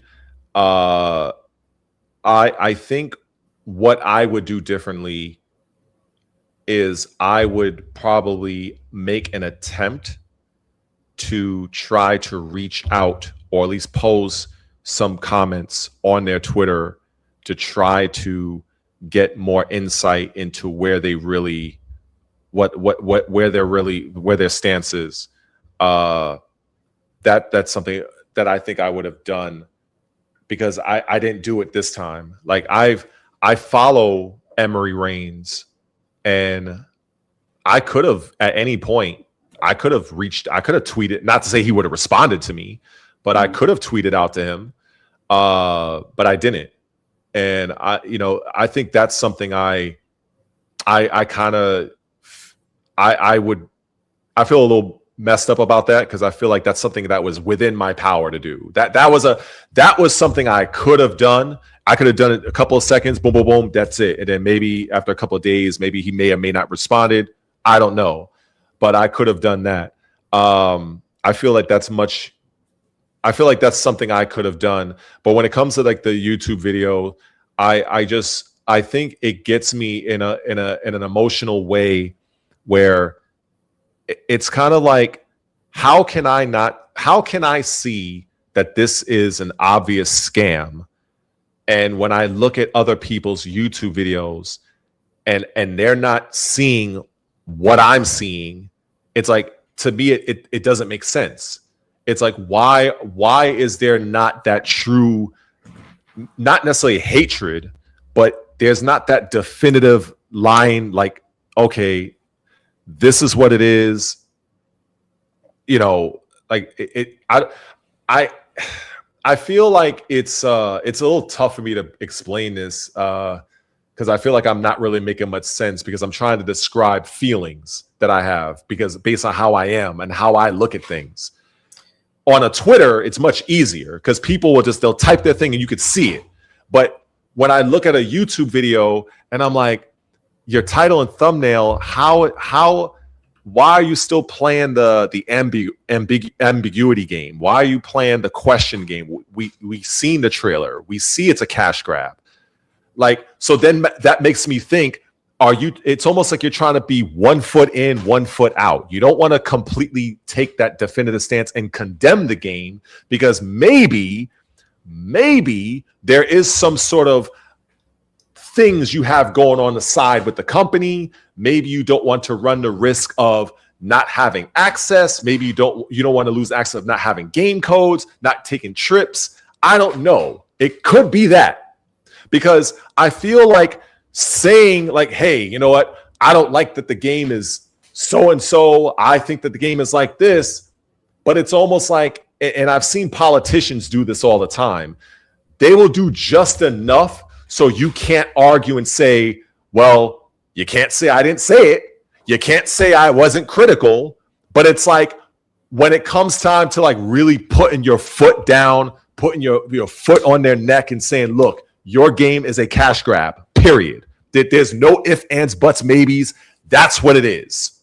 However way you want to word it, it's a scam, it's a joke, it's trash, it's a copy and paste. Whatever word or terms you need to do, be definitive. During the month of March and April, I largely, whenever I open my YouTube, I just was not seeing that. I was not feeling that. I just wasn't. So that's not to say I can't account for every single content creator, but the ones that popped up in my feed, I just wasn't getting that. I don't care. But you're basically like a social commentator for gaming, but you can't be a social commentator based off of vibes. Like you have to make sure you're forgetting there's also Twitter. There's other different outlets. There's also people that I would see. I'm going through my feed. I see a short will play immediately. They get right to it. So I have seen, and I mentioned this earlier, you probably forgot, but I did mention this early in your stream. I was like, look, it's not just I getting information just from somebody's YouTube video, from a long form YouTube video. I can also see it from their tweets. I can see people on Facebook still posting every now. I go on Facebook every now and then. So I do see when people are voicing critical feedback and angst and frustration. It's not only coming from long form YouTube videos. So like I said, I have seen what's his name? Emery Reigns. I have seen him. I've seen the Zachariah every now and then. I've even seen a few other people that I guess they're Japanese or something. Like they got the Japanese lettering in their Twitter, but they have sizable followers. But so I have seen people go on Twitter and there's another guy. He's been making Bibles. I think it's Master Ninja Ryu or something like that. Mm-hmm. I've seen a few tweets from that guy. I thought it was the Master, the DOA, the champion player, but I found that he has a different Twitter name. So it's like, okay, so this is somebody else. So I have seen people express their grievances on Twitter. So it's not like I only have to look at their long form content. But if I'm going to be looking at that, I am looking at your title. I am looking at your thumbnail when it comes to this particular game. If it was something else, then, maybe I would look at, I would take that dive. But when there's something that is 100% a goddamn cash grab, and I'm not seeing you call it out for what it is, I like, and in the title and thumbnail specifically, like I have, like I'm likely not going to watch it. And that's fine if people want to condemn me, and that's cool, because they don't understand me anyway. So I'm trying to give people some insight as to why. And I think I'm speaking in concise English. So I have seen other people mention things on their Twitter, on their Facebook. I've seen the YouTube shorts. Every now and then I'm on TikTok. I've seen people complain on TikTok. So I see what other people are saying on different platforms. So I just hope that's clear. Yeah, it's clear. It feels like you're making your day longer by doing that. Like if Emery posts a video, the video is like 10 minutes long, but you would go to Twitter and be like, "Hey, what's in your video?" Well, no, no. It's like if when I open up Twitter, like anybody, right, you have a bunch of things that's popping up, and a lot of it is, I do follow him on Twitter, so I will see some of his tweets. I will see some of the other people, and it is, for people who may not be aware, it is among one of the controversial topics currently right now on Twitter. There's people still talking about God of War. People are talking about the Xbox situation. They're talking about Dead or Alive. So this is a current topic that is being discussed. So I don't have to, if I don't watch a YouTube video, I'm not going to not know about it. Like that's ridiculous. It's still a trending topic right now on social media for gaming. It definitely is. Well, we've got Tom Brady here now. Good friend, Blood shit. Red. Oh my God, the legend himself. My good friend, man. I remember being the Ark during MK9, man. Oh my God, man. Hey, you see, I got no hair left, man. I see you still got the tooth. Here's a real story. To the face. What happened? It all went to the face. Yeah, what happened to Blood Red, when I first would hang out with Blood Red in like 2000, Tekken 4 or 5 days. And he'd always be in his suit. I mean, he would be at a tournament in an arcade in the mall in his suit. And I'm like, Red, man, what's up with the suit? And he goes, "You're never going to know when you're going to meet your future wife, man. You got to That's some real Blood Red lore there. Oh, man. Honestly, because at the time with Empire Arcadia, I was learning more about PR. I was learning more about marketing. And every now and then we would go to some of those trade shows and I'd be talking to different people. And I was like, you know what? I want to play the part. I want to do the best job I can. And that's part of the other reason why I wanted to kind of go that route. Even though during the summertime, it was hot as hell. I can't lie. Yeah. So I want to push back on the DOA thing because a couple of things. For one, DOA's, you can't rely on the whole FGC to fight your battle for you. These other scenes get changes because they can stand on their own. Tekken 8 and all the stuff that they wanted to do when the community wanted to flex their muscle and say, we have a lack of confidence in the leadership it's going. They didn't say, why isn't the Capcom community enraged? Why isn't the Guilty Gear community enraged? They were able to do it themselves. Same with Street Fighter. They don't need Mortal Kombat community. They don't need the Tekken community, etc. The first thing a community has to do is realize they've got to be able to fight their own battle first. And they've got to install the building blocks to get their community to that point. The FGC just doesn't know enough about Dead or Alive, or even Dead or Alive does not move the needle for the FGC to even care. Most of them don't even know about anything that was egregious about the last edition of DOA 6. They have no idea. So they can't even be mad.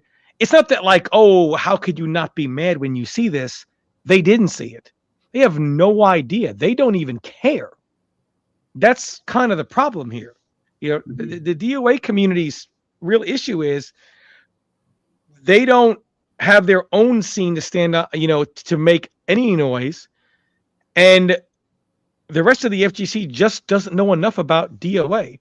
Now, I would love to be able to sit here and a lot of DOA players will play the victim complex. Oh, poor DOA, the FGC hates us, the hold is different. Yes, that's any fighting game where things are different, people are going to hate it. Anything that's different, people are going to hate it, right? So the defensive hold, first of all, DOA is a 3D game, so you're marketing to the 3D community, right? So of course, coming from games like Tekken and Soul Calibur, which at that time DOA 4 kind of had like, it was their all eyes on DOA moment, because DOA 2, which was had a very good healthy scene in the arcade, when it went to the dark ages of DOA 3, which was a great game, but it was on Xbox only. It didn't have an arcade presence, and a lot of other games were booming. Tekken 4, VF4, right? So it kind of was, and being Xbox only, you know what I mean? And its complete versions are Japanese and EU only. You can't even play it in America. So DOA 4 was kind of like its all eyes on me moment.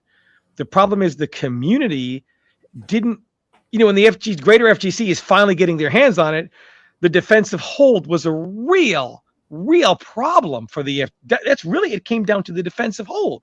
It was a real problem. Let me ask you a question. Yeah. Is that the thing where if you use meter, it counters every attack? No. In Dead or Alive 6? No, the defensive hold was meterless. Okay. Meaning the original defensive holds. So that DOA 3 had what's called, so DOA 2 arcade had a 4-point hold system, but it was a double direction hold system. Oh, okay. Right? So it like down forward, down back. No, so to counter, for example, highs, or let's just say like a low would have to be forward and down back free for lows. Both mids, one mid was forward back free, the other mid was back forward free. Okay, I remember that. Forward up back free. Yeah. So you're saying they simplified that? No, well, did they for the console version of DOA? They had 3-point holds, but DOA 2 wasn't made for a 3-point hold system. Certainly wasn't made for a single direction hold system. DOA 3 was great for the 3-point hold because the holds didn't do that much damage, but the punishment for holding was devastating. It was game over. So the risk reward, you know what I mean, there was high risk for trying to do, So if you were to do a hold, and if you feel like I was, and you're Bass, so you do a power bomb on me, I'm gonna lose all my life. Let me give you an example. So, for example, Hayabusa, which has the most damaging holds in the game normally, right? If he did a high counter hold to Zoom, and holds did less damage out of a stun. Okay. So if Hayabusa, which is probably the highest you're going to get, does a high counter punch hold, he's going to take 90 points. Now, someone like Genfu has a lot of punches. I know Genfu has a lot of punches, right? But if Genfu high counter throws him, it's going to be like 120 points. So, and that's a Hayabusa situation. Most characters are not going to do that. If someone like Bass does his back throw, he's going to take almost his entire life bar for trying to do one hold. So DOA was more, and you had situations like 2-in-1s and 3-in-1s, meaning you had from the first hit, you had to hold the second hit, like Genfu had a 3-hit string, P plus K, P, P. When the first hit hits, if you didn't hold the second, the third was guaranteed. So he can like put you in a wall situation where the first hit hits, you are forced to hold, right?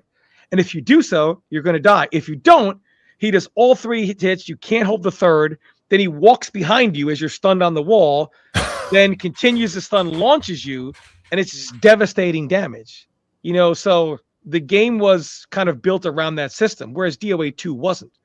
Here comes DOA 4, which they built around the single direction 4-point hold system, which was DOA 4 was a very good game. What killed it for me was we were stuck on the Xbox 360 pad, the original pad, which was terrible. Red saw me try to play MK9. I couldn't even move forward on the pad. Like I hate that pad, and I was still top 8 Evo on it. Good times, but you persevered though. Because I love DOA. The problem is when the greater FGC gets the game, you had Tragic, who started his own site, DOAlive.com. So the FGC wanted to get into it, but the DOA nuances were different to the greater 3D community, right? To them, they were like, I hit you, and then I have to hit you multiple times to work this stun system to get any damage. You hold me one time. So my first guess, which landed the hit to begin with, is not as important as your guess, which is the second guess, right? So the FGC kind of felt that way about DOA 4. The DOA community did a very, very poor job in trying to get the greater FGC kind of into it. It was more of the rest of the FGC, right? And then some money came into DOA. So they just thought, hey, you know, they had classic little brother syndrome. Look at us. We're in the pro league. We got our remember money. that. I remember that. A lot of people were very excited over that that type of tournament in terms of what they were able to win and the prestige surrounding it. But I think when everything that you're saying, it sounds like it just had bad game mechanics. Like whoever signed off of that. The game mechanics weren't necessarily bad. Or maybe the damage scaling. No, it was still a very good game. They just didn't do any PR to try to get the rest of the FGC into it. Like, to say like, hey, you know how the FGC, you have to be able to speak FGC, but be diplomatic about it. Oh yeah. So here's FGC. Here's the FGC's way of telling you they don't like your game. Yo, that shit is ass. That shit is right? That's just speak FGC, right? Yeah. So you can't get offended by it. You've got to be diplomatic and educate them as know what they're trying to say, but if you say it back in their terms, it's going to be confrontational, right? Well, your game is ass too. Then you can't compare when you're trying to be diplomatic. You can't compare things like, well, your game is just as ass. Yada. Okay, it's a bad DOA. You were in a position of weakness at that point. You've got to be diplomatic, right? Yeah, that's right. Teach them how it worked, whatever. The problem is at that time, the DOA community was extremely corrupt. Let's just say this with wanting to put money in certain people's pockets and give them opportunities and so on and so forth. And the DOA community didn't make good of its resources. You have a DOA community with someone like myself who's well known in the FGC, respected in the FGC at that point before the MK community did their best to try to stop that. And a lot of that is also my own doing and how I handled certain things. But in Perfect Legend, people that have a following, people know who they are, et cetera, et cetera. And they just did everything in their power to, it was almost like a power struggle instead of like, hey, they could have said to me, for example, hey, listen, Tom, we understand top 8 at Evo. You were great at whatever, but this pad is not it for you. And you're not able to play at the level, whatever. But we need you behind a desk with a suit on. Right. That's where we need you to kind of whatever. Instead, they're like, get this dude out. Nobody talk to him. Nobody see him again, which caused the big rip between me and Master. Wow. How did they come to me and say, hey, let us not try to humiliate you. Hey, we need you with a suit on, man. Put on the suit, get behind the desk. Right. Cool. I'm all down for that. Right. You games need you would be almost as if like an ambassador, like as a bridge. Yeah, exactly. The DOA just doesn't have the personalities. It doesn't have the people that have a big enough following to draw enough attention. Look, I would love to squash the beef with Master. That just will never happen, unfortunately. I've admitted things I've did that was wrong. I feel like there was some wrongdoing on his end too, but it's neither here nor there. DOA just doesn't have the personalities that move the needle. As much as I respect DOA Master, who? That's how the FGC looks at it. Who? And it's not just respect to him. He just doesn't have the cachet to have the rest of the FGC concerned. You would think the DOA, look, remember that I exposed the corruption of the DOA community and they put it on the front page of SRK, back then. And DOA just doesn't have the names that have enough of a following to have the FGC say, hey, did you hear what's going on over at DOA? Like, they charged them $40 for this? Like, what are they doing over there? The next problem is because nobody in DOA right now that does DOA content has a name or a following big enough, Tecmo can just sweep them under the rug. DOA system is still iterations of Itagaki's system. Yeah. And no one there really seems to know how to make it their own and bring DOA into the future. Right. Yeah, they're still operating in the the shadows. Basically. The stun system. What else are you going to do with it? You're going to extend the stun, have unholdable stuff to a certain point of the stun. these are not revolutionary ideas, you know? And a meter, you don't need a meter to allow sidestepping. DOA 3.1 allowed you to sidestep with no meter at all. You know, you don't need any of that stuff. So I feel like they're just kind of like grasping, you know, they want to keep that base, but they don't really know what to do with it. And I think they've gone as far as they could go with it. But again, I don't know how much of the conversation you heard, but me and Red were talking about what the community has done and what it hasn't done. But correct me if I'm wrong. It sounds like you're saying that the DOA community is too small, even in their big content creators, to really do anything that would catch Koei Tecmo's attention. Yeah, because the community itself is small.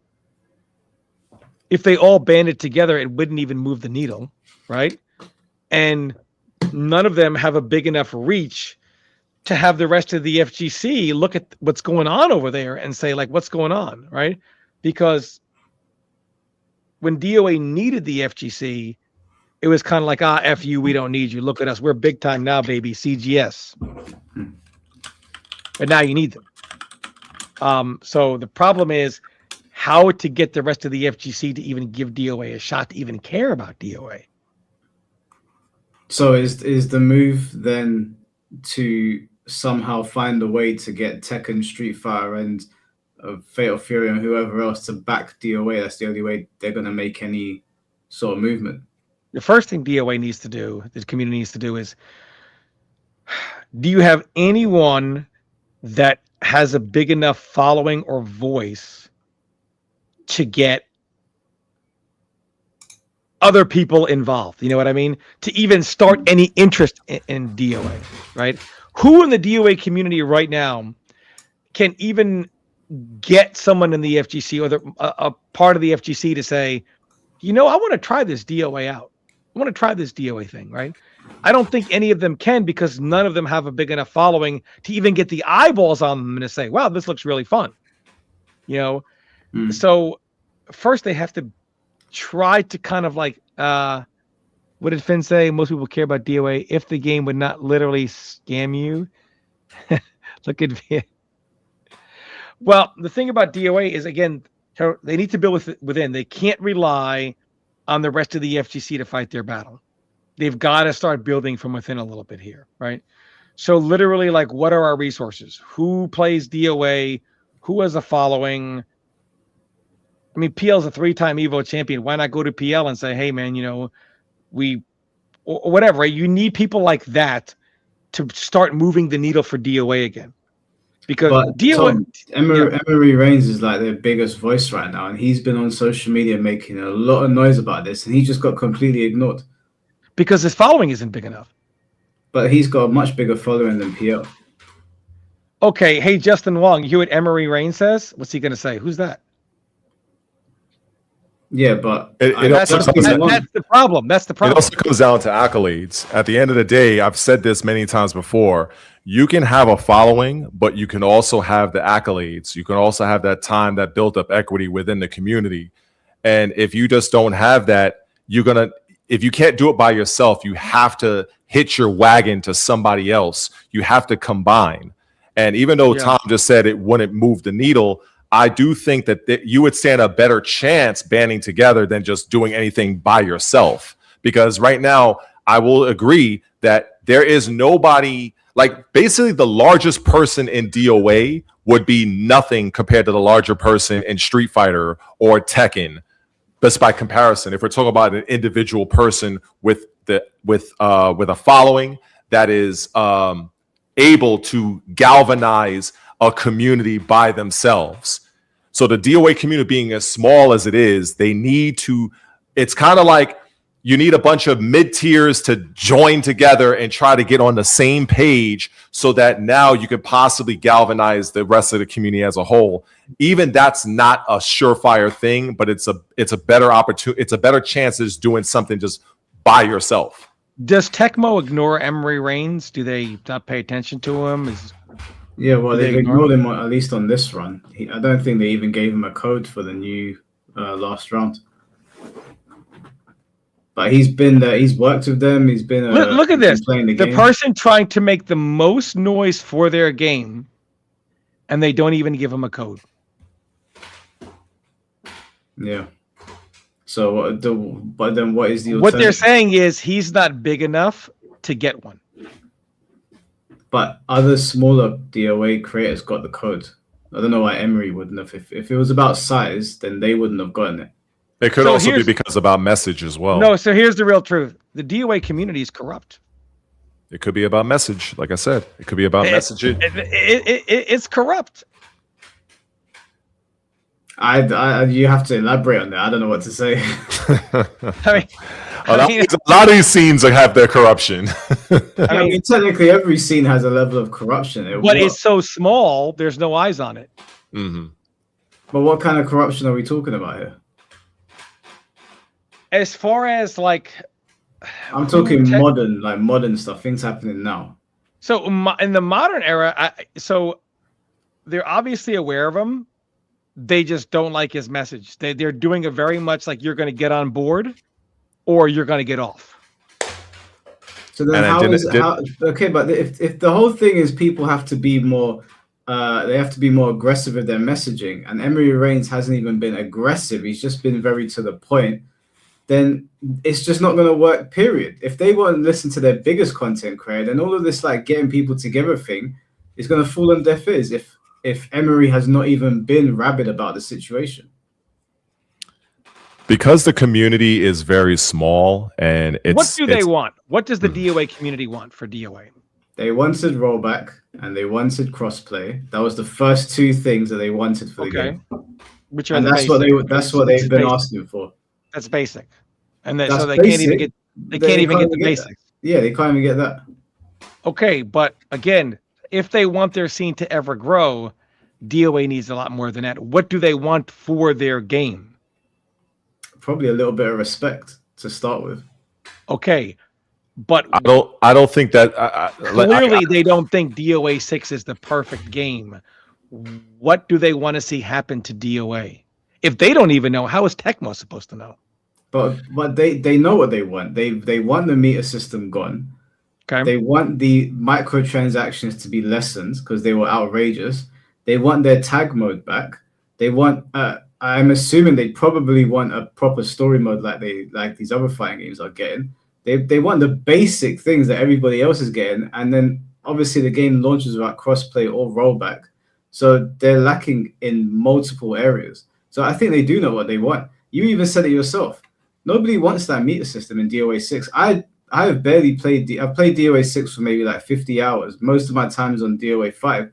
And even when I played it, I was like, why is this meter system in the game? No one likes it. Emery said in his video, delete the meter system. And people have been saying that, and that would make a big difference. That would be a step in the right direction. So I'm just going to level with the DOA community right now. There are certain things that have to happen to the game to even get the rest of the FGC to even give it a shot.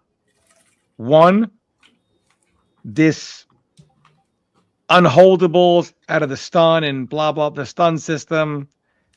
You don't need that shit, man. I mean, they had it right with stun launch. Stun launch, basically a single stun into launch would give you a full height launcher. You didn't have to play a stun. And I think they brought that back a little bit with DOA 6, stun launch. But for one, they need to bring that option back. The FGC is just not going to take kindly to stunning somebody and have to hit them to a critical point. And then, I mean, you can argue for that. Oh, yeah, play the stun system all you want. Enjoy playing that with the 5 people that like it. I mean, I understand the DOA players seem to have taken to that system a little bit, but man, ain't nobody else going to take. No one else is going to take to that. And but don't you think the good starting point is getting rid of that meter? The meter has to be gone. That's the first thing, to get rid of the meter. Yeah, you know, but crossplay and rollback is like if I can't play with my friends if the game plays like shit, and I can't play with you if you're on Xbox. So they can't necessarily do that. You know, when it comes to the whole rollback situation, that's time, and that's going to cost them money.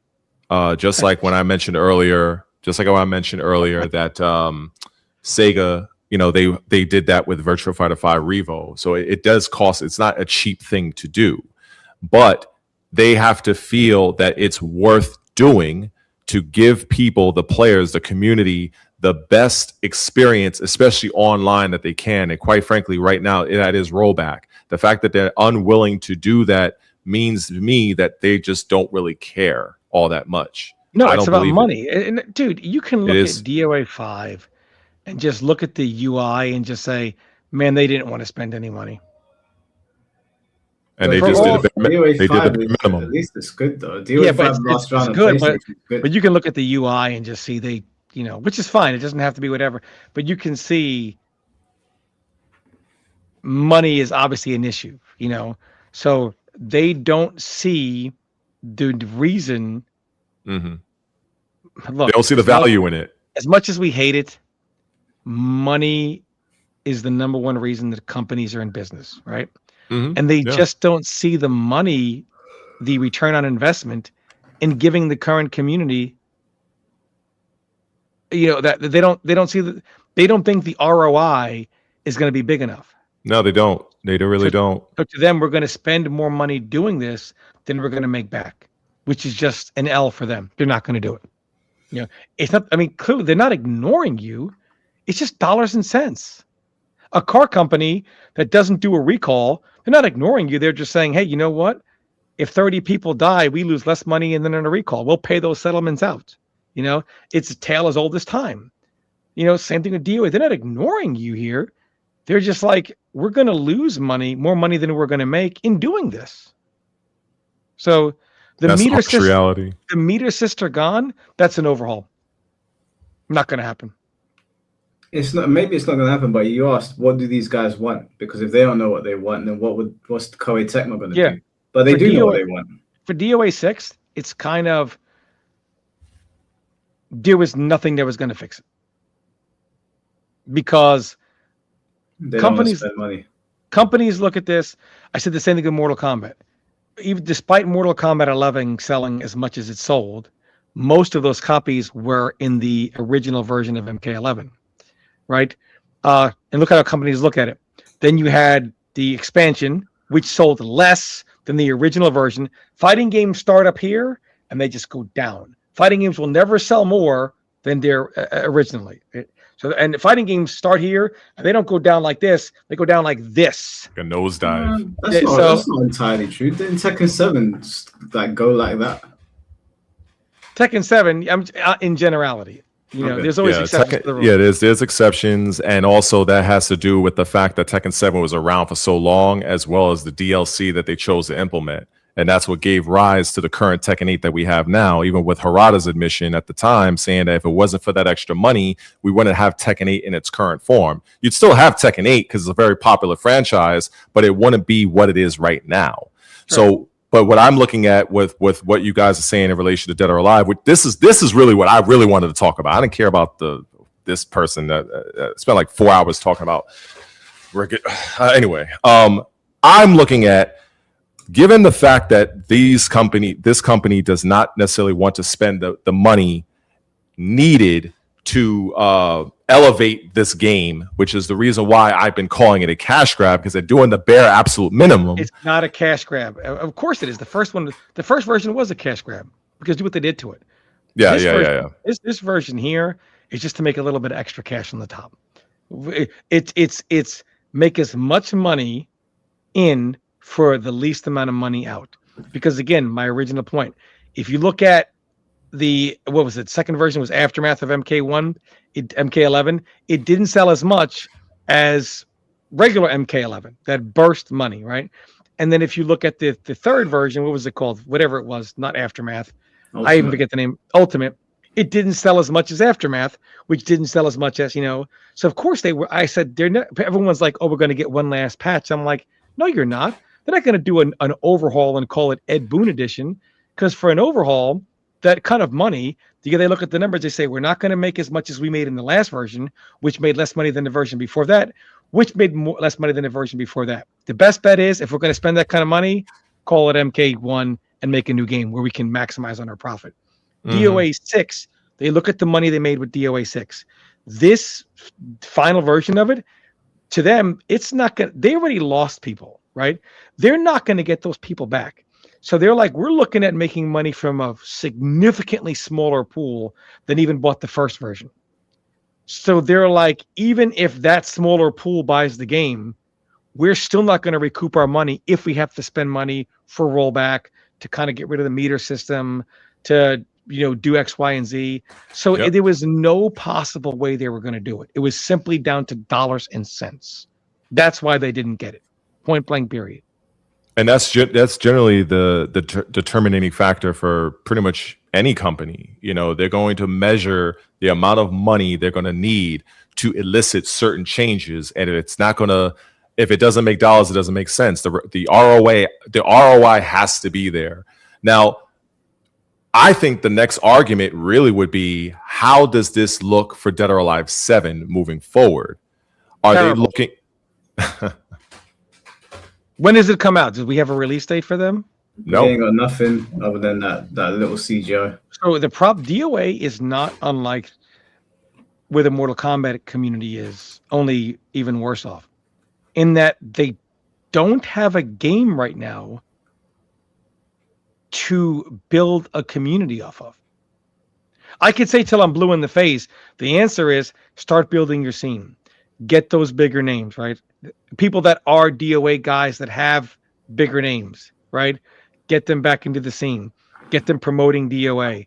Get them teaching people how to play DOA. Here's the problem. What game are you going to teach them? DOA 6? It ain't going to work, right? It's not going to work. So they don't have a game to build off of right now, period.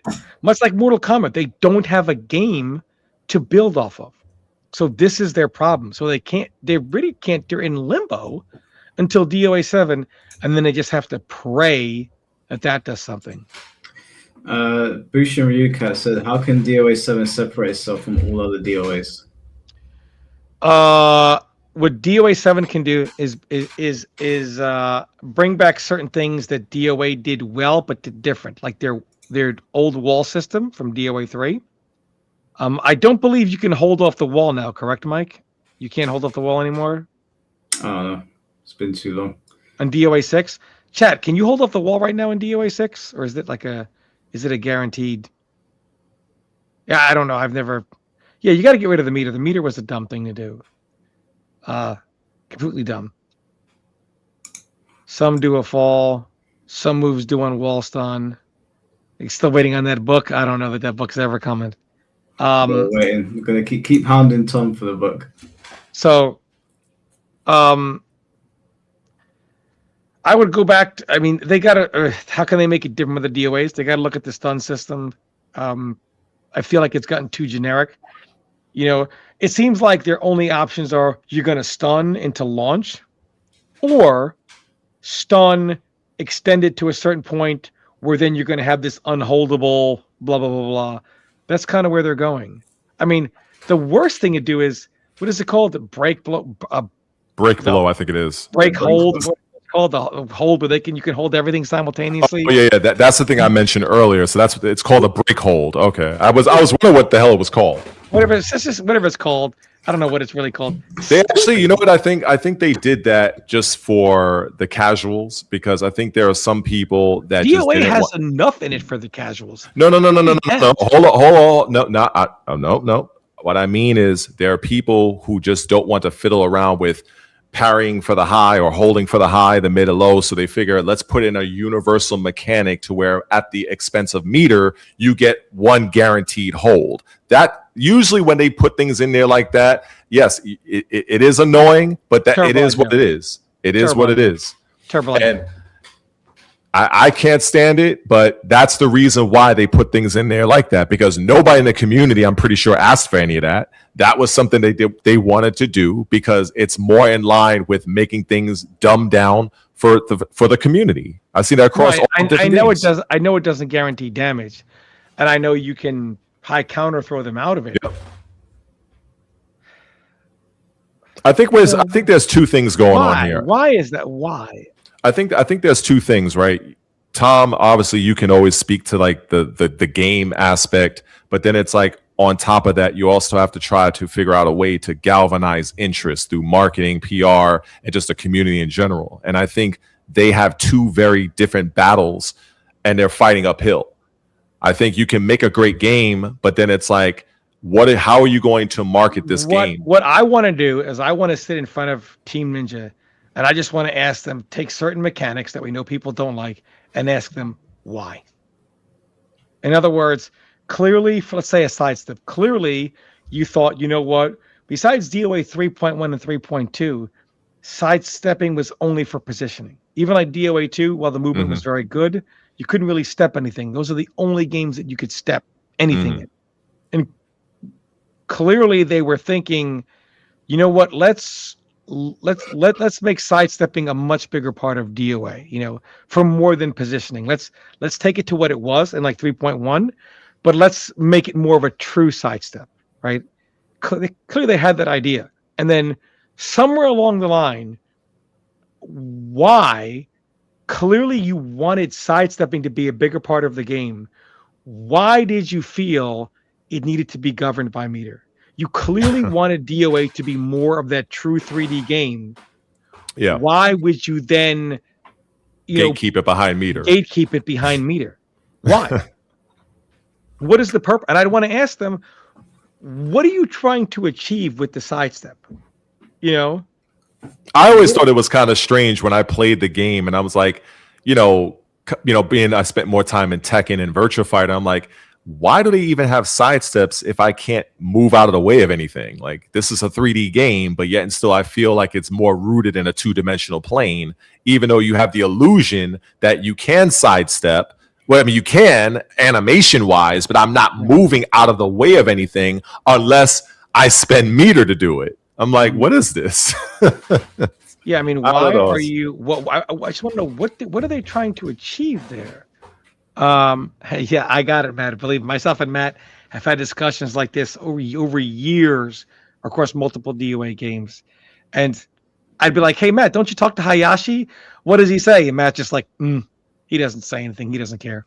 Tom, do you think that 7 is going to have the meter system again? I don't think they know what they want. That's the problem. Even the developers don't know what they don't know what they want. That's kind of the problem. And even like the break hold and the break blow, what was that trying to achieve? The stun system. Okay. What are you trying to achieve with the stun system right now? You know, what is the purpose of it? Do you want the stun system to be something that is mandatory? So the goal is to play it up to a point where you get these guaranteed situations? Or do you want it to be something where they have the option to stun launch and cash out for damage that's still good but not as much? Or they can play the stun system and cash out for giga damage, you know? And if that's what you're trying to do, then design a system around that. Because it seems like they don't know what they want to do. They had the DOA 4 system where you stun launch was pretty much irrelevant. You know, you had to play it. Then it was DOA 5 where stun launch was still not really there. That was more like DOA 4, but you could play the hold system. And then you had whatever it was, the whatever that attack was, where you can extend the sun system to a point where now they can't hold, and then you can do like a super or whatever it is, whatever it's called. Yeah, it's Fatal Strike, I think it's called. Critical burst. Oh, okay. Do that. Okay. And then there's DOA 6 where now stun launch is back again, and but you can also extend the stun to like critical points where they want to, like, they're trying to do too much in one. And what are you looking to achieve? I think they're looking, I think if I had to take a wild guess, I think they're trying to throw several things at the wall and seeing what sticks. And I think that they just have no real identity. I think when it comes to this thing that you mentioned in terms of the stun and then the launcher, if I had to take a stab at it, perhaps they don't want to be like Tekken. Maybe they don't want a game where the majority of your game is spent in a combo. Maybe they wanted something that's more rooted to ground-based combat, but they still haven't figured out how to do that versus the rewarding the player, but at the same time not overwhelming the defender. So they decided to let's give a universal mechanic that is meter dependent, so that we can have the defensive player have a get out of jail free card, but at the same time, it's not something you can whore out because you have to build up meter for it. So I really think that it comes down to them not really having a true identity, because when I look at something like Virtua Fighter or Tekken, those are games that have some semblance of an identity. I don't know if you agree or not. Well, let me give you an example. First of all, DOA needs to be able to make sense, not just to DOA players, because you just can't have a world of DOA players when we're all going to get old and then you don't have any new young ones. You know? Yeah. You need to be able to bring in more players, and things have to make sense, right? Okay, so modern DOA. Chat, I don't know, Matt, can you do, I see Pontons in the chat. Can you do stun launch, Matt, like traditional DOA 3 and 2 and things like that? Did they actually put that in the game, or is it still more like 5 and 4? Like, I'm not actually sure. Because before I go off on this, I just want to make sure that I have my facts straight. Okay, Matt says in 6. Yeah, I need to know how it is in 6. Because I'm very familiar with how the stun system is in 5, 4. Even though I don't really play 5, I've seen it a lot. 6 normalized launch height. So it's stun launch. Okay. So let me just explain something here. Red, you watched DOA enough, right? Yeah. If I were to say to you, hey, Red, I say I'm a new DOA player. Mm-hmm. Why are people spamming low holds for when they get stunned? For what? Why are they spamming a low hold when the dude is not doing any lows? You're asking me? Yeah, I'm asking you. Why would you follow DOA? Yeah. And I'm asking you, someone who follows DOA, say I'm a new player, you're telling me, hey, you got to get into DOA, yada yada yada. And I say, Red, man, I'm confused. I'm watching these players play, and he's getting stunned and doing low holds, but the player's not doing any lows. What's the point of doing a low hold? I don't even know. And that's all, the only hold. They're not doing any mid holds, no high holds. Can anyone in the chat tell me what the purpose is for doing a low hold out of a stun? Let's see. I just want to see how many viewers we got, Mike. Does it have any kind of advantage versus the other holds? We got 850 between Twitter and YouTube. Okay. How many people in the chat right now could answer that question? Could it? Oh, wait. Does it allow you to avoid grabs or any particular other attack? Like, is it something like does it have any added benefits as opposed to doing a mid or a high hold? Nobody got in the chat. No, because I'm just taking a stab at it. It's not an option select. No. Okay, I'm going to tell you. Ponton, I sent you the link. Red, you have stunned me, right? Let's assume we're in a game with stun launch. Yeah. And we don't have this cockamamie stun system, right? Mm-hmm. The reason why I would low hold is I am surrendering that I am saying I'm not going to play the guessing game. I'm going to give you the launcher here, right? So the low hold, what the low hold does, it says, I'm going to give you the mid launcher. Take your damage, right? If you were to do a high, I will avoid it. If you do a low, I will throw it. And if you do a throw, I will avoid it for a high counter throw. Oh, okay. I'm basically saying, take your damage. I am not going, because look, it does not allow you to extend the stun with highs or lows, right? It does not give you the damaging. Very few characters have like meat and potatoes on a low high counter throw. More times than not, a low high counter throw will be. But if I'm going to play that guessing game at a certain point of a match, I could just say, you know what, take your damage, live to fight another day. If I'm fighting, for example, like Hayabusa in DOA 2, and I'm in a very bad situation here, I'm like, I cannot survive a high counter throw as Azuna. I can survive this combo. I'm not near a wall. Take your damage. I'm going to get up, et cetera, right?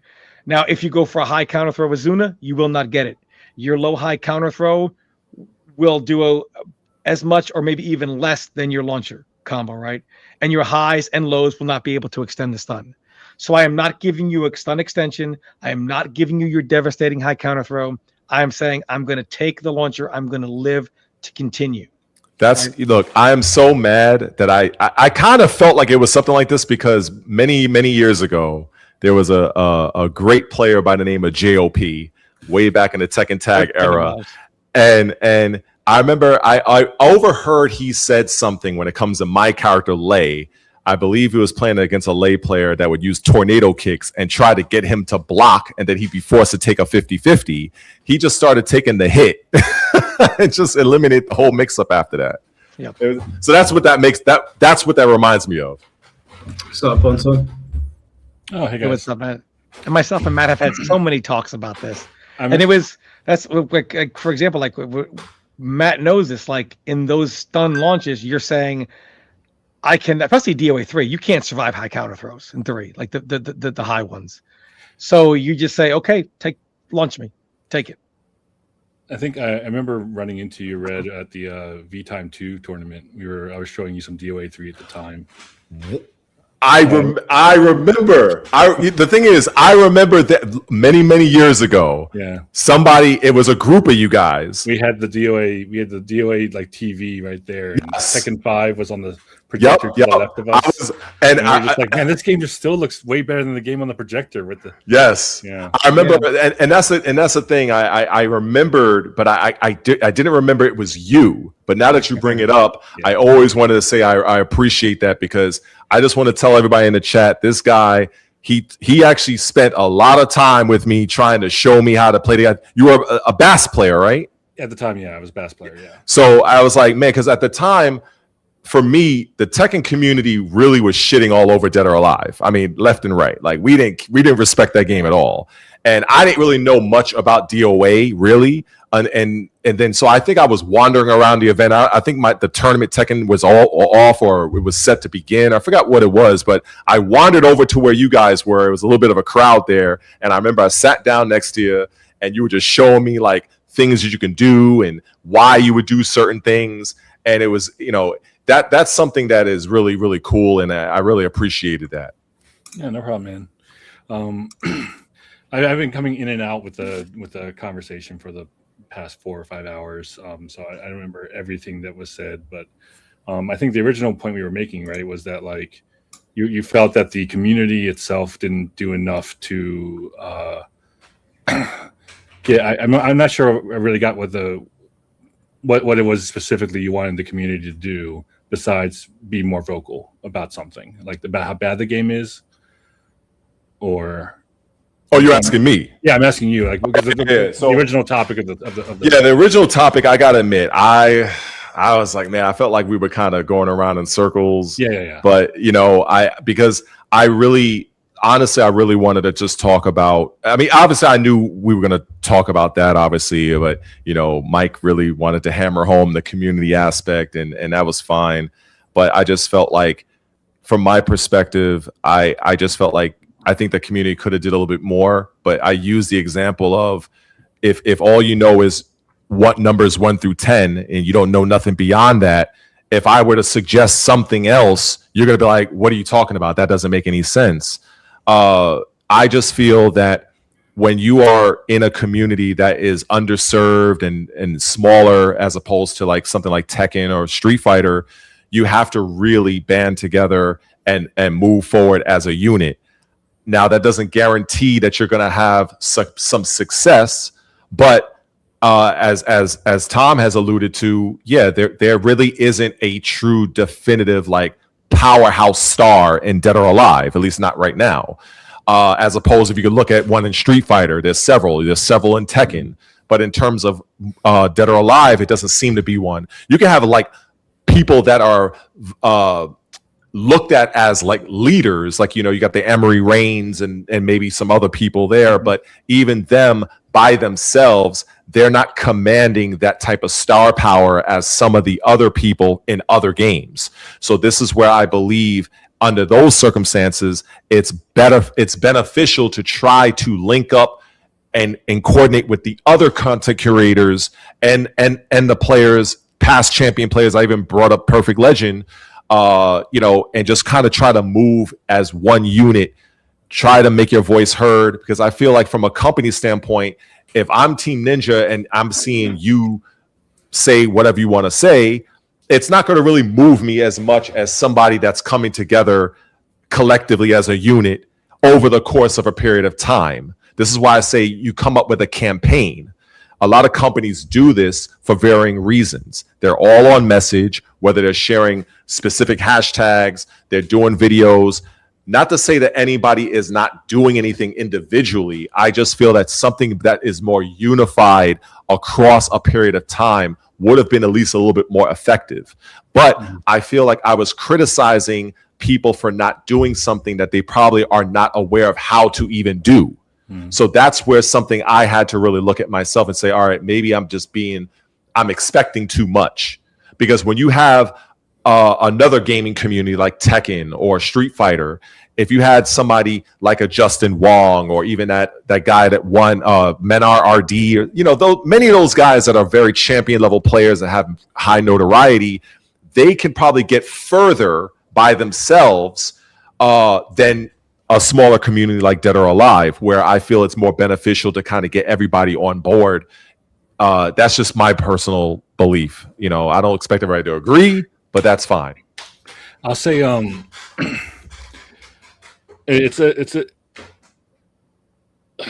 so like one example I can give you where the community came together to get them to change something really disgusting, which was and I don't know if you're familiar with this, Tom, but during Dead or Alive 6, near the last 3 quarters of development of post-release before they canceled the game, they added this whole ability to buy hair colors. So that their system doesn't do shaders like Soul Calibur, where you can change the color and customize the color how you want. You're very limited in your customization options to be what hairstyle do you want, what costume do you want. And then they added the ability so you can choose the glasses over your face. Like you can't change the colors, you just have to go with whatever's already there. So it's very basic, like customization. Like predetermined. Yeah, it's whatever they want to do. Like, for example, as Bass in 6, I might want to remove his giant muscle West wrestling coat you take off before stepping into the ring, but that's not an option because they're just like, well, no, that's the full body coat, like that's the full costume. You can't break it apart like that. And so they, on the PlayStation, they added this ability, like as a free download, you'll be able to choose the hair colors of all your characters.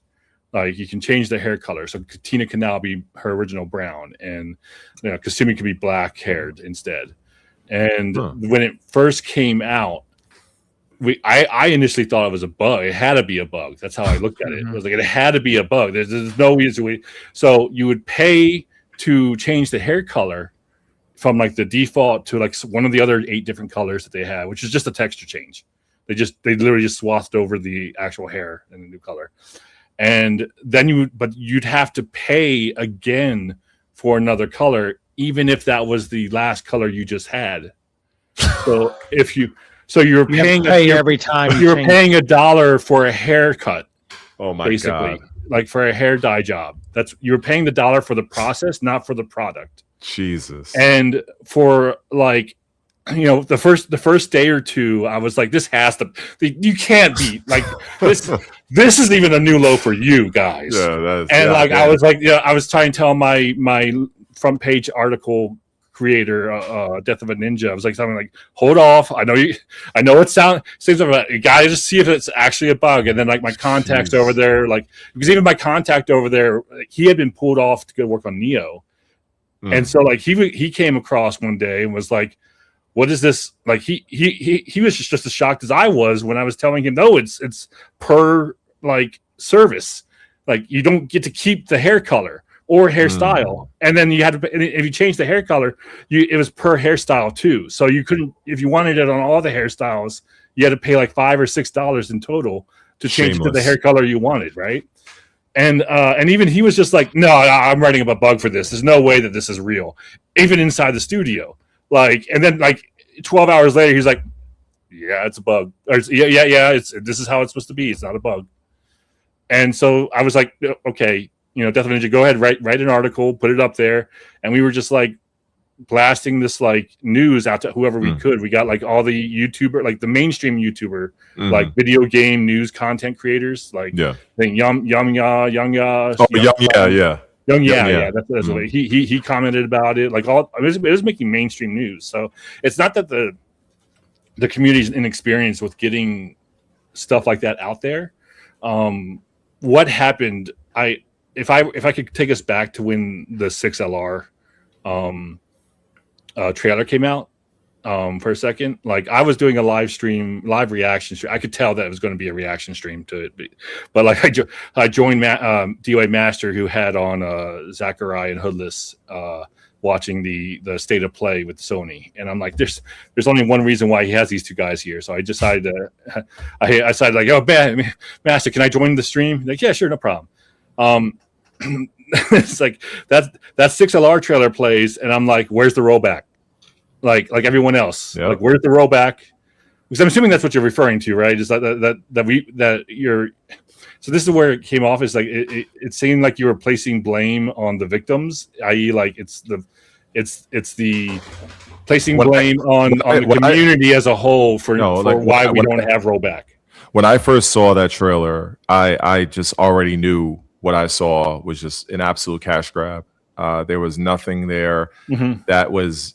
It looked like a compilation pack. There was nothing meaningful there, and especially looking at how they exited. Hold on, you guys are not being fair. I can't believe I'm going to defend a corporation here. Oh dear. Yeah, I can't believe it. Is this the same corporation that came out with the original Dead or Alive 6 and promised that it was going to be viable in esports? And keep in mind that DOA 6 launched without lobbies. So let me just say this. We didn't even have lobbies at DOA 6's launch. DOA and the DOA community are stuck in this weird state where somebody says Tom Brady heel turn. where wouldn't it be a face turn? Basically. Yeah. It's stuck in this weird. It turns out telling the truth about games doesn't make you popular. No, it don't. So it is. They're stuck in this state of. I wish I could just get in a room, people from Tecmo, people from DOA, and I can tell you what the conversation would be. Rollback, blah blah blah. Here's Tecmo. We need to sell more games to be able to justify, because it's not that we don't want to. It's a matter of cost. Even the developers. Hey, we have bosses too. We cannot justify to them that we are going to spend more money than we're going to make if we do this. So we need more games to sell. DOA community, how do we get more games to sell? Nothing. We're going to keep doing the same old, and then yell at Tecmo for it. But they can't even yell at Tecmo because nobody hears them when they yell, because nobody even knows they're yelling. So it's in a weird state. DOA, the fact of the matter is, DOA does not sell enough games. I'll disagree with you on the how you describe the reaction. Like, I think you're looking at it as Team Ninja's not getting that feedback. Oh, they're getting it. They're just ignoring it. Yeah, because it comes down to money. So. It comes down to money. Well, yeah, basically. Like, Matt, you can't expect them. You're right. Like, no. I mean, remember, Tom, I wouldn't. Let's be honest here. What did DOA 6? What did the original? This is the second version of DOA 6, right? Yeah. The second. What did the original version sell? Like how many units? Yeah, how many units? I don't know. Like, if I had to guess, just a total guess, be no more than 500,000 units. They said that they in the first year. They put on Twitter that they've just hit 1 million for DOA 6. The total of the two together have that's a total. LR pushed them over to 1 million. So I would assume that, like, based on what I know, it would be around it'll be around 500,000 is generous for DOA 6. And like over the next 6 years, you had some sort of, like, people buying it off Steam sales, people buying it off the Xbox. Okay, but sales, what do you think they sold here or there. before? I thought 500,000 in 1 year is my guess. Okay, let's just. But like it was out 250 for more than 1 year before this version, right? Yeah, it's been 7 years since they stopped support of the original DOA 6. Okay, so let's say in the last 7 years, let's say they're at 9,000, they're at 1 million now. Let's say it's sold 700,000 in those 7 years, right? Let's just throw a number out there. Yeah, let's be generous. Add all the platforms together. Let's be generous, right? That means they sold 200,000 to 300,000 of this version. They would have in a weekend. They would have lost so much money on this version. It would have been like a Supergirl level flop. I mean, they had it coming. Hold on, that's not really fair though, because if maybe it would have sold more if they actually advertised the features people wanted. It's also you're comparing 750,000. You said 750,000 over 7 years, or 700,000. Let's just be 700,000. Yeah, because the game has been out. The original game has been out since 2019. So from 2019, if they're combining the total sales of the original game along with this cash grab currently, and they're saying 1 million, that's actually sad. That after 7 years, the total revenue is that. I think it's bad for DOA 6, but DOA like 6 LR 6 LR has only been out for 4 days. Okay, so far about 100,000. Getting 250,000 sold in 4 days. It's 100,000 apparently. Oh, I don't know whether these numbers. I don't know what the number is for 6 LR. But we were saying 700,000 for 6. They got their burst sales, and now it's either way. It pushed them over the line, right? Yeah, but now it's going to be kind of a crawl. They got their burst sales. So the point I want to make is that and I don't have any evidence I can give you guys for this, but I've heard in the past that they have had the conversations like you were talking about, Bill, where you're saying you're just talking about rollback. These are the benefits of rollback. Crossplay is the new thing with fighting games. We need to do crossplay and rollback, and this is their answer. They took that in. Now, most people are expecting them. This is a matter of money. They just couldn't afford it. Yeah, but it's the same thing, right? They know couldn't afford it. So back in 6, 6, it's been so long that when I was trying to get them to go roll back for 6, they would have been the pioneering 3D fighting game in the fighting game genre if they implemented rollback for 6, because it was so long ago. It was 2019, before the pandemic.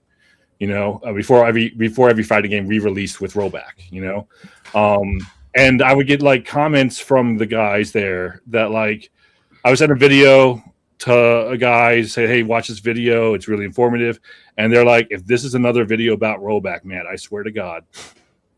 But I mean, and then I would talk to Shimbori at the time, and he's like, we can't do rollback, it's impossible to do rollback. DOAs has a 0 frame hold. And then I would hear from the same guy I talked about. I sent the video to, and he's like, "Well, I'm going to talk to the networking guy later to see." And the networking guy in charge of the lobbies was just which I say networking guy is if that was his job, was to do the netcode entirely. But most likely, what happened is that he's just another programmer on the team who is tasked with doing the netcode. You know what I mean? So he's doing more than just netcode. They're trying to do multiple hats of different features, right? And so he'd come back to me and be like, well, I was talking to him and he was talking about how the round trip turnaround time for fighting games, it would be too impossible, because then you're basically, if you're doing rollback, you won't be able to see the first 16 frames of the attack coming at you. All of this is just in there. This is how we picture it's going to happen. I know the system as it is can't do rollback right now. The way it's designed, the way they do everything with the hitboxes and animations and everything, it cannot do rollback. So it's going to require an entire. You have to separate. You have to separate the physics system and the hit collision system from the animations. You can't just slap rollback on. The game is designed to have. The game has the collision boxes on the animations themselves, and the animations are non-deterministic. That's why all the replays that they currently have are all based off just running the same inputs that they recorded. Well, you can't just slap rollback on. You can't just say, you can't rewind the replays anymore in 6, because there's no way to go back to that state. It's just so it's a mechanical issue. It's basically they're going to have to spend money to do it. And that money and the return on investment is not going to be worth the money that they're going to. They may not. So here's the point I want to get across. They may not, like the guys who are there now. Like most of the people, I don't have any contacts over there now anymore. Like I just don't. They all left. They're gone. Right. I'm not saying that they're a ghost or like they have no one on this team, but like I'm just saying like I don't have any way to reach out to see what's going on over there anymore. That was 10 years ago. But everyone who I knew back then, like. The people who I talked to, like it's just like Shimbori was the last guy there, who I felt was the only one who actually cared to make a fighting game. And it's not about can't affording. I don't think they can. I think they could easily afford if they wanted to. Tecmo is not exactly a cheap company. I think but they're also not. They're also not known for having good netcode in general. Like even on their other games, like they only really have netcode on like single like co-op mission like games. That's it. Like it's not, and they always get lambasted with their PC ports, right? So this isn't like an Arxis game studio where they've been working with rollback and netcoding and trying to do all this stuff from the beginning for like the past 20 years. So it just might be that the people who are in power right now with the game series just see it's good enough as the fighter it is right now, and we can just release this as a way to get more DLC because there's enough players buying the game as it currently stands to support what we want to put into it. Now, and this is just me talking off hypotheticals. You're making anything. I think you're making some really good points, but for me, I can't speak to the technical aspect of either you or Tom can, but from a business standpoint, given the fact that there is no rollback, there is no crossplay, I understand as you broke down the fact that why there is no rollback, but what is the reason for no crossplay? If you can answer that, I would say this. I mean, from my perspective as the programmer, like if you have rollback, crossplay is low hanging fruit. It's just a matter of the IP, because the idea with rollback is that you want to be able to run the same simulation at the same time across different hardware. If we were all talking about the original Xbox here, you probably could still do rollback because every Xbox functions the same way if you give it. But when you have different PC hardware with the way that it calculates the decimal, especially on the back end, yeah. So it's just like trying to make sure everyone stays in sync. You can do cross-play with that, but rollback's a fighting game community term for it. It's typically called like relay networking in the IT space. Okay. Like first-person shooters have been using rollback since like Halo 2. Like it's like that. It's nothing new to them, right? But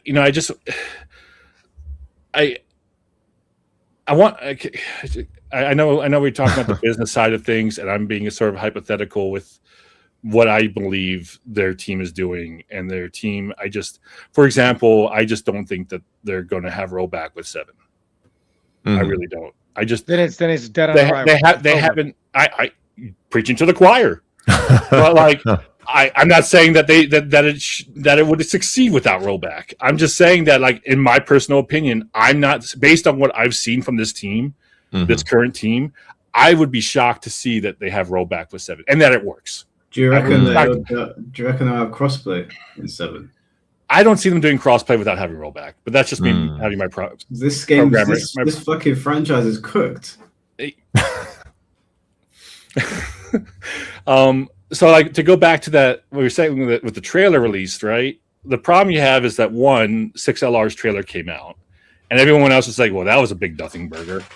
Like, it was just basically a game of the year, and we lost Mayan Kula. Like, you can't play as Mayan Kula anymore. But then right after they released that, they released the DOA 7 teaser. And for the next, 3 weeks, it was all about the DOA 7 teaser, not about 6LR. Minus the fact that, the moment the trailer came out, when people were talking about 6LR on Twitter, especially, but I think even in comments on Discord, etc., they were like, "Where's Mayan Kula? Where's Mayan Kula? Is there going to be rollback? Is there going to be crossplay?" Then they see the website come out. The website says no crossplay supported. Mhm. But it doesn't say anything about rollback. So everyone else is like, maybe they're going to do rollback. And maybe they were just holding the rollback end. Yeah, they had the hope. Maybe they were just holding back the information to release maybe for Evo Japan. Maybe for Evo Japan, because that's a fighting game tournament, that's where you would announce rollback. And I'm just like, dude, like if they had rollback, they would announce it on the launch. They would announce it. You want it with all the eyes on it. Like not I saw this game before. They're not gonna release the information piecemeal. That's what you're saying. Yeah, they're gonna do it all in one shot. And this is the reason why what they should do. That's what they should do if they do. This is the reason why when I looked at the first initial trailer, one of the things I initially did right after is I went to their website, I went to the DOA thing, I went to features, and I looked through the site in order of priority. And the first thing I saw was just them mentioning the characters that in the bottom of the page. And the bottom page was updated. One sentence. Yeah, it has gameplay improvements as well. Yeah, but they don't. Now, here's a funny thing about this. That's the only thing that you mentioned. Yeah. Here's a funny thing about that is when you go to that page and it talks about the updates, they don't give any specific details, as if they wouldn't know because they're the ones working on the game and they would have that information. But right above it, they have a full-on paragraph about the new photo mode in corpo language, talking about, you can take these pictures in dynamic and stuff like that. And when I saw that, that's when it was like, look, it is what it is. The entire time, because we're looking at this as like, wait, it's coming out in June.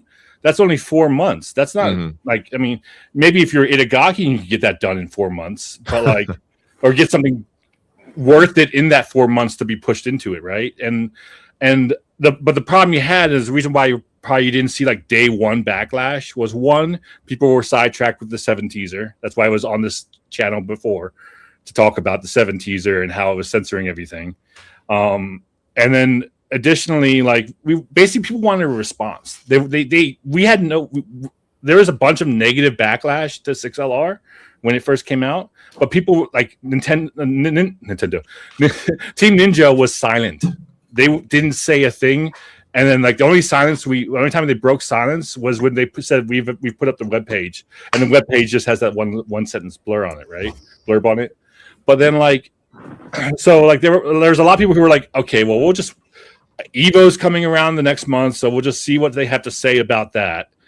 And I think like that was the first time you ever saw them sort of respond to the backlash. They didn't directly note the backlash, but what did they come out with? Because I have it on good authority that they weren't planning on. I mean, I think it's the day after someone posted about like a customer support email from Tecmo, and Tecmo was like, "Oh, Kula and Mai, they're not coming back. Like 100%, they're not coming back." Like from what I understand, they weren't coming. They weren't planning on bringing him back, mostly because all the contacts that they had at SNK were pre-Saudi buyout. Oh wow! And so they didn't. As I understand it, so that I am hearing it through like 5th and 6th parties. So I can't be sure 100%, but like that's where I was leaning. I heard that they were just, it was not planned to have Kula and Mai come back. And so what happens is they see the backlash. Hey, where's Kula and Mai? Where's and they get those licensing fees deals done. Yeah, so they're like, oh shit, maybe we should go try to get Kula and Mai. So they go to Evo Japan, and Hayashi comes out there in his 30 minutes time segment, gives us the same 2019 Kula and Mai trailer. And so, like, he doesn't do it, but like he doesn't do it. But I just feel like it was also Japan, so you never know with their presentations. But I just feel like Team Ninja thought that was going to be a mic drop, that like we're letting you buy Mai and Kula again. I mentioned that in my own video for what it was worth, and it was like, look, it was just something else that was another moment that was highly egregious. I watched people that were getting so hyped and excited and had such hope or copium that this Evo Japan thing was going to be like this messiah. We're going to get rollback. We're going to get all this stuff. And there was just something I was like, I don't think it's what people are hoping for. But then when I saw the My Cooler thing, I laughed my collective ass off. Like, I laughed my ass off. I was like, I can't wait to see what these people are going to be talking about now. Because if they were holding out hope, that shit is done now. I remember it was like a few weeks later, someone on Twitter was just like, was like they've been quiet because then they went quiet again, right? Like they didn't respond to anything about follow-ups or anything. And so like people says Team Ninja's been really quiet. They might still do rollback. I'm like, really? The silence has been deafening. Like, are you sure? Because I mean, they haven't. Like they would have done it if they wanted to, right? They would have. And so I just feel like the team that's there now, like, just doesn't care about it being like the best fighting game. Like they're just like, I just don't have faith in myself personally. I just don't have faith that I have this could come out and surprise me. I'm fully agreeing, but from what they've shown me so far with 6LR and like after going dead silent for 6 years before 6LR's announcement, it just. I've got a theory. Do you reckon that they're going to use this final hurrah for DOA 7 from the way you're making it sound to just funnel everybody over to Venus Vacation, and that's going to be the big money maker. Put everyone on the island. Give them the 2-piece. You guys talked a bit about it, right? Where like the business likes to put the trailers out there to see if there's actually a market for this. I mean, that's one of the things. You talked a little bit about it, right? From what I've experienced in the gaming industry myself, and talked with my Japanese developers in the industry, a lot of times, like when a game bombs, like Street Fighter Cross Tekken, right? Yeah, like the game bombs when it comes out. They don't see it that like no one bought our shitty game. They just see it that no one bought our product. So obviously there's not a market for this product. Mm-hmm. Like they would be like, so I was having lunch with one of the guys from Team Ninja, and I was just like, this DOA 5 collab with Virtua Fighter has been pretty successful, and Virtua Fighter isn't really doing anything right now. Would you guys ever think about doing like a Virtua Fighter cross DOA tag game? Like bring like the Team Ninja DOA tag with the Virtua Fighter characters who've never had tag, and it was just like, first it was how many characters? And I'm like, well, like most of the roster from both. And then he's like, it's too many characters. Too many characters. Cost too much. And then he's like, plus it's a tag game. Tag games don't sell. I'm like, what do you mean tag games don't sell? Well, Street Fighter Cross Tekken came out. It bombed. So there's no tag games don't sell. I'm like, but it's a shitty game, dude. And they're like, yeah, but no one wants to play tag. I don't know if that guy's still there, but like that's the business side of things, right? They just see that like today tag games are bad. Okay, but guest characters are good. Let's do this guest character thing, and we can make some money off that. That's just how they think, like, right? And that's sort of what you guys were talking about as well. Well, I wanted to just say this because I think Mike Hollow, I kind of forget he's like across the pond. It's like 2:30 for him, I believe. He's used to it. But I'm getting older. The thing that I have an issue with, and I'll admit some level of ignorance, if you could potentially give me a different perspective, is why, given the fact that this game is so bare bones, why is this game not $20? Why is it $40? Because they want the money. I mean, when they got wind of how the competitive players were planning on, like, I'm not going to buy this game for $40. I'm just going to get the free version of the game. So I'm not going to go through story mode again. Mm-hmm. It's just like, I'm going to buy the free version of the game and buy my one main character. And then they could just do okay. And so what happens when they release LR? They double the price of the characters. They were $4, now they're $8. I did. The funny thing about that, Matt, I did read somebody on Twitter that mentioned something about that, because DOA are each $11 now. If you want them with their 5 costumes, it's $21. Yeah, I saw that when I looked at the Xbox store, and it's been so long for me with the other game. I bothered to look at it. I forgot, or maybe I didn't realize that the characters cost a little bit more money. So I could definitely see the rationale behind what you're saying, because that was actually my thought process. The core edition, I could use Kasumi. I like her. I can get Christy, and I'm pretty good, and that's like for anybody else. So I guess that's how they're looking to. What you're saying now, my thought process is now we're gonna make it $40. That's gonna basically funnel people to just buy specific characters over the course of time. And I guess maybe that's probably the route they wanted to go down. That's what I'm arriving right now. There was like five separate people put together like how we would change DOA 6 if we could, like balance patch system wise, casual, like how to change like the fight money. I think it was like 5 or 6 different people like submitted stuff to be sent into Team Ninja as feedback, and I know that they got that feedback. But like I think the crux of it is that the competitive community and to an extent like the casual community as well, because 6LR I find it tough to stomach as a casual player as well, like with the business practice that they have, it just feels like the team just hears what's being said, asked, and suggested, and they're just being tone deaf about it. Like, nope, this is how we want this game to run. This is how we want this to be done. And it's pissing off a lot of players because it just feels like, well, then what the hell should we care anymore? Because the things that we don't like about this game are still going to be there. I'm not speaking for 7 here, obviously. I'm just talking about like just response from 6LR. Just like look at the comparison between like DOA 6 and you got a game like City of the Wolves.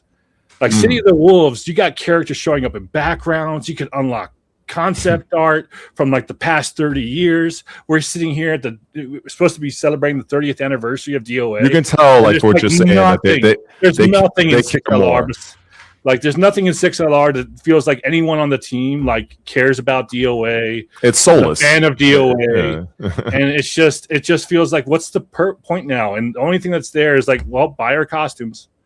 Did you buy it? We're gonna get 6LR was given a key code for PC. I did pay for my since she's my main in 6. Haven't paid for Kula or their costumes. Screw that. So I have $10 invested into the Steam version. Yeah. And then to test out a Cash App discount code that gave me 50% off any PSN purchase, I got the full game of pre-order for 6 on my PS5. 6LR. So it's 20. So a total of $30 into it across 3 platforms. If they announce DOA 7 does not have rollback or crossplay, do you think the appropriate response is for the community to say we ain't buying it then? Yeah. Would you? I mean, like like as a DOA fan, like I would want. My purchase is reliant on based on how the system plays. Mm-hmm. That comes from both being a DOA fan and an offline tournament fighting game competitive fan. Like I don't play online because the online's trash, and so. But I can still get value out of it, and as a supporter on like Free Step Dodge and stuff, I support those players who do see value in it in them playing it. But for me, like, is it a deal breaker? Like, not if I want to play online. Like, sorry, I may have had that backwards. If I want to play online, it's a deal breaker. Yeah, I think it depends on the player, but I do think collectively, if you want to try to elicit change and you want your voice to be heard, I think that one of the best things to do is just to say, look, we're not buying it. We're not buying what you're selling. That now some people that enjoy the game, it might affect them. So there's going to be some hard choices that's going to be made on the community level. I did pre-order 6LR on Steam. But then after the Evo Japan, like right after I literally just canceled my pre-order. I was like, I told the community manager, like, I'm not doing it as any show of like, banning or anything like that. But I'm just like, dude, I was like, why am I buying this game? Oh, you're talking about after they read the email out? No, Evo Japan. So after the My Inkula announcement. Yeah. But they were just like, yep, that's all we got to show. You guys can buy My Inkula again. Yeah. Like, we heard you guys. We heard you loud and clear. And you'll now be able to play My Inkula again. And how they collab with the King of Fighters 14, not 15 or City of the Wolves. Like, we don't even have the City of the Wolves My outfit inside coming to DOA 6LR. Like it just feels like, oh, hopefully, like this will tide them over. It's a sad state. We're bringing all the characters back now. Yeah, I do honestly feel bad for DOA players because I don't. Anyone that buys DOA 7, I'm not gonna like get onto them because I know they've been dying for a DOA game. But if it does come out of rollback and crossplay, I think that do you think that might be the final nail in the coffin for the fighting game? My fear, this is my personal fear, and this is why like they should have like delayed 6LR till September or October. Like had like and then you would have this like, first of all they announced like that they're going to do the Obero like new shader effects thing with one stage, and they're like, oh, but the other ones will come as we get them done in the coming months with no timeline given, no timeline to say, okay, well, you know, June, by end of June we're gonna have a second stage, and then 2 stages are going to be done by end of July. Nothing. We don't have anything. We have the one stage, and then we're like, oh, and there will be post-launch characters released. And I'm like, but 4 months is still short. Yeah. Like if you're if you already know you're going to add content to this game, why won't you delay it until September or October to have that content as a value add for why I'm spending $40 for this game? Yeah, I have been covering that for so long because this is the reason why I mention it from a value proposition standpoint. There is nothing there in this package that's worth $40. Nothing. No. Right now, DOA 6 LR has 1.1K viewers. Emery Reigns from streaming last night. That's actually pretty good for DOA these days. Emery Reigns, who I'm assuming is the biggest streamer for the game currently, right? I think this past weekend, yeah, he hit the higher numbers. I think Zachary was having higher numbers than him before the release. So not just off last night's live stream, but even people that viewed it, the combination is only 3.1K. Well, you're looking at 1.1K in this moment, though. No. I'm just saying the number one streamer for DOA 6 is. I think he's around like he's been getting 200 to 300 on his average right now. Because if he added his the YouTube, game just came out a couple days. If he had his YouTube and Twitch added together, I'm just saying, 200, 300 people. You know? The game has to be brand new for that next week. What will it be? What was it before last round? I mean, you're talking like depending on the time of day, like double digits. So like 50. This is the problem. Maybe 8. I don't know. It depends on the time of day. The problem is like nobody has enough eyeballs on them. The number one content creator right now, as far as like streaming and YouTubing, he doesn't even get a code because they don't even see him as like, oh well, his numbers are whatever. Who cares? And that's not to disparage his numbers. That's how Tecmo looks like. It's not uncommon for like your top content creators to not get a code. I mean, very rarely does the top content creator receive no access unless he just buys the game. I think it's because he was very vocal. Go ahead, Mike. I was going to say, I think Emery didn't get a code because Emery is very vocal. He's very well known now. He's just shy of like 50K on YouTube, and he's pretty big on. I think he's got like 1 million on TikTok, and then on Twitch he's pretty big as well. So the only reason I can think of is that Emery has not shied away from telling them that they fucked up for quite some time now, and I can only imagine that they probably got pissed off because he hasn't been rude about it, but he has said to them, "You guys fucked up." So the only reason I got a code was because it was for a promise of doing a review for the Free Step Dodge, and this is just so counterproductive. Like they want the game to sell more, right? And I only got it like 30 minutes before it went live, mind you. Like, it wasn't like I had 2 weeks notice with it. But ostracizing your top content creators certainly doesn't help the game sell more copies. No, of course not. Causes more drama too online, more negative press. So what are they thinking? They're clearly not thinking. None of the things they've done have been from a team or a company that knows what they're doing. It's quite baffling, to be honest with you. I've never seen anything like this where people to be honest with you, I know people were asking for balance changes and that, and there were bugs, but crossplay and rollback were the main 2 ones. And I know that Tom's saying they didn't have money, and even when I spoke to some devs earlier today, they were saying the same thing. It's probably a money thing or like a return on investment thing. Or if they just don't want to do it, like they just don't see the value in it. Yeah, they So don't you see don't the think value it's- of Whatever plan they have for this series, it may not be in their plans. Is all I'm saying. Like, and that's just a hypothetical. I think they're trying to send you guys to the island. I think that we are this close to this becoming just Venus Vacation. That's it. There's clearly someone at Koei Tecmo that don't like DOA 7, DOA the fighting game, because all of their behaviors towards it are really, really bizarre. Even at Evo, they didn't even come out on the stage to address the community. They had, who was it that read it out? It was Sakurai. it was Sakurai that read it out, like an email. They sent him an email to read out. And they have Re1ated be our other commentator. I don't understand that. Yeah, Re1ated is meant to be a VF guy. He was doing DOA. I've never seen him integrate with the community too much. I think maybe when, I know he's been a supporter of DOA, but yeah, it was definitely odd to see him like as a commentator option there. Yeah, it's just all over the place. So yeah, what my biggest fear is that like they're gonna come out like, so they released 6LR in June, and then come September, kill all the support for it because September's TGS, Tokyo Game Show. Mm-hmm. That's when they released their first actual like announcement trailer for DOA 7. This is all this like my personal worst case scenario like schedule here. Like I have no knowledge of what's actually going to happen in the future, sadly. But they're going to announce it and they're going to be like, it's coming out in February 2027, guys.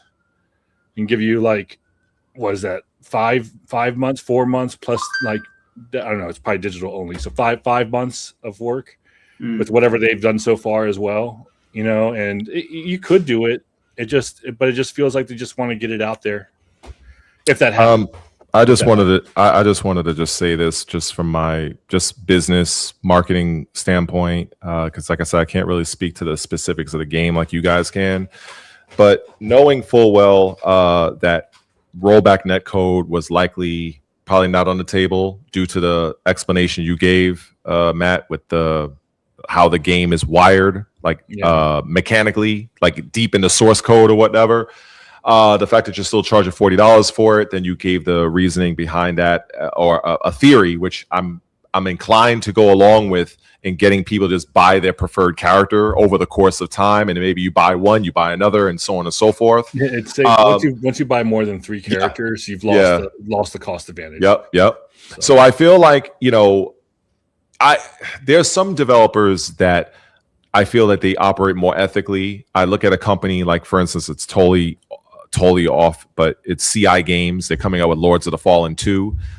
They've been very transparent about how they're going about their game. I totally respect how they're doing things from a marketing standpoint. Very transparent, and I would have liked to have seen the people over at that made this game at least give the community some kind of a reasoning as to why they will not have rollback and crossplay, and still charging $40. I know I'm probably just whistling Dixie. I'm not going to hear that.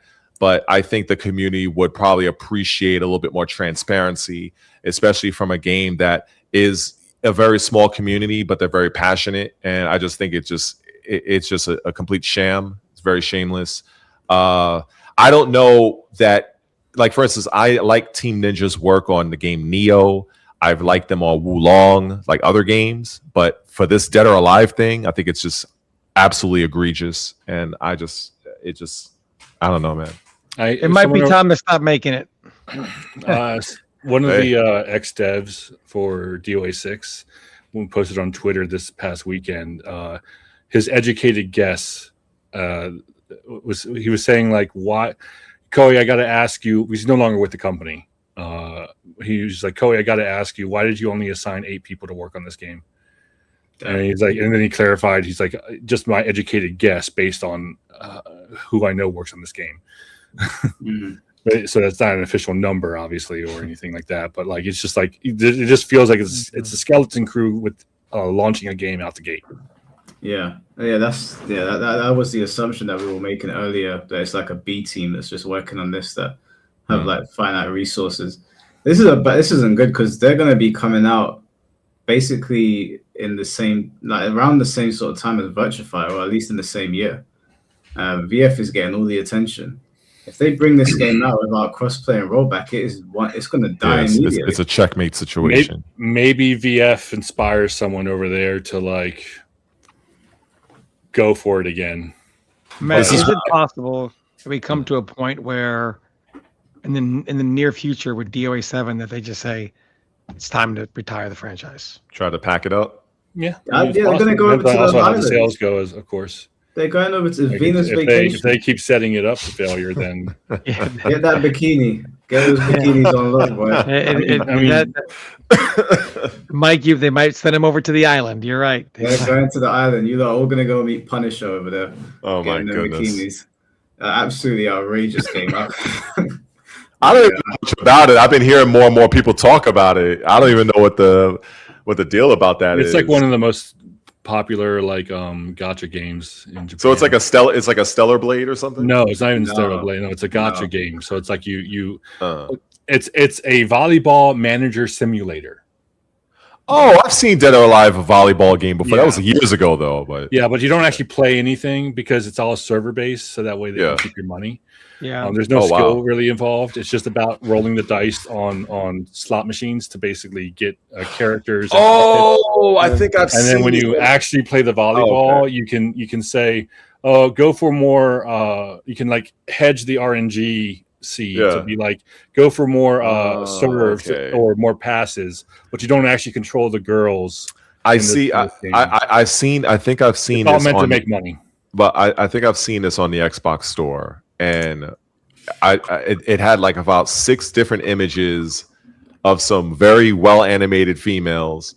And I was like, is this a game? I tried to see if there was a video, but it was just images.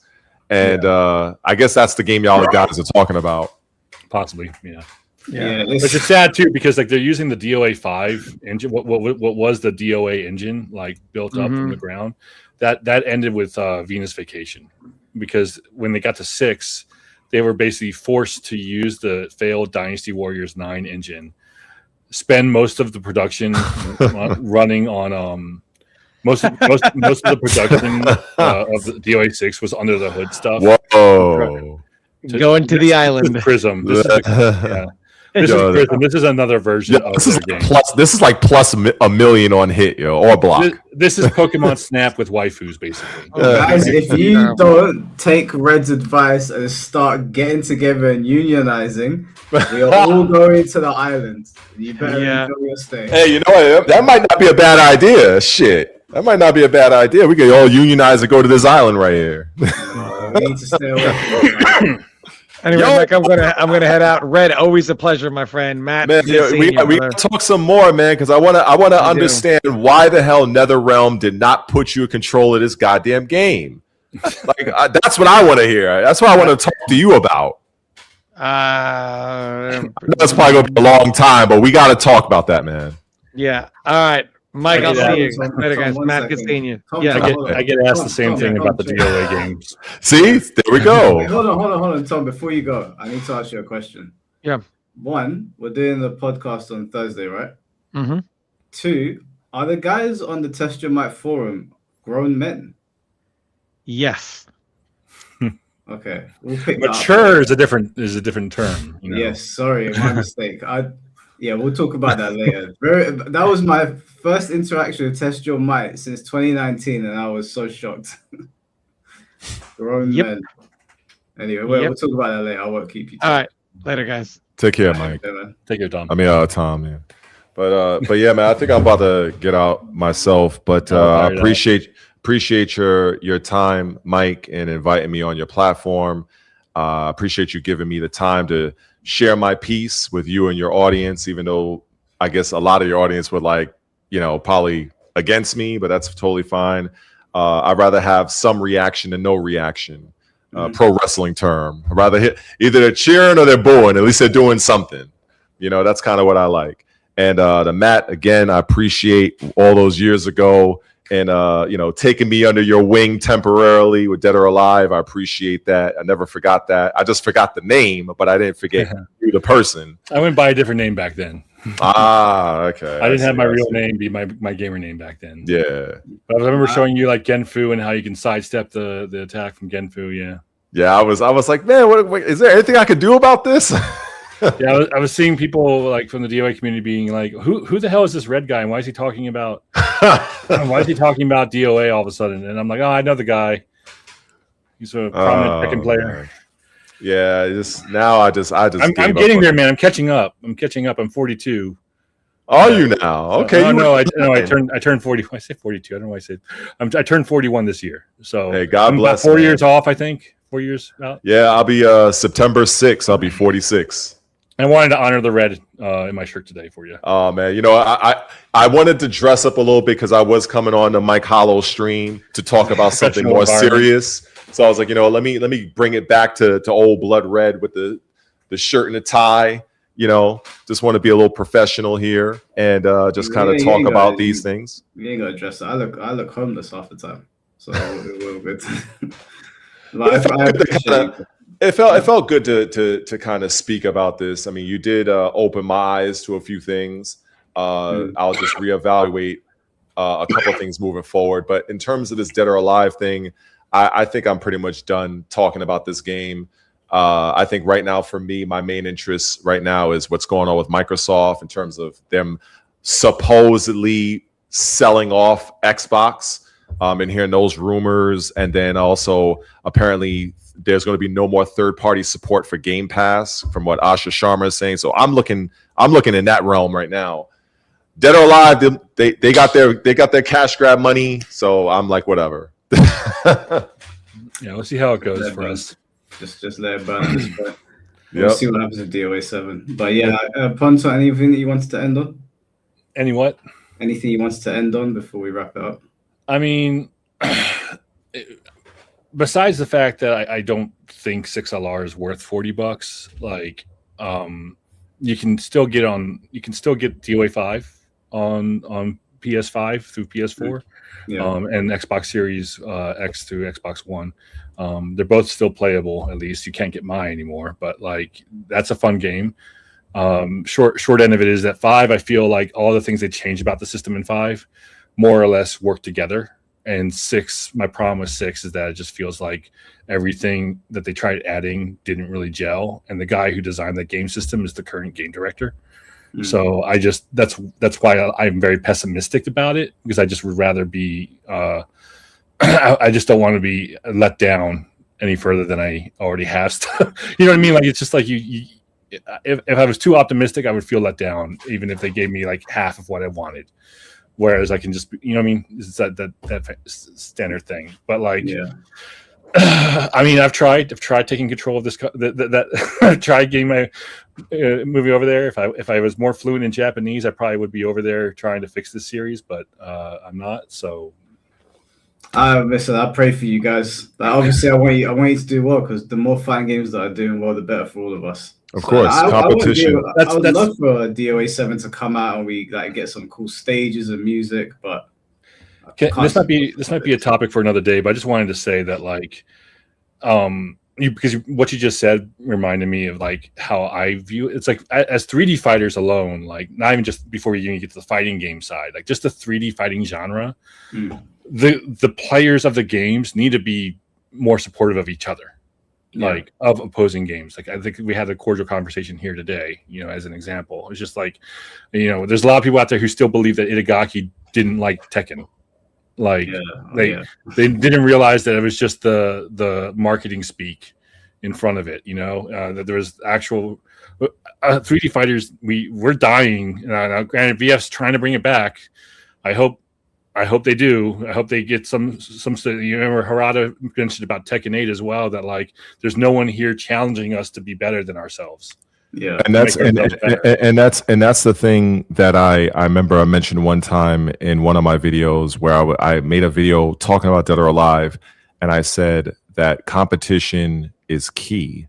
It only benefits us as the consumer. And when I looked at the level of effort that has been put into Dead or Alive 6 last round versus other games, I use the example of like say Diablo 4. They had a major expansion for the Lords of Hatred, and as good as that was, if they didn't have something like a Path of Exile 2 as viable competitors, I don't think that the Diablo team would be working as hard as they have if they were the only game in town as an ARPG. So I think whenever you have multiple franchises that's all competing for our time and money, it only benefits us because it's going to force other companies to step up, try new things, innovate, and try to put their best foot forward. But, when I look at what's going on with 3D fighters now, right now, the only game in town really is just Tekken 8, unless you consider the 20-year-old Virtua Fighter 5 Revo. That's why that indie fighters don't really do 3D. Like I think there's one indie 3D fighter called Sorcerer Blitz, but it looks like a PS1 game. Oh, it's done by a fighting game developer, like a guy who's in the FGC, like the developer Discord. And so everybody here should own VF5. Everyone should own a copy of that game. I own Revo. I haven't played it. I got Revo though. It's so good. Like I wish I was into VF. I've always played VF, but I never really played it. I wish I played it properly more earlier. Everybody here should buy VF. Support VF, man. It's our only hope. If VF does well, maybe Bandai Namco might look at that and be like, let's bring back Soul Calibur. That would be nice. Look at that money that VF's bringing in, Yeah. I always play VF whenever a new version comes out. Like I had Ultimate Showdown and everything, but like for me, it's like I tend to get bored with it after 2 weeks.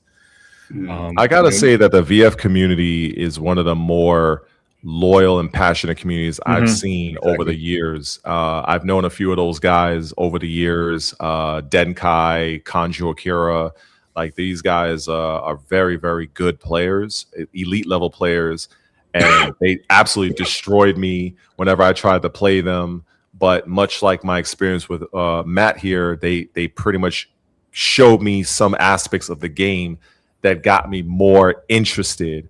Even being a diehard Tekken player at that time, I was still able to see the value and the skill that those games had.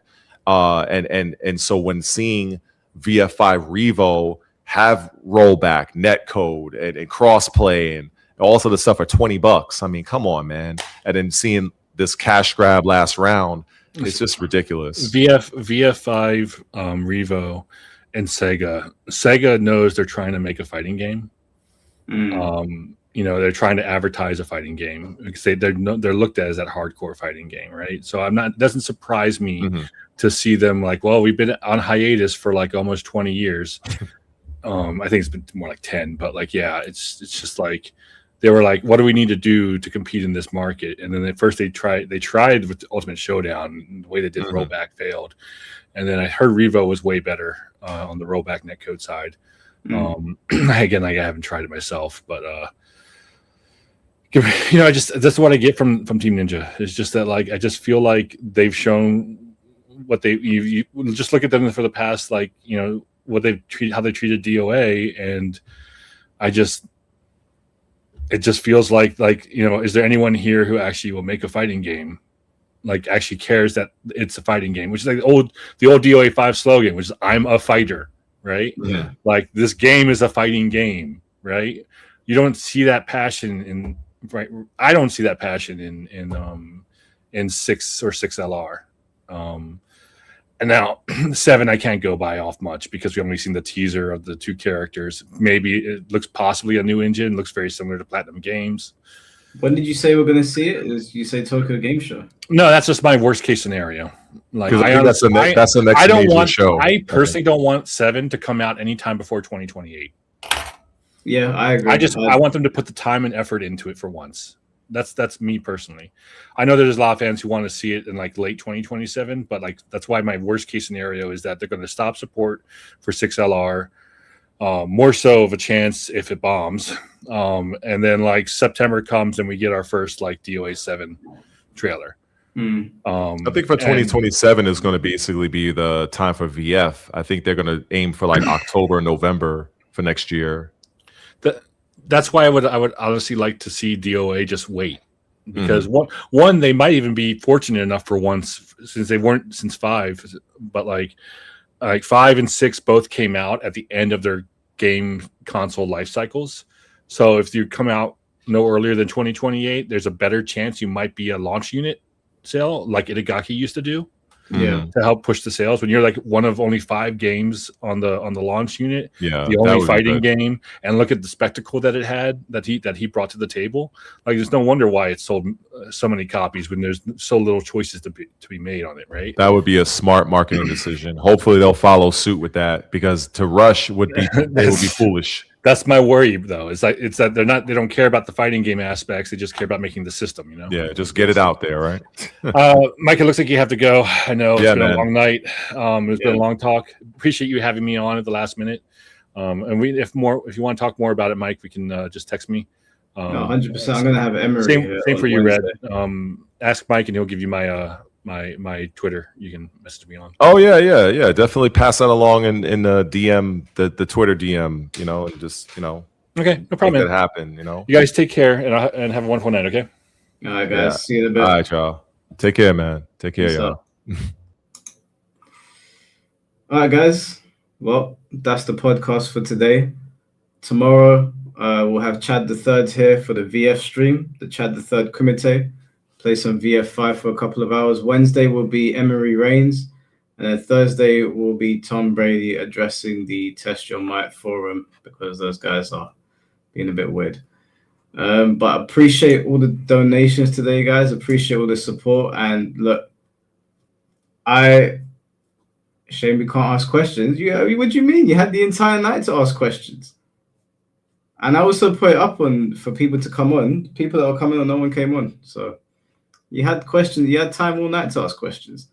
But anyway, what was I saying? Yeah, no. So I pray for Dead. I pray for Dead or Alive. Dead or Alive 6 is cooked. But Dead or Alive 7, I pray for you guys. I pray for you. But there'll be more DOA content. I'll have a DOA video on the channel tomorrow, talking with Del Walker, who you guys know is a developer. He's got some more insight on why things might have gone the way they went with DOA 6. And I'm not sure what we're doing on Friday yet, but I'll keep you guys posted. Keep the hope alive for DOA 7. We don't want to end up on that island. It's not going to be a good look. But I'll catch you guys soon. Take care and peace out.